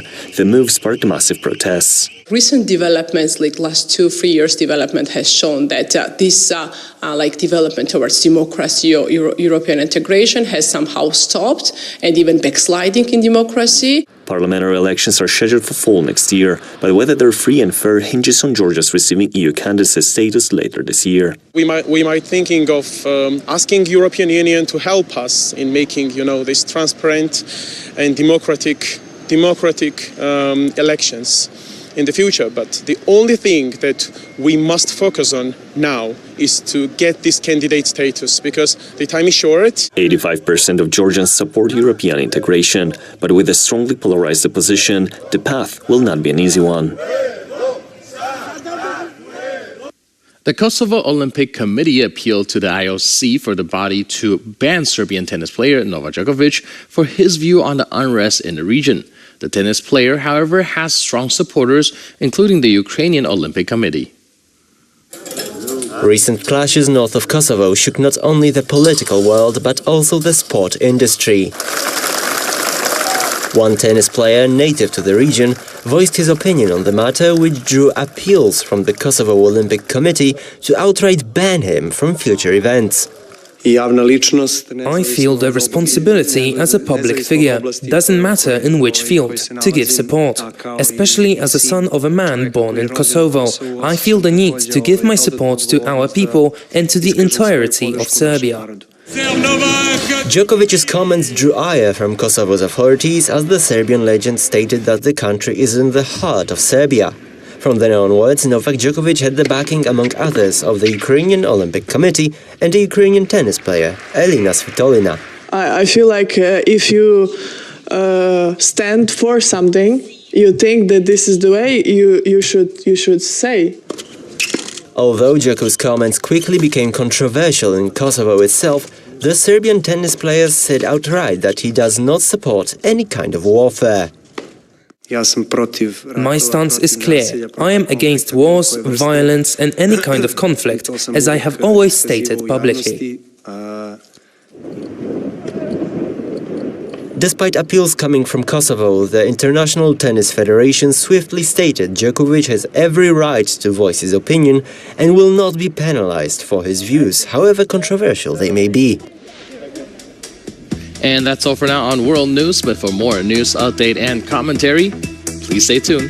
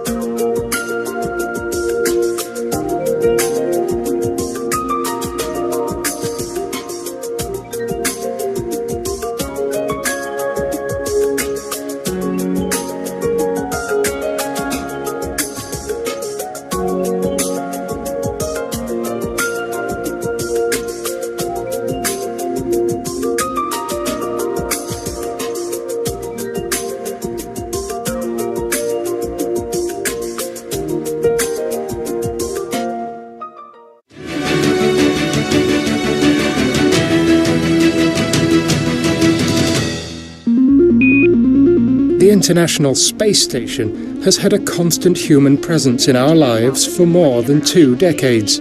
But in 8 years' time, that bastion of global collaboration and human ability will end. But the dramatic finish could herald an exciting future of human spaceflight.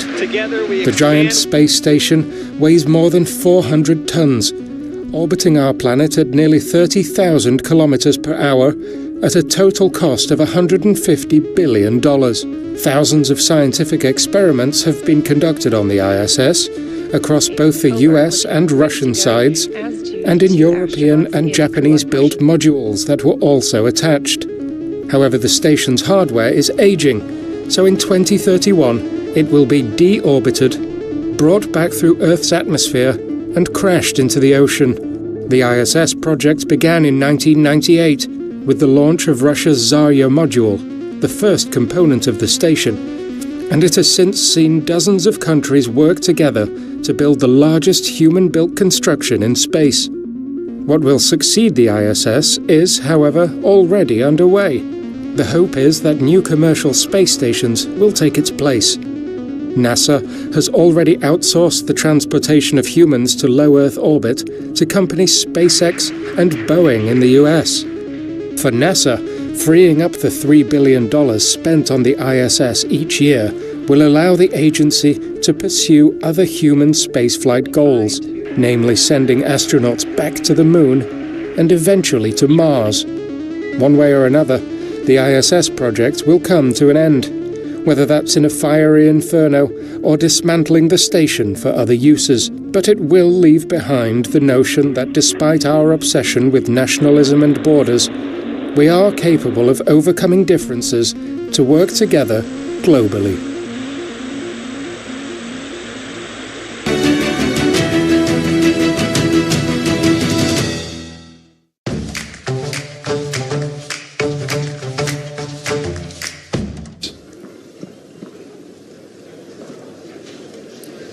It's actually your phone that's ringing. That is so funny.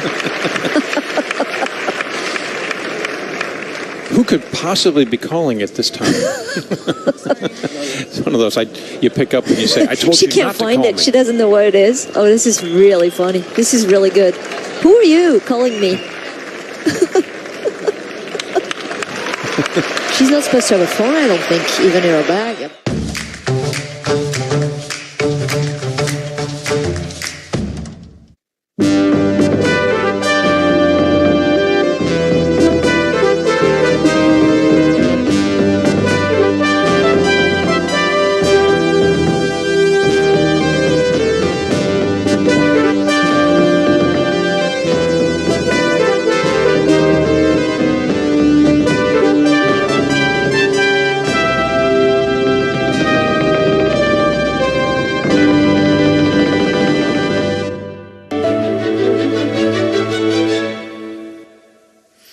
Good morning and welcome to Morning World Today here on TVP World.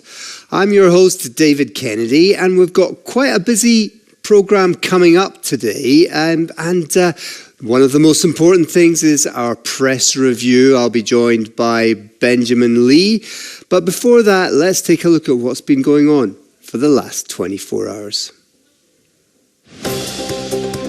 Drones destroyed 2 Russian oil refineries near Crimea. Russia is now seeing more attacks on its own soil on the heels of Tuesday's strikes in Moscow. Shelling has also been reported in the Belgorod region of Russia, the same area where Russian anti-Putin paramilitaries launched raids just last week. The NATO peacekeeping force in Kosovo, due to protests from ethnic Serbs, will soon be reinforced with additional troops.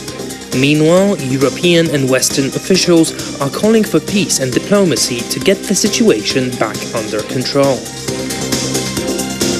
NATO members are preparing for the upcoming Vilnius summit. Ahead of the meeting, members of the alliance discussed a range of issues, including the safety of the eastern flank and Sweden's membership bid. In Latvia, Edgars Rinkēvičs has been elected the new president by the country's parliament.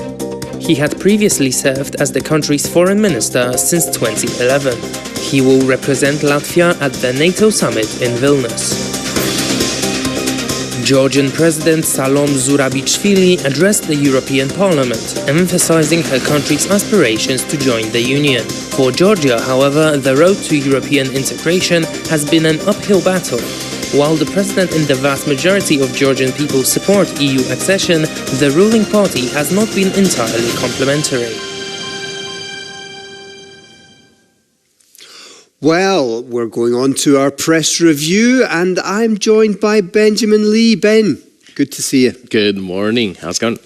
Very well. Now, we've got quite a busy lot of stories here today, and the first one that we've got is Macron talking about security and the Ukrainian situation. Indeed, the first article is from Radio Free Europe, or Radio Liberty, titling War at Important Moment Ahead of Ukraine's Expected Military Push and Potential Peace Talks, as Macron says. Now, this also kind of brings into Macron's statement he made in GlobeSec just these past few days. Now, we've seen Macron's stance change when it comes to the war in Ukraine throughout the past year. There's a lot of back and forth, and I think speaking to an audience that is mostly in the Baltic states and have been looking at Russia as an existential crisis, and I think rightfully so, being on a border with like a very threatening neighbor, to say the least, Macron has a lot of pressure to kind of give out a good statement. And I think he started GlobeSec with a relatively kind of convincing one, calling Russia a war criminal and kind of being more strong on the stance against Russia as he would a year ago, when we know that he said things along the lines of not angering Russia and not escalating the situation. But at the end of it, he kind of fumbles again, saying that the eastern flank of NATO is too heavily armed and that might escalate the tensions with Russia. So we saw like a little glimpse of kind of clarity there as people from the Baltic states that, hey, France is finally acknowledging the fact that Russia has been kind of pursuing this war and it is high time that we take a stand against it. And then he kind of backtracked that at the end. So we're still trying to figure out what his actual stance on this is. He's trying to say, all kinds of things at the same time. He's talking about advancing peace negotiations on the war, but there should be no compromises in terms of Ukraine's sovereignty, right? So peace negotiations, no confrontation.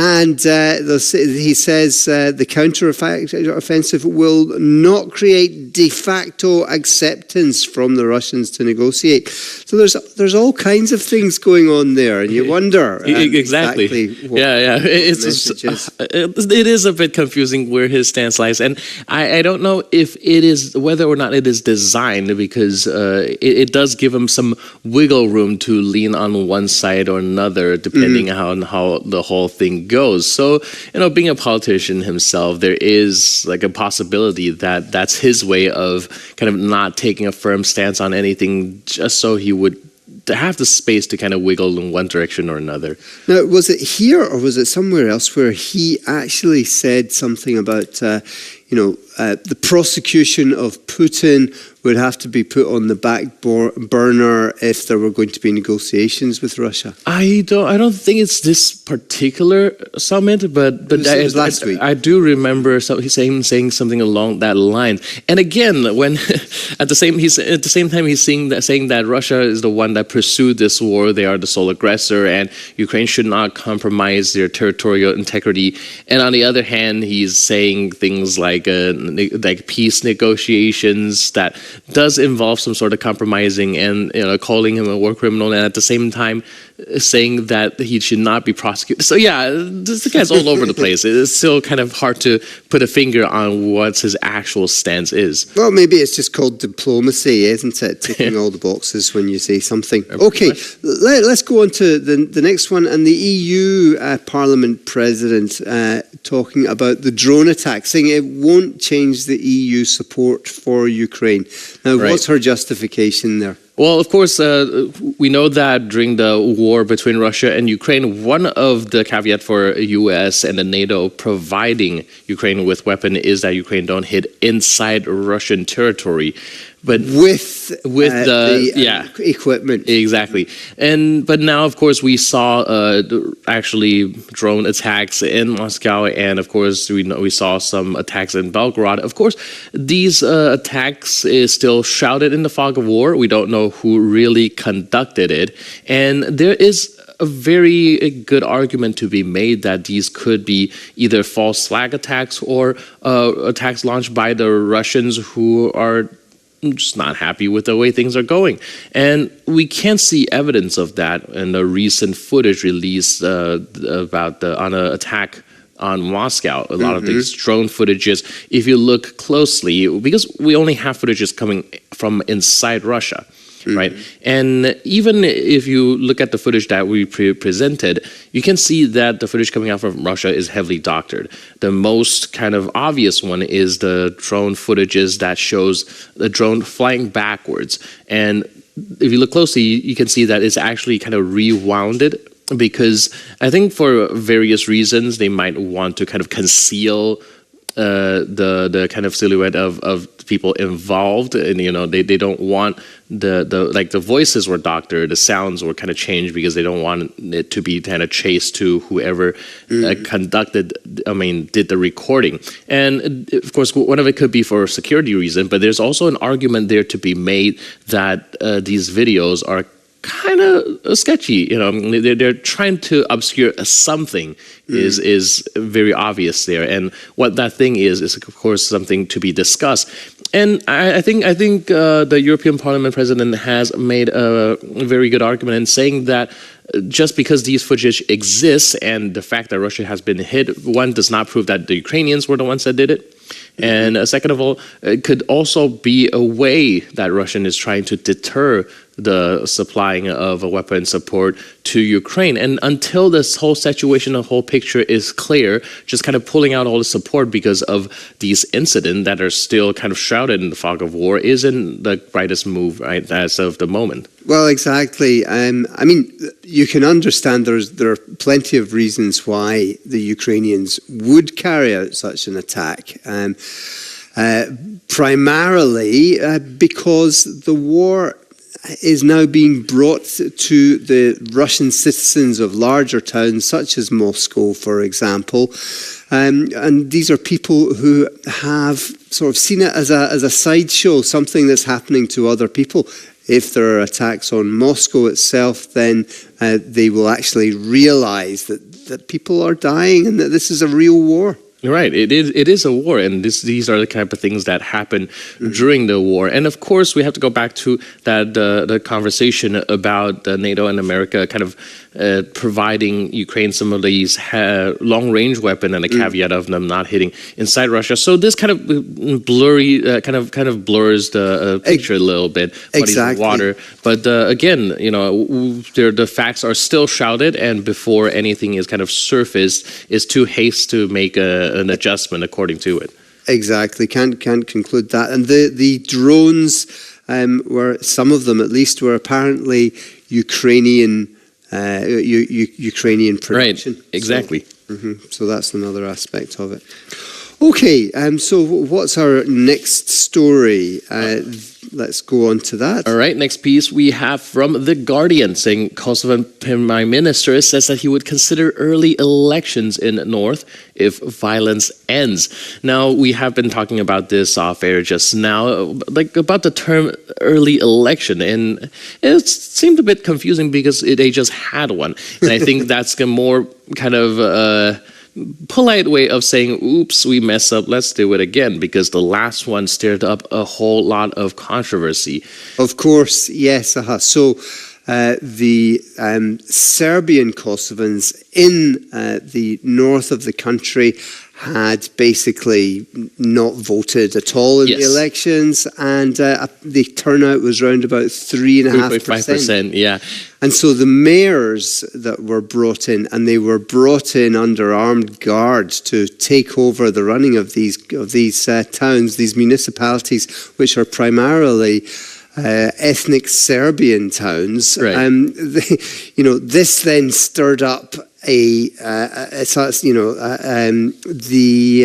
reaction from the Serbians there. So there have to be reruns of these elections. The question is, how to get them on board, right? Yes, how to convince these people to vote again. And they're saying that there has to be, that there was in 2013, there was an attempt to give a certain amount of autonomy to these municipalities in northern Serbia, but it was then rejected by the Kosovan side. It's quite an interesting situation, right? We first see it in 2008, Kosovo declared independence from Serbia because of the 90% kind of majority of Albanians in Kosovo wanted to kind of split out from Serbia. But then now we see on the north of Kosovo where the majority is Serbians. Now they are like fragmenting and wanting their autonomy. So this is like a kind of continuously fragmenting situation. But yeah, like you said, this election is boycotted by the ethnic Serbians in North Kosovo, and this mayor only got 141 votes in the whole the municipality. We can kind of nominate a glass of water, and it probably would have gotten more votes than. But they are still kind of forcing the mayor into office, and that rightfully kind of stirred up quite a response. And I think there's also international response when it comes to this particular situation that's coming up in the next piece. So we're going to extend that to not this one, but yeah, we also have seen that the Kosovo leaders if the U.S.'s response, because the U.S. Is saying that if the situation does not if a peace is not reached, then the U.S. will exclude Kosovo from their military drills and also potentially not back Kosovo or Serbia's attempt to join the EU and NATO. Even though Kosovo leader calls it an overreaction, I think it is warranted to notice that there's been various NATO peacekeeping forces sent to Kosovo to kind of help with this situation. And the fact that NATO is a military alliance, we can't have two countries up in arms against each other before even joining in an alliance. So I think it is founded to kind of ask them to smooth things out and come together to the negotiation table, come to a kind of an agreement. Well, exactly. There are suggestions, of course, that the armed people who attacked the forces, they attacked the EU and NATO forces, and I think 30 people were injured in that. That they were inspired by the Serbian government, of course. So that's not a very pleasant situation there either. Okay, well, let's move on to the next story if we can. All right. Do we have time for that? So very quick, EU and US officials are developing guidelines for AI and other new tech, but split over China threat. We don't have a lot of time, but basically AI is on a rise, and it is something to be kind of taken into consideration. So the EU and US officials are now talking on certain guidelines, codes, in order to kind of rein in the potential for AI use on a lot of course, not just impacting the industry, but there's also cybersecurity issues and fake news that could easily be generated by procedurally generated AIs and such. So yeah, the US and EU are now kind of pursuing some way to kind of rein it in. And while there is a little bit of a split when it comes to taking China as a threat, where the European Union sees America's constant China bashing maybe going a little bit too far, and Americans arguing that the EU is not taking China as a threat seriously enough. Well, it is interesting, and what they're concerned about is this generative AI. So the fact that anyone can become a programmer essentially without any sort of computer knowledge or whatever, because you can talk to your computer and ask it to create various applications, which is completely amazing, but may steal people's jobs indeed. That's all we've got time for, I'm afraid, but thank you very much, Ben, for all of those stories. All right, thank you for having me. And now let's take a look at what's going to be happening in the next 24 hours. The town of Bulboaca in central Moldova will host the second summit of the European Political Community on Thursday. The meeting will be hosted by Moldovan President Maia Sandu. Among the summit's topics are Russia's invasion of Ukraine, hybrid threats, and the fight against cybercrime. Leaders are expected to debate the establishment of effective mechanisms for identifying, assessing, and sharing information between governments, the media, and civil society, including the use of open-source intelligence and disruption of hostile state activities. An informal meeting of NATO foreign ministers will be held in Oslo on Thursday. During the session, the ministers will seek to develop a common position ahead of the NATO summit in Vilnius and will also address the issue of expanding cooperation mechanisms with Ukraine and its integration into Europe and the Euro-Atlantic Alliance. The NATO summit in Vilnius will be held on July 11th and 12th. Meanwhile, a plenary session of the European Parliament will be held in Brussels today. The European Parliament is expected to vote on a resolution against giving Hungary the presidency of the Council of the European Union in the second half of 2024. Formally, Poland is to hold the presidency after Hungary. And to discuss these issues, we're joined by Grigory German from the morning show in channel ICTV in Ukraine, and also by Michał Kusz, who's an expert on international relations from the Jagiellonian Club. Gentlemen, thank you very much for joining me. Thank you for inviting. Thank you. Now, hello. It's a pleasure. Great. Now, we'll start with this meeting of the European Political Community, which is happening today. It's the second of these meetings, and it brings together not just the European Union countries, but a much wider European community. But is it a talking shop only, or does it have any sort of specific, shall we say, mandate, this meeting? I'll maybe start with you, Michał Kusz. Well, it depends how you define specific impact or specific prerogatives. It cannot do a lot, formally speaking, but it's very important to hold such meetings and to show solidarity with countries like Moldova that are very susceptible to pressure, even acts of terrorism coming from Russia. And it is also very important to think of contingency plans for helping those countries in a situation of crisis. So specifically, I mean countries like Moldova and the Balkan countries. So this rim of the European Union, which is still doesn't have a strong membership perspective, but at the same time, it is.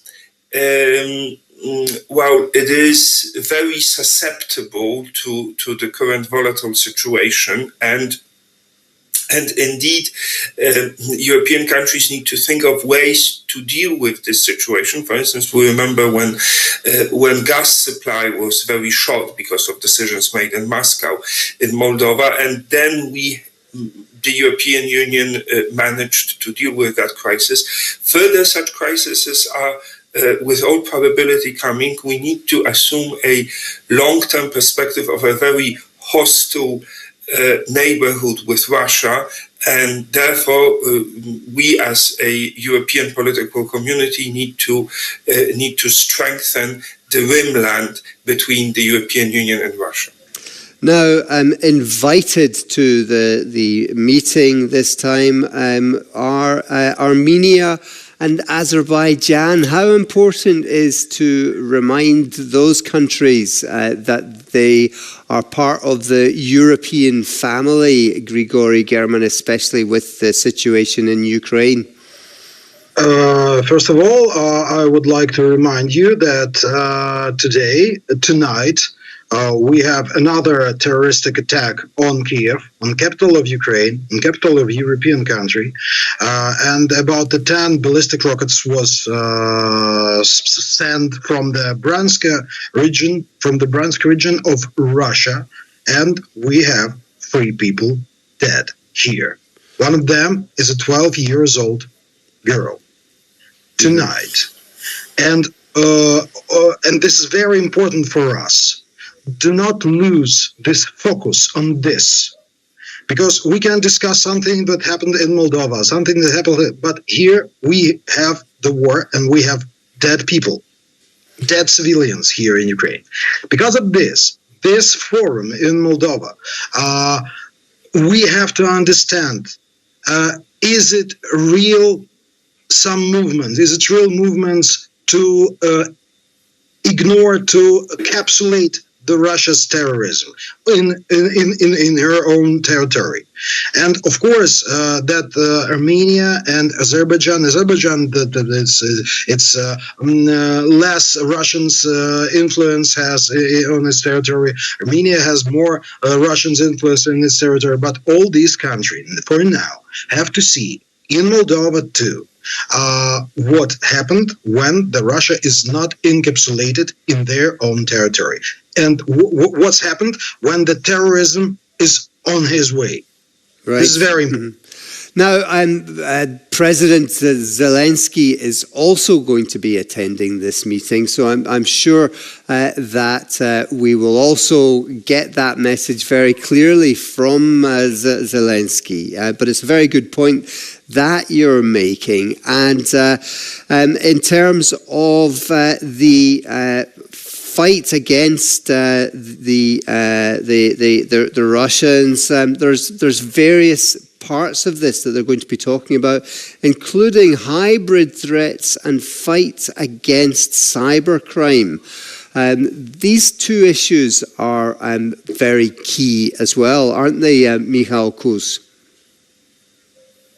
Well, of course they are, especially given that we have upcoming elections in Poland, in the United States, in France.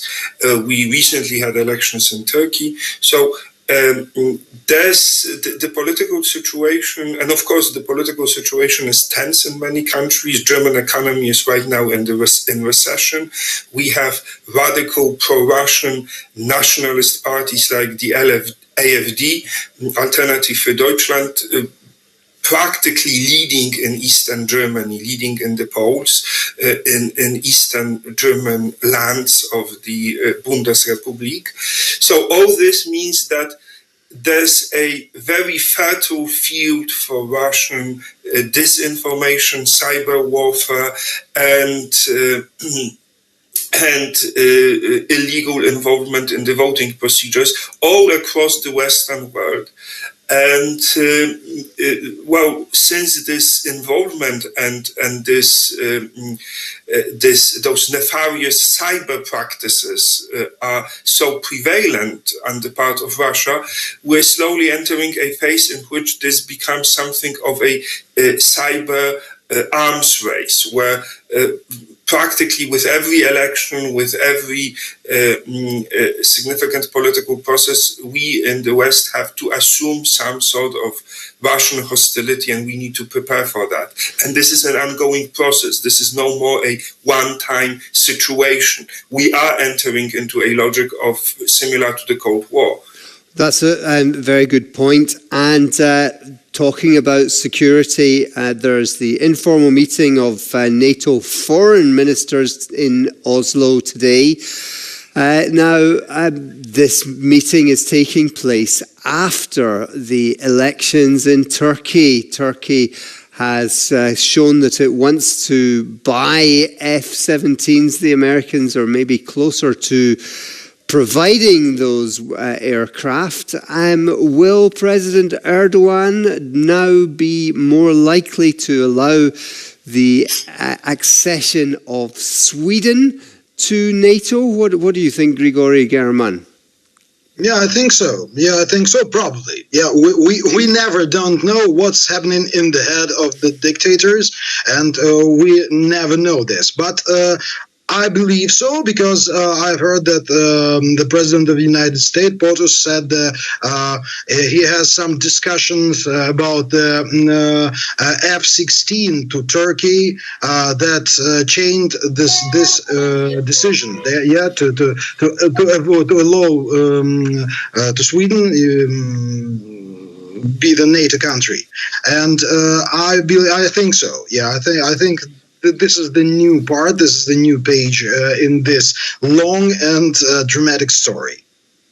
Right, of course. Well, dictator, he did win the elections. Apparently, not completely free and fair, but he did win the elections. Completely free and fair, and the inner politic in the Turkey is not so democratic, and the main TV stations and the main radio station and the main internet pages is supporting the supporting the government. No, I take that. But let's go back on to the NATO situation. Indeed, just very quickly on this, Michał Kusz.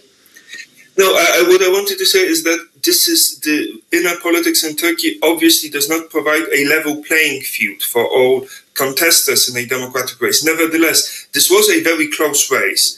Recep Tayyip Erdogan almost lost. Unfortunately, it is said that the opposition did not have the most charismatic, the youngest, and the most energetic of the leaders it could have had. A situation quite similar to the one in Poland, if I may say so. That the opposition has a very conceited and unpopular leader who somehow cannot deliver the victory. Okay, now I'm talking about leaders and maybe lack of democracy. The European Union is voting today. The European Parliament in Brussels is voting on a resolution against giving Hungary the presidency of the Council of the European Union in the second half of 2024. Do you think that that is possible? Just one word from both of you. Michał Kusz, first of all. Possible, not possible to stop the presidency of Hungary? It is possible.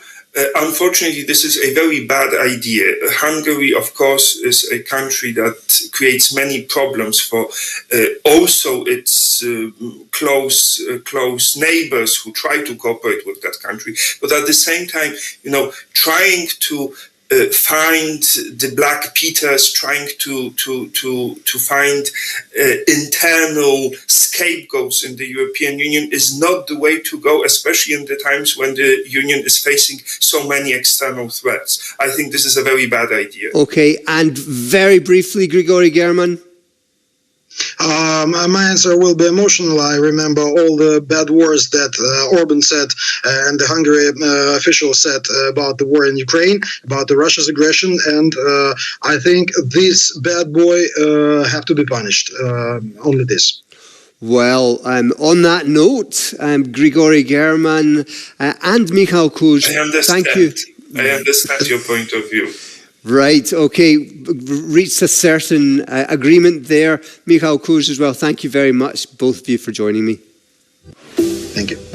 And that's it for Morning World today, but stay with us on TVP World. We've got more news and views coming up.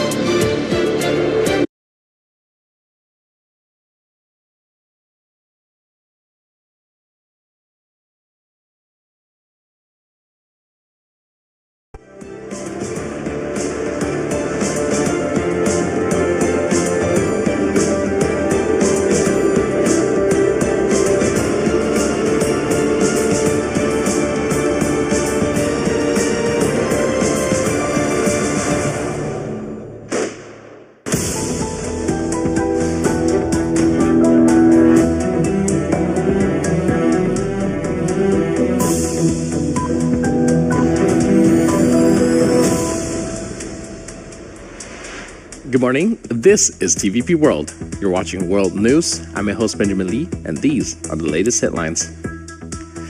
The White House announced the 39th arm package for Ukraine worth $300 million. The treasures will include missiles for Patriot systems, artillery and tank munitions, and precision air defense missiles.